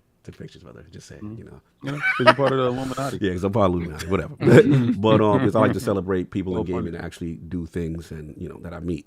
But anyway, all jokes aside, but I do think that they have been on a mission since the Tokyo Game Shows the last 2-3 years to continue to make the groundwork, to put in the work to improve that, and you like to see it. And that as a person who enjoys playing on the platform. These are those missing things, these deficits that they try to prove. I just want to get Dave's real quick thought on hierarchy as far as, then we move on. As far as Phil's, leadership, and as far as his tenure at Xbox, like, what do you see? Because I know there's a lot of criticism sometimes, and rightfully so. We saw the Redfall stuff. We saw some things that during the regime, like, yo, what's going on 2022? How you didn't, first party games, whatever. But like, now that you're looking at this, where we sit now, and then for the future, where do you have him in Xbox hierarchy, so to speak? Yeah, real quick before you go, Dave, I did put a question in the chat real quick. I want the Roman to answer. Just get a little bit more vibe on what kind of guest you guys would like. Continue, Dave. Sorry. Yeah, go ahead, Dave. Yeah, none like Dave. Stop it. You're a legend out here. Stop it. Oh, thank you, sir. No, to me, Phil, he is now the GOAT. Wait, why? What gave him the GOAT title to you? I'm curious. Well, I mean, if it wasn't for Phil, he wouldn't. He went to Satya and said, "Look, there's some things we need to do." And Satya's like, "Well, we're big on service. What can we do about Game Pass?" So they hammered that out and said, "Look, get these benchmarks on Game Pass. Let's grow that, because that's our service games, and I'll back you and support games if you can get this done." He's done that and continues to do that. He also is the man that came out on stage and said backwards compatibility. Oh yeah. And we were like, what? That was big. And to this day, I mean, you look at things like the Call of Duties and the impact they're having now, and the guys going in and cleaning up the games, and getting them servers all back up and running. Mhm. That's because of what Phil did, and there's so much more. And he even, he's acknowledged that there was some things that he didn't like that happened, Lionhead Studios and the way they ended up breaking them up. He realized that was a mistake and went forward from there. And I think that, like I said, he's about game preservation. He's getting good people in line because he almost always, when people praise Phil, he praises the team. He always praises the team first. Yeah, that's a fact. That's a fact. No, well said. Yeah. Well said. Anything else from everybody else before we move on with this Final Fantasy stuff? Attic, everybody's good? Yeah, we're fine. Okay, cool. No doubt. Soft super chats, next topics, or just flying? Yeah, super chats. Hold on a second. We got. Keep with the questions, guys. I'm writing all these names down that people want us to. We got a few, or we got a little bit? We got it a little bit. Okay. We got Stitch, member for 44 months, Lord Gold. Is Sony on a panic mode now that the last publisher to provide exclusives to them publicly embraces Xbox? I mean, Art of Warfare is like, take away, what your enemy's strength is, to kind of make it your weakness. Regardless even if it's the worst case that it doesn't go to an acquisition, I will say the prospects of future Final Fantasy games being exclusive, no longer, missing the platform, I think has lessened. We could at least, I think, agree that on a very minimum level. There's definitely better hope than there was this time last week. Yes, definitely increase the probability increased. Do you at it? I told you. Huh? I said one game is better than 0 games. See, but I'm gonna tell you this: when I speak it into existence, be fearful. Well, I hope you speak this in it. I still think you go a little bit ahead of yourself, but I think I hope you're right. I don't want your esophagus pulse. I just want you what to do. Just what to do. Yeah, because he want to do that one chip challenge. After seeing Hoggy, after seeing Jez, after seeing Gaz do it, and giving me flashbacks of when I did it, I could never, in good conscience, say, "Yo, do a chip over some video game crap." Hell no. You can ask Hog. I told him if you lost that, I wasn't gonna make you take that chip. Yeah. So I mean, look, the bend the knee still stands. It's just the reward or whatever to change. That's fine. Then we have Robert Kelly, $2 super chat. Xbox slapped the Square with that beefy check. Oh, very beefy. Very beefy. Very. Yeah. Then we got Edwin Garcia, $5 super chat. Resistance, Ratchet, Infamous, to name a few that were invented before Sony acquired them. I don't agree with Colin about Xbox lacking art. Xbox needs a chance. Okay. Raiden Blade, £5 super chat. The JFTC and Judge Jacqueline for pointing the finger at Sony and FF16 exclusives blocking, and Congress looking at JFTC. Square Enix is like Sega is in money. Okay.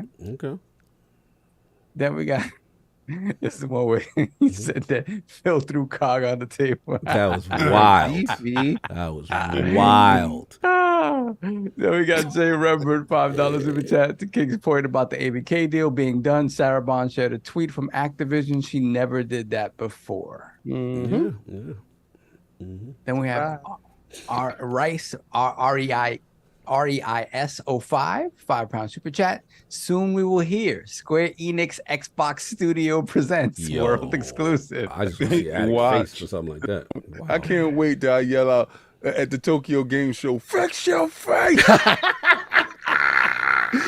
What I told you. You will be insufferable. That would be crazy. Saul wants to rein me in because he knows my biggest win is about to show up. It's gonna be disgusting. I don't like you with taking L's off of being a bad winner. I will. You know how you like, yo, good one, yo, and you like, nah, no pound. No pound. No pound. Yeah, he definitely ain't taking a pound. He wants to bump it in your face.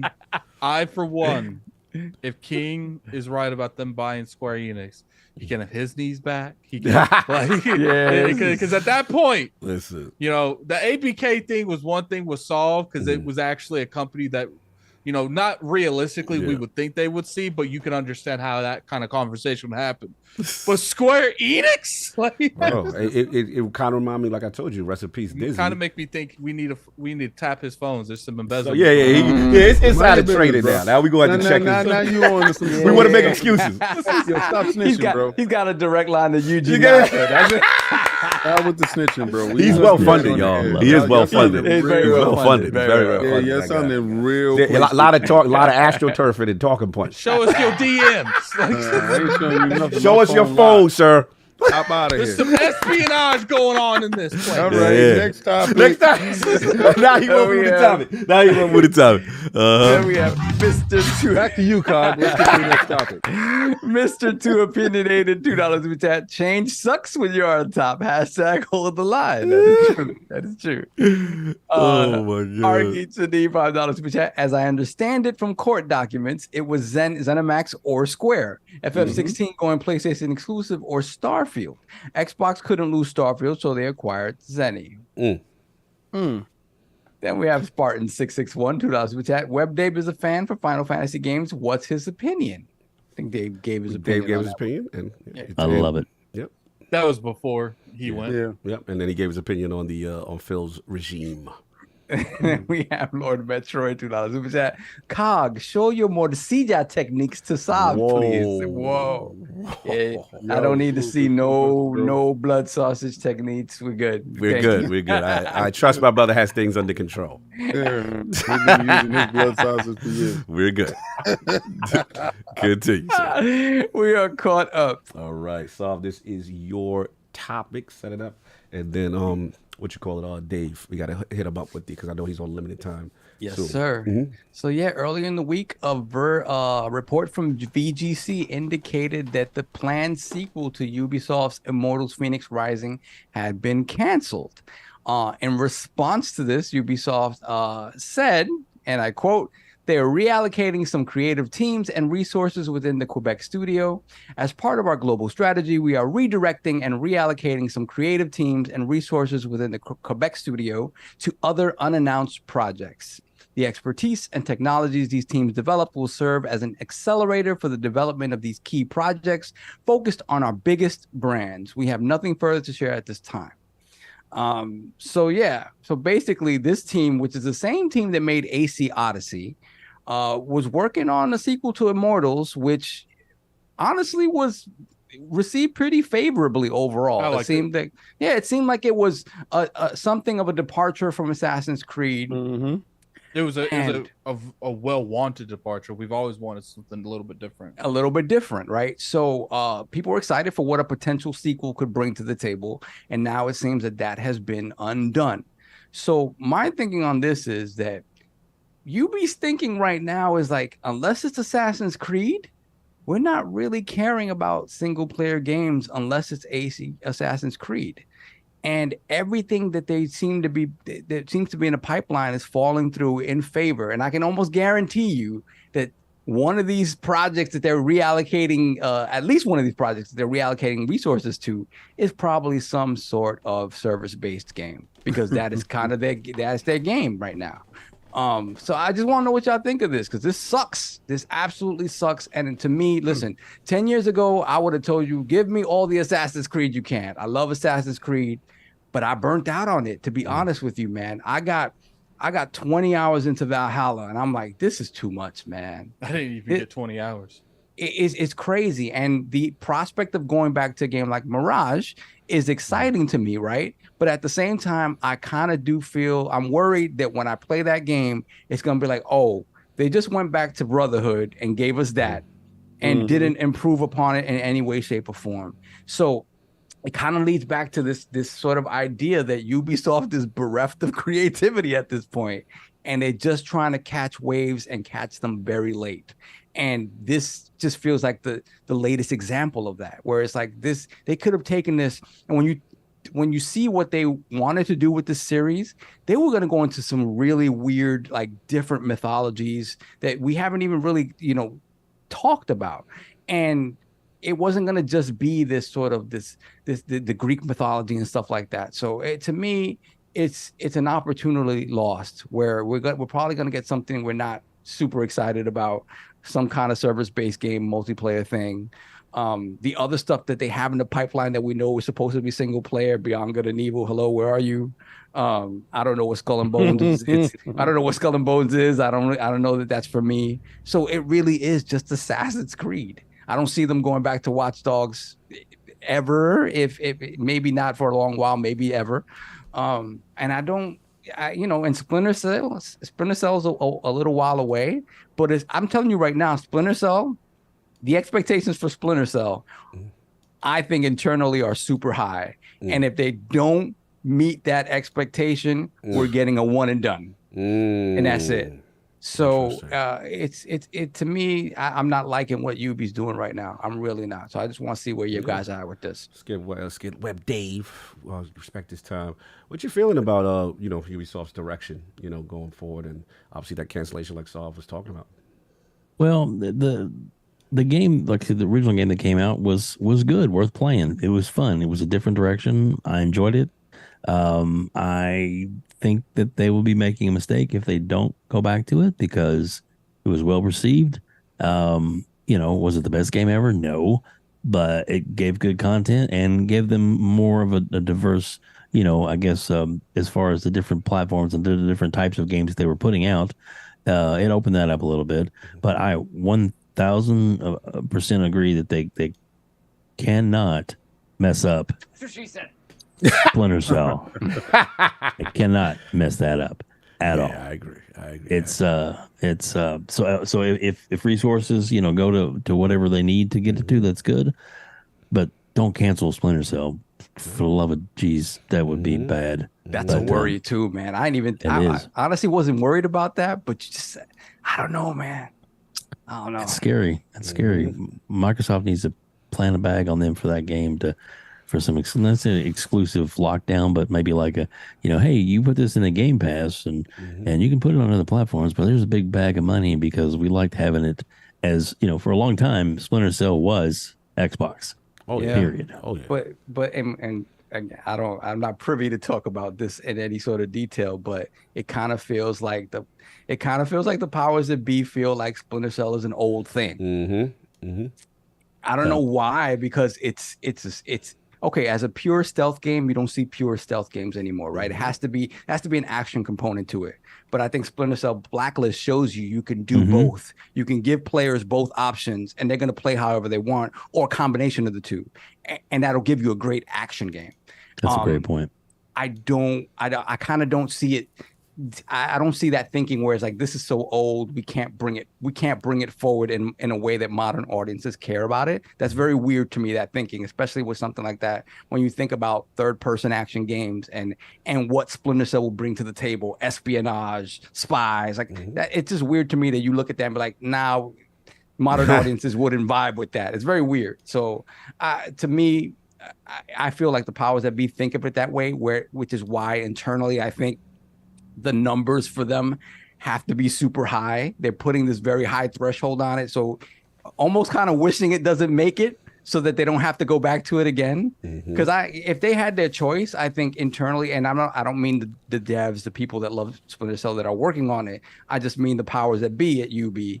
Internally, I honestly think if they could turn that into some service-based game and be done with the single-player aspect of it, they'll be happy with that. And that's a sad thing to think about. Yeah, shout out to Tom Henderson in the chat. He's saying they are not going to cancel Splinter Cell. Smiley face. Thank you, Tom. Thank you. No doubt. Lord Addict, what's your thoughts on this Assassin's Creed thing? I know you care about Assassin's Creed very near and dear. IOP, low key, was founded between Assassin's Creed and Destiny. True story. So, yeah, I think it's just one of those things. I think games as a service has, in a lot of ways, shifted the industry in a really bad place. Companies now, because of microtransactions throughout the years, their profits have been fluffed so much. Now, if a game doesn't make that kind of money, they don't want to even remotely try it.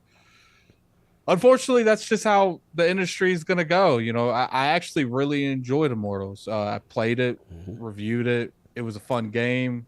I remember the little thing where you fight the heroes throughout time. It was a very enjoyable experience, and I hate that the sequel was canceled. And all I know is Ubisoft keep this up, they might end up getting bought by Microsoft. So Yeah. so it's just it's sad, man. It's sad. Hopefully they'll, like Dave said, they will, get back together in the future and realize they have made a mistake and restart the development. But I highly doubt that. It's so funny how anytime a company's down now, you're like, hold up. Look who might be creeping. It's still sniffing around the corner. What's that Jim? That emoji for that dude? He got the hands by the tree. You talking about? Oh yeah. Oh, the dude with the yellow Spice, with the yellow Spice suit Adam, on. yeah. Yo, Spice it's Adam funny. joke. It's like Ubisoft King. They sit there talking in the boardroom. And they're like, "What's all the things we can do to get by Microsoft?" It's like, Candles was always good. How can I help you help me? Like who's got a rich scandal going on?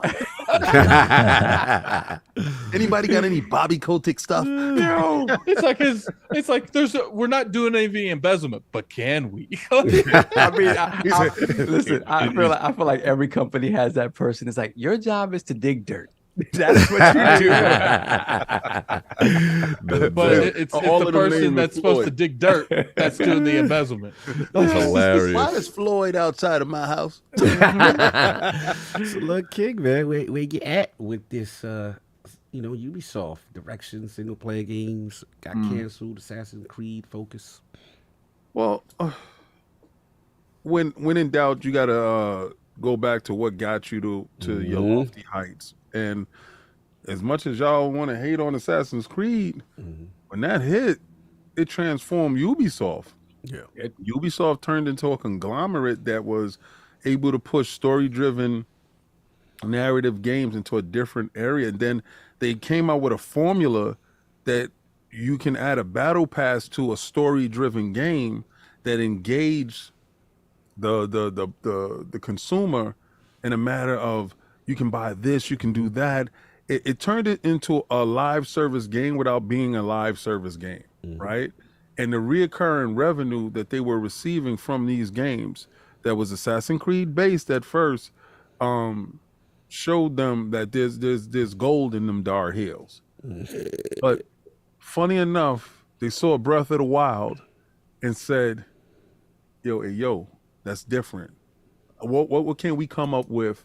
And, one of their teams was like, yo, we got this game that's sort of in the vein like that, but it has better combat. It has this, it has that. Yo, work on that. Let's see what you come up with.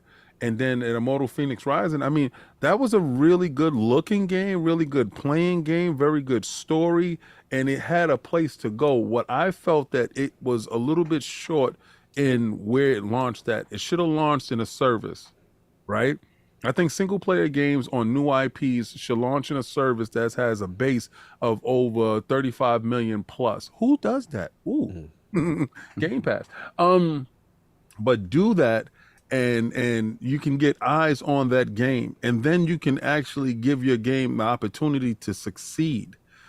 Now, as far as them putting all that stuff into Assassin's Creed, please do.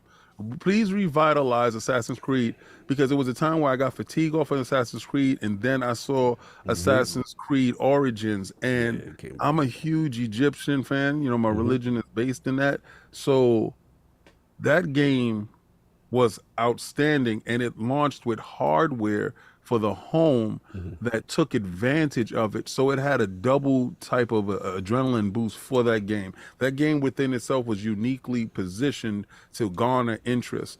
And from there, you got Odyssey, and you got the next one, Valhalla. And I haven't got a chance to play Valhalla yet, but I understand it's a huge undertaking when you start playing these Ubisoft games. I know this. I know the time that is necessary to play these games is time consuming. It's like a game of a service. Oh yeah. But Splinter Cell, I don't think that they have to. They have internal thoughts to saying that it has to reach a certain thing. I think that internal pressure is put on by the teams and know how much Splinter Cell means to the Ubisoft DNA. So I think those internal pressures that that's put on is not financial in basis. It's actually internally of what this franchise means, because if they do miss, then that's it, right? And I believe that's really the case. So I also think there's a group in there, like the board is like, okay, good, y'all can do the story joint. Okay, we got that. I would join with Spy and Mercs.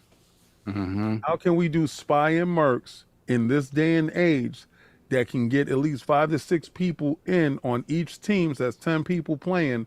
So we can get this reoccurring revenue going up. You want to make your game. We cool with that.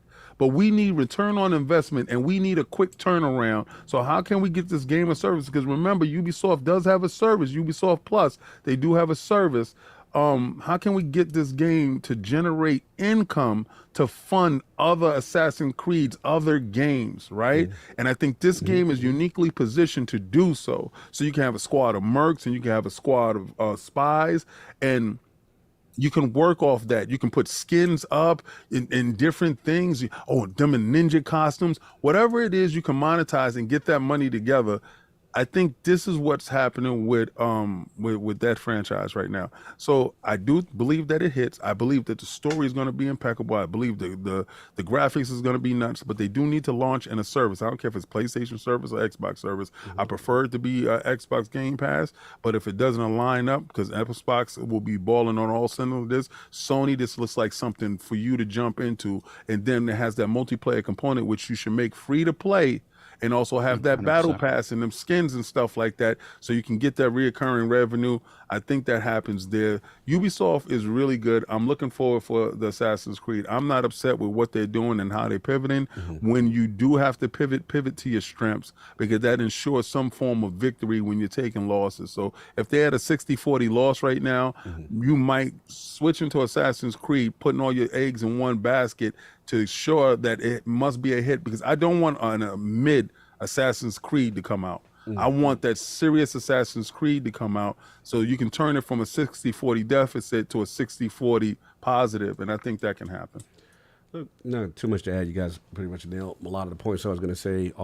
I just think they are going through a transitionary period where, they really were struggling, and I do feel like it's almost like a consolidation of, let's get back to what actually makes the most money, and that's Assassin's Creed. You know what I'm saying? At the end of the day, Assassin's Creed is the breadwinner. That's what transformed them. I do kind of empathize with Solve in the sense that we've known them to be this super creative company that, sometimes would take these risks. And early Ubisoft, at one point, it was the tops in the game. Like everything they touched was gold. I think they just went through a streak of just being on fire, and then Assassin's Creed hit, and then boom. It's like, okay, we got something. Then, to me, they kind of got a little EA in them, and they started to, let's Madden this. You know what I'm saying? Let's, every year, we're going to keep giving you Assassin's Creed. And I think the fan base got eventually burnt out, as great as it is, right? And like you said, you can live in these worlds. An Assassin's Creed game right now, Valhalla, is insane. Like, you can live in that world. It's just where I fell out of the favor, personally, is it wasn't Assassin's Creed anymore to me. Like, this is action adventure, RPG, 1,000 icons on the screen, just vomit on the screen and just play all day. All right, fine, that's great for you. Me, I'm the guy that like being in Jerusalem through the crowd.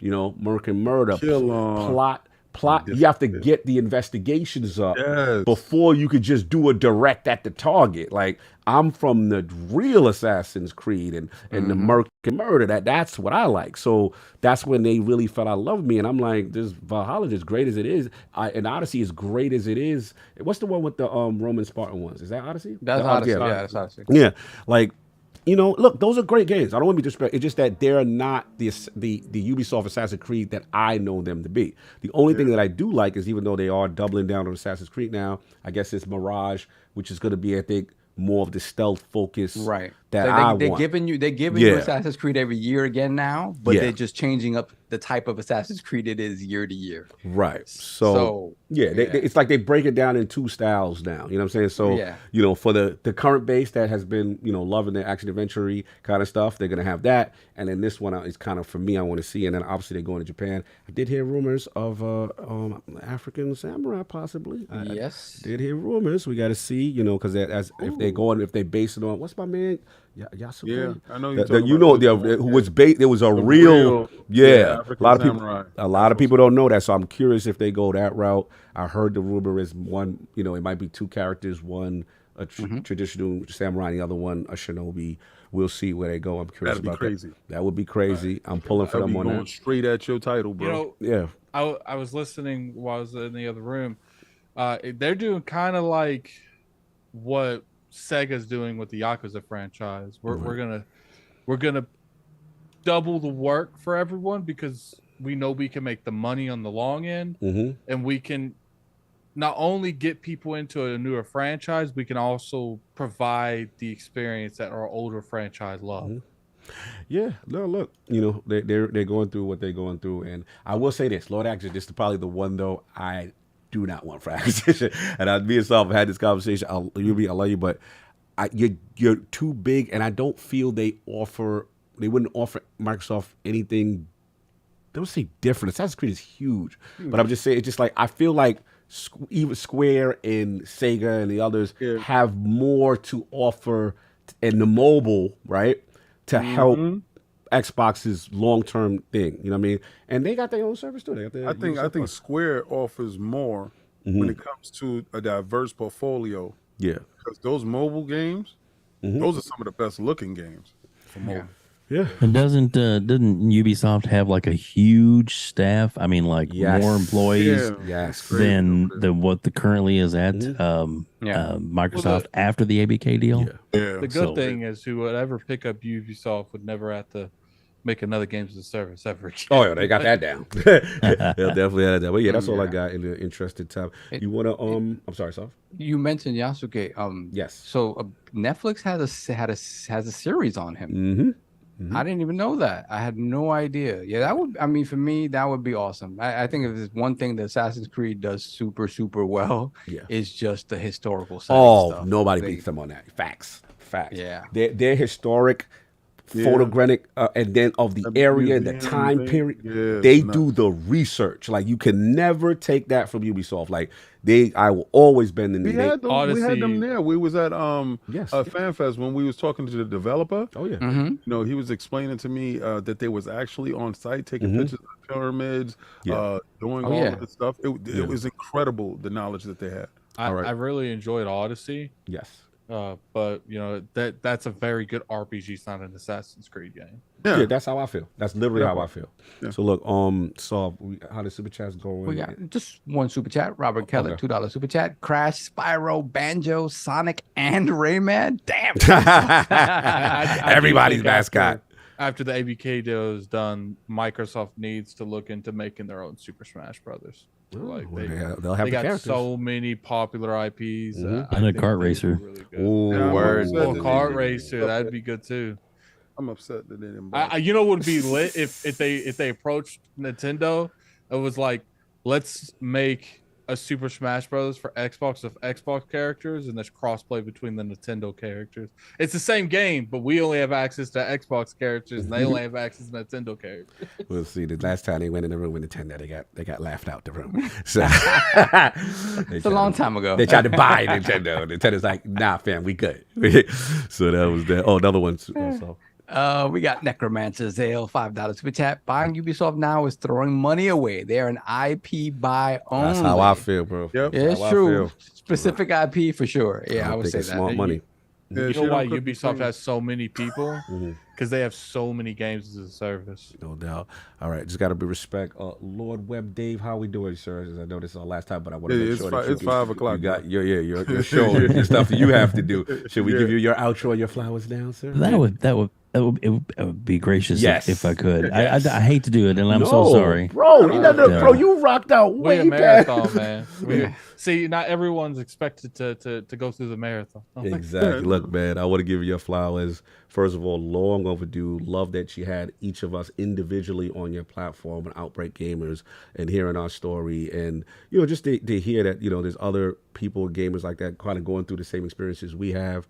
I love what you do for the community. It's very, very spotlight a lot of people, the big, the small, and then also I just love that your content is also varied. Your background, what I'm saying, as far as pop culture, entertainment, rock, everything, man. Love what you're doing in the community, and definitely touched us that you do value what ILP brings, and that meant a lot as well. So tell the fine people where they can find you. What you got going on, sir?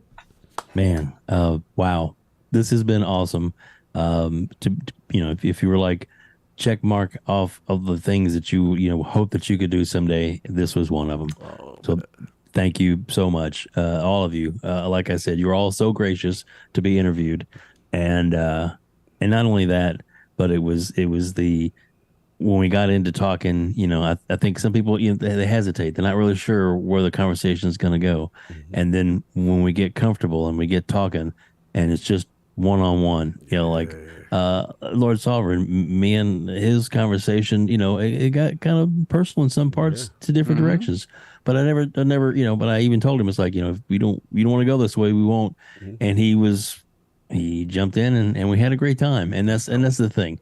And that lets people know more about the amazing content providers that you guys are, and I appreciate each and every one of you, and I mean that. And one of these days, I'm gonna talk to Addict about some of his mind tricks that he does to get some guests on, because there's a few guests that I need help with. I'm just saying, yo. Addict is a beast, yo. He's fearless. He is amazing. And he shoots his shot.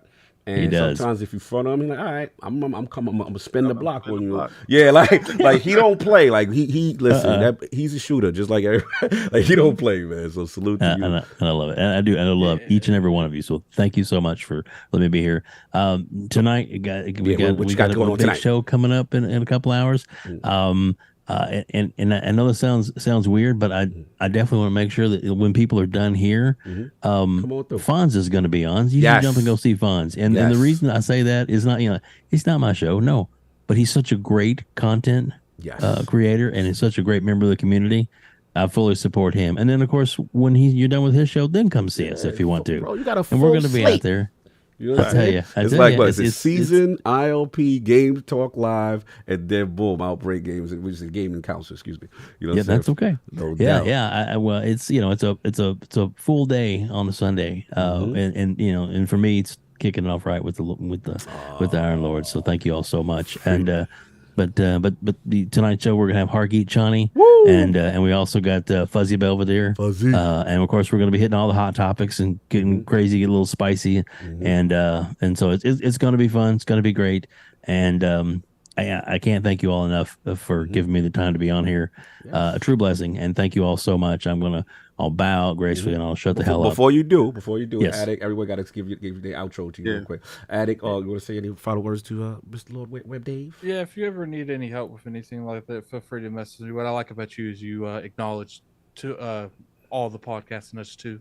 So I have no problem giving you my knowledge because you acknowledge me. That's true. That's true. Message me anytime you need. No, well, I appreciate that. I won't beat you up over it, I promise. But there may be one or two, like, hey, do you have a way to get a hold of this person? Because I can't find any other resource to get a hold of them.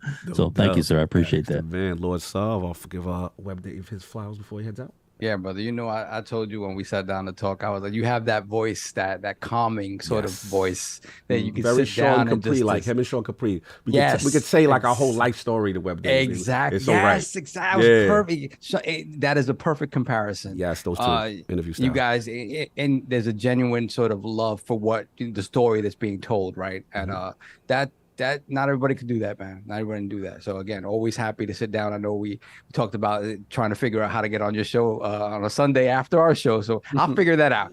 I'll figure that out at some point. But thanks for coming through, man. I love the history. Obviously, someone with such a shared history with us. It's always fun to talk about that stuff because, the young guys don't understand that. And we've been through it too. Yes. We've been through it. We've been life through lessons. There you go. Lessons. Thank you, sir. And of Thank course, you so much. King sending Lord WEBDAVE off. My dude, from one apex predator megalodon to another. I love that. I respect you. I respect your gaming history. I learned a lot of stuff about you today. I was on your show and we talked, but that was about me. And I'm so happy that I got a chance to get into what make WEBDAVE tick. I knew about the radio show, but what I didn't know was your gaming history. And this is the reason why Iron Lords do this, to get into the history, because y'all did not know that y'all was walking around with an apex predator around. Y'all talking your platinums and y'all, put some respect on WEBDAVE's name, man. Like, don't ever come at him. He's not the dude that you could talk to because he looks at you like, yeah, you cute.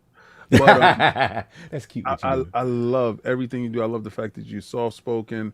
You have a art style within yourself where it's comfortable to talk to you.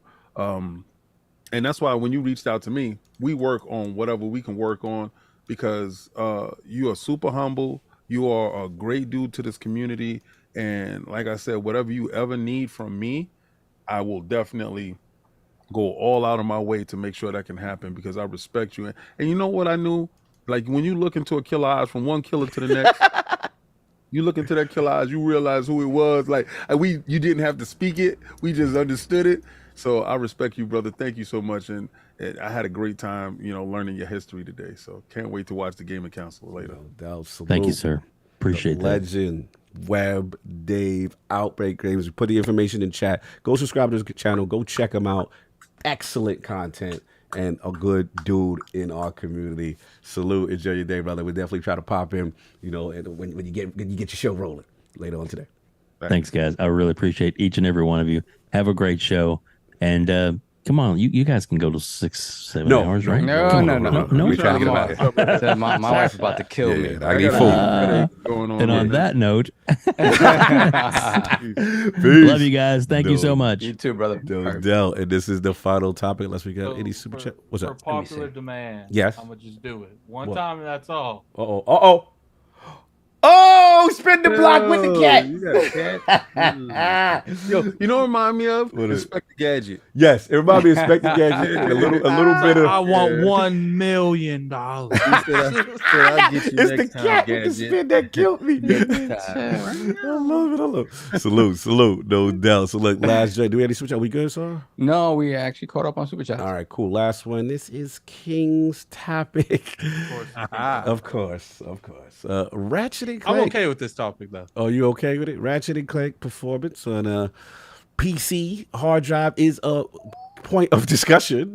I don't really have an article in conjunction with it, just that obviously it went out on PC. That there's been a lot of discussion in reference to if it was only possible on the SSD. Conversations by Insomniac, so it looks like Digital Foundry did do a comparison in reference to hard drives, where they did show on one of the hard drives that it was not functional. Now we've had other people come out to make tests, whether on standard HDD drives that it can be functional at all. Some have been varying where they show the game still running through the rifts and some of the more difficult sections. So that, I guess, started a discussion. Shout out to Oh No It's Alex. Shout out to Fortinga Plays. They both have videos, I guess, showing, with a 7,200 RPM and a 5,400 RPM, what the differences are and if it can run or not. And the results are interesting. So, King, this is your topic. I think I know where you're going with this.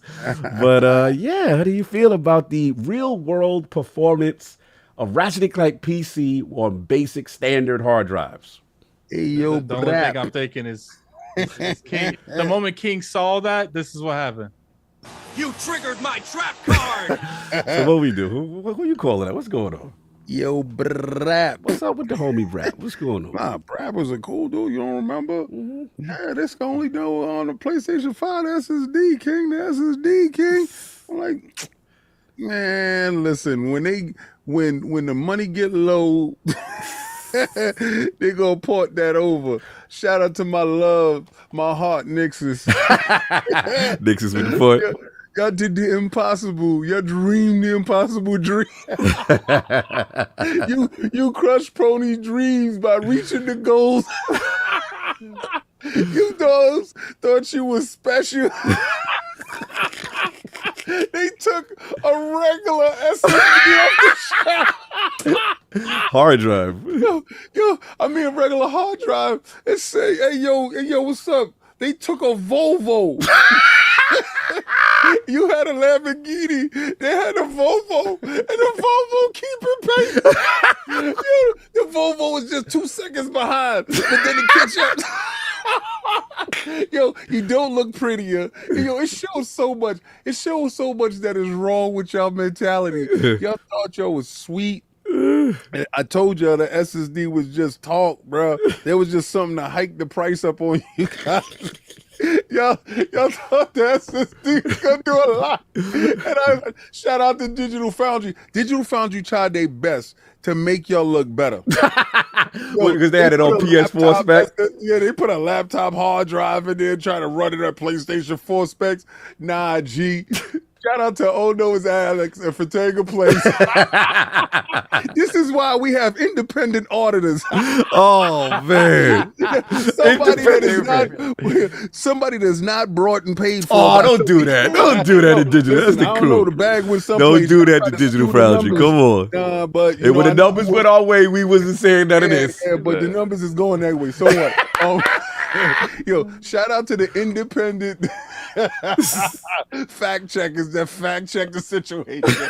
I knew this day was coming. I knew that y'all was gonna get this work.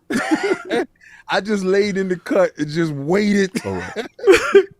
And everything that y'all talk about, the next thing for y'all, and y'all know when I speak it, it happens. That's Spider-Man 2. When it don't perform how it's supposed to perform, in numbers wise, it's gonna end up on that PlayStation 4.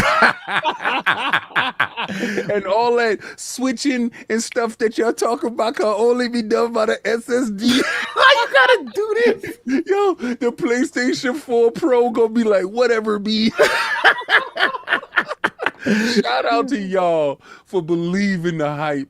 And I knew it was just hype. I love you guys equally because y'all give me entertainment every day. All right, but first let's get at it. What's the breaking news? And then I gotta ask. It's not like big breaking news, but apparently the European agency, something over there, said that CMA? the EU. Yeah, CMA? I don't know, CMA? but they said that What'd they 70 to 80% of Game Pass subscriptions are Ultimate. Yeah. Oh wow, that's crazy. Because apparently, Yeah, you I know, thought like it was that $1. narrative says that everyone's on the dollar deal. And Oh they stop right yeah. after So we got the dollar fast. deal. Yeah, you know that. All right. So all right, Kate. Before we open this up, I do gotta ask you. Okay. So the point of contention right now is, did Insomniac, Sony marketing lie by saying lied, bro. that it could only be run on They lied. They lied. It ain't no way around it. Y'all can sit there and try to. I don't know where they said. I saw it. I heard it. Through the power of the SSD, you're able to transverse worlds with absolutely no problem. It's like the Well, I have the world's quote. magically right there. I have the quote if you want me to read the quote. Yeah, go read the quote. All right, so let's read the quote. All right, so basically, God, you ready? I'm ready. Yeah. Insomniac's Marcus Smith, creative director on the game, explained how this new feature was only made possible with PlayStation 5 solid-state drive in this video. He said, Ratchet & Clank Rift Apart is a game that utilizes dimensions and dimensional rifts, and that would not have been possible without the solid-state drive of the PlayStation 5, explained Smith. Obviously, impossible means you can't really do it on any other SSD. I mean, if and somebody told me impossible that on jump drive. is impossible, I ain't gonna try to attempt it. But somebody make the jump. I'm like, ooh, it's possible. He said the SSD is screamingly fast. It allows us to build worlds and project players from one place to another at near instantaneous speeds. So I think that's the thing that people are issue with. So some people say, yeah, they didn't lie because look, it's not possible lag on at PlayStation that 4 or PlayStation Yeah. 4. But it did on when the Digital Foundry, when that one that he was hung up for mad long, King, but on that's that when you sit PS4 there spec. and you wanna put a PS4 spec, but the bottom line is the SSD is not necessary in that space like that. Let's get down to the crux of it. Okay. Don't try to play semantics with me. Don't try to take a goalpost and throw a goalpost over here and move. Not you. I'm just talking about these dudes out here that's trying to move the goalpost. See, this is where I take it from jokes to being looking at you in your eyes because you disillusional, boy. I'm gonna let y'all know right now. Stop playing with me. You guys, your SSD is not what you thought it was, and it hasn't shown it yet. So maybe that game from Quantum Error can show you the SSD is 4 times as fast. Yo, it's these dudes hold on to everything, and then when we tear it down and throw it in the bushes, they move the goalposts and step over. Like you're going to get wet. It's raining outside. Just take the wetness. Stop the moving L. from spot to spot, talking about, oh, that ain't it though, because remember, King, what I had said was that stop it, man. It's an L for you. And y'all have been doing nothing but taking L's. And you know what I know when a PlayStation dude has taken the L so hard and it hurts so bad, they do the same thing out there. All PlayStation do. They pull Redfall out their butt. But Redfall though. But King, but what about He's Redfall right. though? He's definitely right. People would be the first person to bring up Redfall. Look, Redfall was underwhelming to a lot of people. I didn't particularly enjoy it. I actually uninstalled it. But like, we got to stop using that as the de factor. I do think that that's an outliner. That's not. Let me ask you a question, Addict. Yeah. Because I think you can answer this for me, and I just want to ask Addict this question. What came first, Redfall or Forspoken? Forspoken. Thank you. Enough said. Okay, there we have. Back to you, the Kings. One of the never-ending Ratchet and Clank topic on IOP. We have finally closed the door on that, and the reason why I had the hat on was because all you dudes got Hayachi face, right? So as you can see the tear in Hayachi's eye, this is you with Hayachi face. So when you saw it running on that HD 7200, that's what killed it for you. Yo, I ran to the TV, right? Because it was like Digital Foundry's up, and I saw it on my phone. I was like, no. I gotta sit down on the couch for this, because if they prove me wrong, they're coming for me. So I gotta be ready. I'm watching. As any general should. As any general should. My hands was getting sweaty. I'm sitting there like, and it was like, yeah, it's possible with a delay. Got him. That's all. Once they say, yeah, it's possible with it, got him. That's it. And then once I saw All Knows Alex video, got him. Yeah. And then I saw Fatega Plays video. I was like, it's over. You know what's funny, King? I always, when me and Dirt are doing the Addict show, I'm always saying, because Dirt, he's all about we only let people in here that's gonna vibe with us. We ain't about that PlayStation fanboy in the chat stuff. I was like IOP the front line. I was like, but our second string of bow and arrow people, that's Dirt. He's controlling that. I was like, every time someone tries to hit our flank, Dirt got one of his people with an arrow straight going at them. And we got specialists like, oh no, it's Alex and Fatega. Y'all better watch out, man. They're the mercenaries we hire from time to time. Oh my Lord, you better watch out, man. Addict, any thoughts on you now? PC Master Race showed me your build guy. Look, do I think that the particular developer try to lie on this? I don't. I think he was just saying stuff. People say stuff. He wasn't thinking what he was saying. I don't think he meant this can't be done on PC. I think he meant this can't be done on PlayStation 4 because they don't have the SSD that's in the PS5. But it doesn't matter what you intend on people. It matters how people take that information. And especially that's why PR exists. They want to make sure that you say things in a way that the public can't, take in a different way than you actually intend. And it's on him. He should have been a lot better saying stuff now. He doubled down after Digital Foundry. He quote tweeted Digital Foundry. He said, see, I told you. We didn't lie. He doubled down like he ain't lying.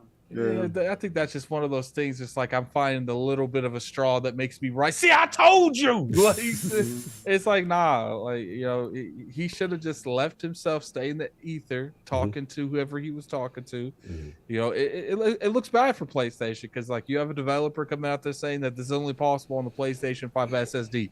I personally don't think he was talking about the custom SSD in the PlayStation 5. I think he was just talking about the literally SSD in the PlayStation 5. But regardless how I interpret it, homeboy out there jumping off skyscrapers with no info. So, let him jump, man. Let him jump because they ain't a parachute at the bottom here, man. We don't believe in that. You jump, you jump. Jesus. No preservation of human life. Okay. We're going to move on. So, PC Master Race's on. What are your thoughts on all of this? God, listen. This is what happens when any of us listen to marketing speak, right? And these are the pitfalls. Because I don't know about you, but on my Series X, I ain't seen a whole lot of FSR. You ready for your machine to start learning? Yeah, exactly. Short of Scorn, I don't know anybody else that's really rocking it like that. And it's like, and to me, when you talk about the console early on before it comes out, and you put all these buzzwords out there, right? You put all these buzzwords out there. To me, every time every time a game comes out that's utilizing that stuff, I would think you bring that to the forefront. Hey, this game is utilizing FSR 2.0, whatever. And none of that has happened. None of that's happened. If not for Digital Foundry and these other sort of YouTube channels that specialize in the technical aspects of these games, we wouldn't know. So when I say Scorn was one of the first ones. It's like, yeah, it's using 2.0. Oh wow. Yeah. I don't remember Scorn ran at 60 on the Series X. I don't recall. It's stupid slow. It's stupid slow. We wouldn't know. We wouldn't know. Yeah. So it's one of those things like things like that. Mark Cerny talk about your ears and things like this. You always got to take it with a grain of salt because it's not quite true. And this is a perfect example of it where it's like, yeah, in this specific scenario with these specific switches turned on, it don't work. It don't work. I told y'all. But the fact of the matter is that you can play for this game from stem to stern with a regular ass hard drive. It kind of makes it untrue. So I would say, as informed gamers, let's just keep ourselves informed and not get too hyped by what we hear about things. Because like I said, I'm still waiting for this FSR 2.0, 3.0 godsend that's going to that should theoretically have made Starfield 60 FPS on Series X.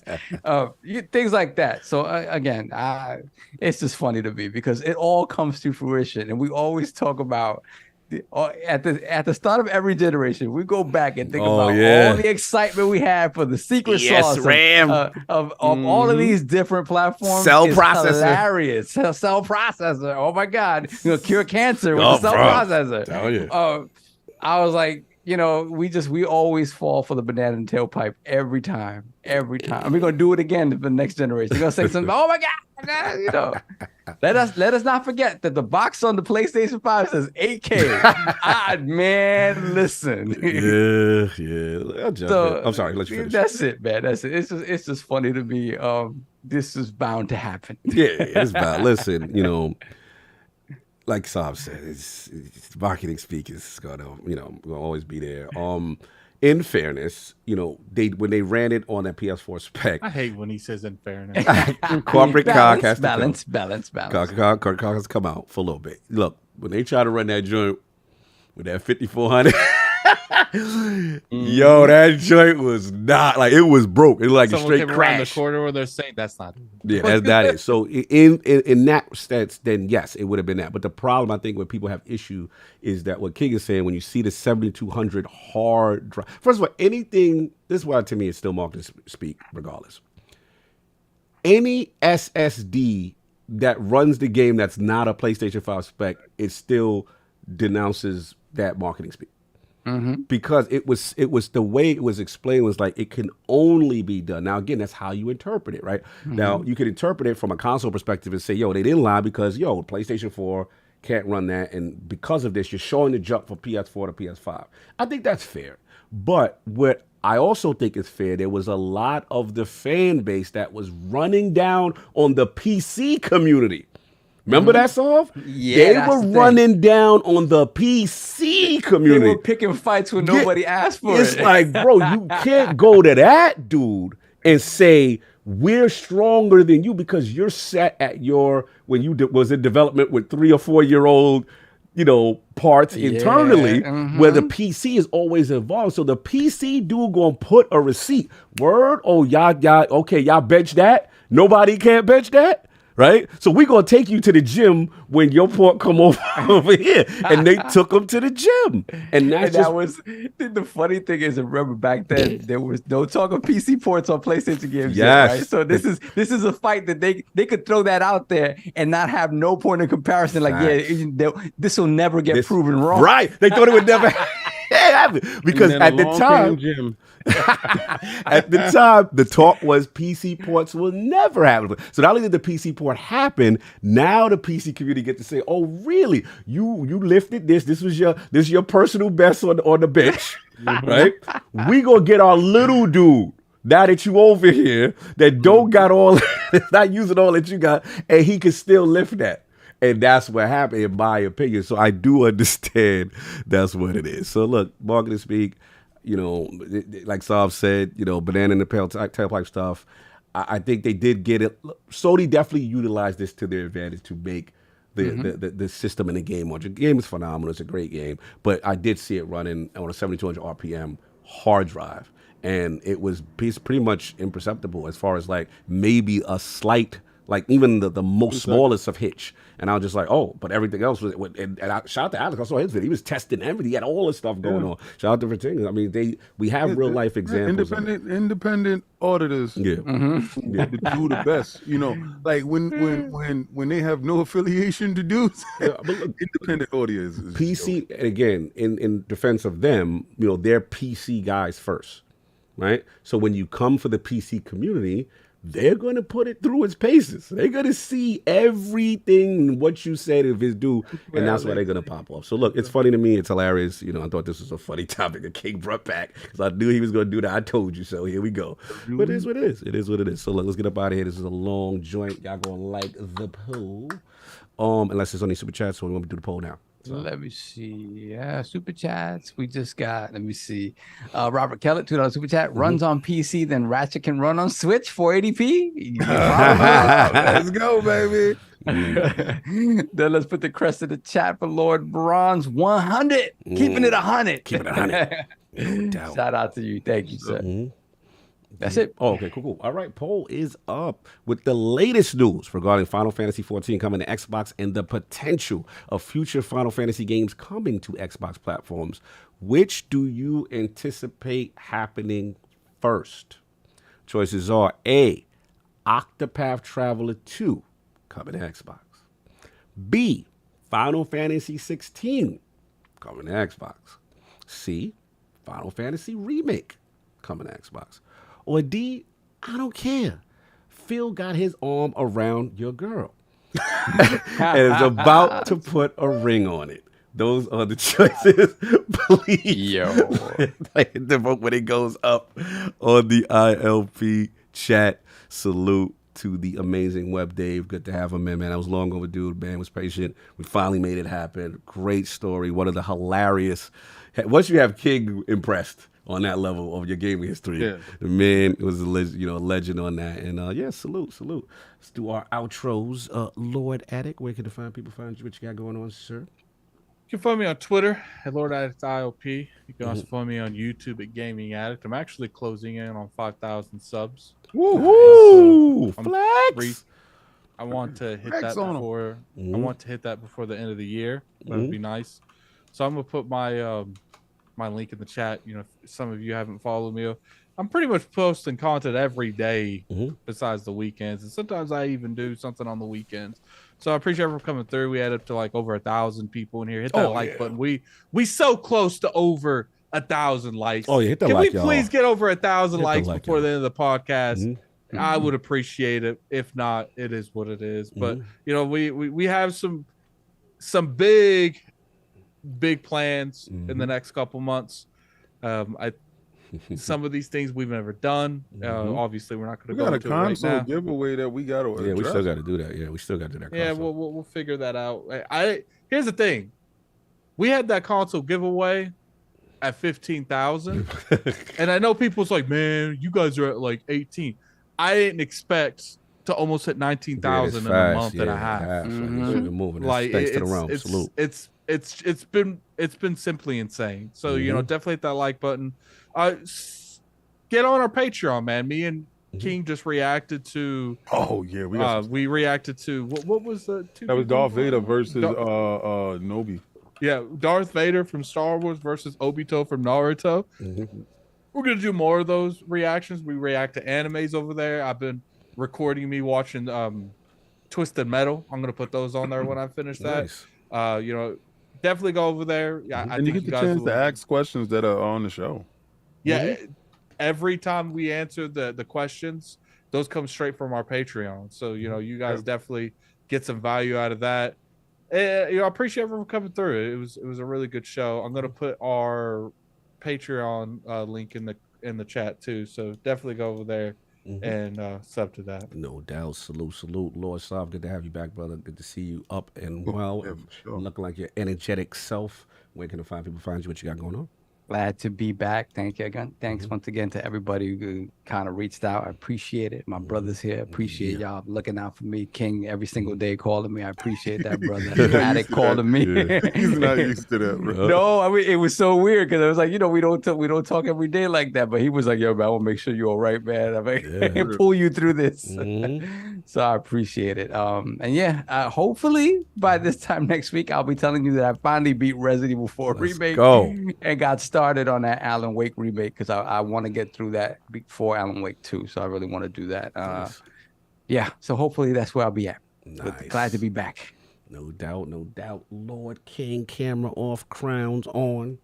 Where can my camera's off the whole time. I'm so sorry. No, you good. Where can the fine people find you? What you got going on? Man, first, I'm dealing with a whole lot. It's like a ton of range of emotions, bro. Like the Earl Spence thing. I mean, that's really kind of devastating because you think about something and you want to be elated for one guy, but man, it's really devastating. If it's super devastating to me, I understand that the whole town of Houston, Dallas is hurt right now. Those dudes is hurt, but remember this. The guy already beat the greatest thing in life, and that was coming back from the car crash. For sure. Two of them. The fight of the lifetime of this was a fight of destiny, and it was great. And they made it there, and they made a boatload of money. So shout out to them. WEBDAVE to actually look across and to see apex predator that I don't use these words lightly, but a big G, a stomper, a dude, a stepper, a dude that's in that space, like he made it his business. Like he told you he wasn't rich. He downplaying that, bro. I kept that pocket watching emoji on his whole segment. Like, nah, you rich, bro. Stop it. To do those things and to have that rich history in gaming. It's very hard to find these individuals. So he's part of the 1%, and I love everything that he talked about, and everything in his history and everything. Sav, I'm so happy you're back. Yes, sir. Thank you, my brother. You add an extra layer to reading super chats. That I think this is the reason why we flow so good when it comes to super chats. People want to hear how you interpret their voice, how you read, because when they write these super chats, they write it in a way that they know that you're going to say it in that way. Oh yeah. If they throw a little sauce in there, I would throw a little sauce in there too. Pause. so that's dope. Patreon members, you hear me keep talking about the console giveaway.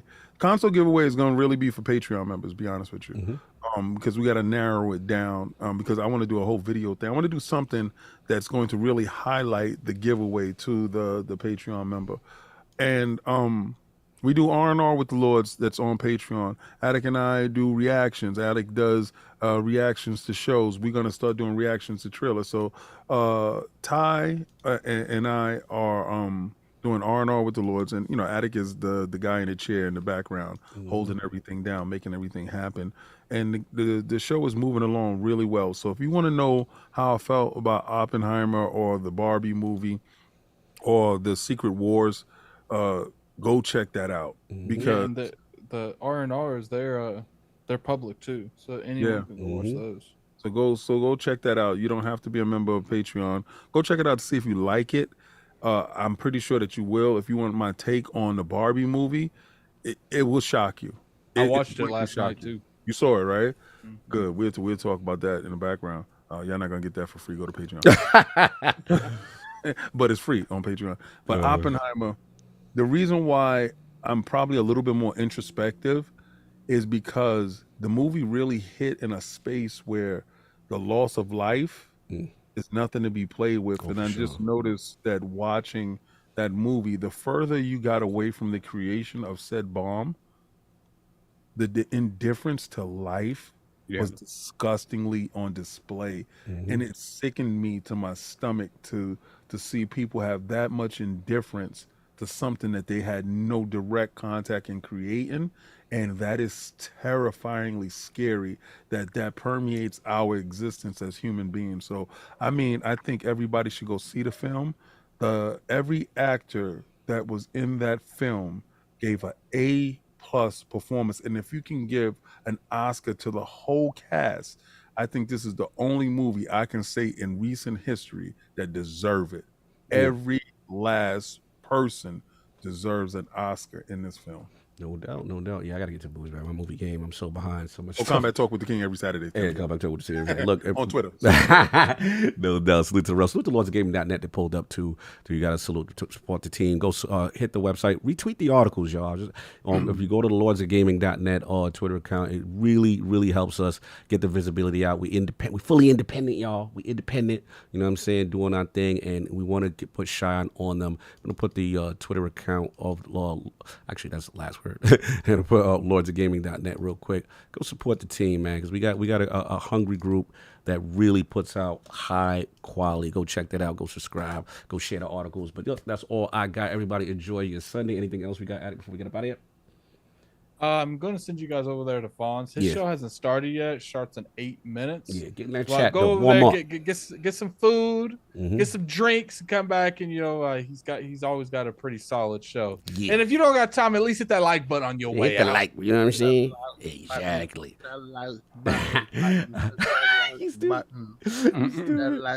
We good? Everybody's good? Yeah, we good. All right, enjoy your Sunday. We catch y'all. Peace.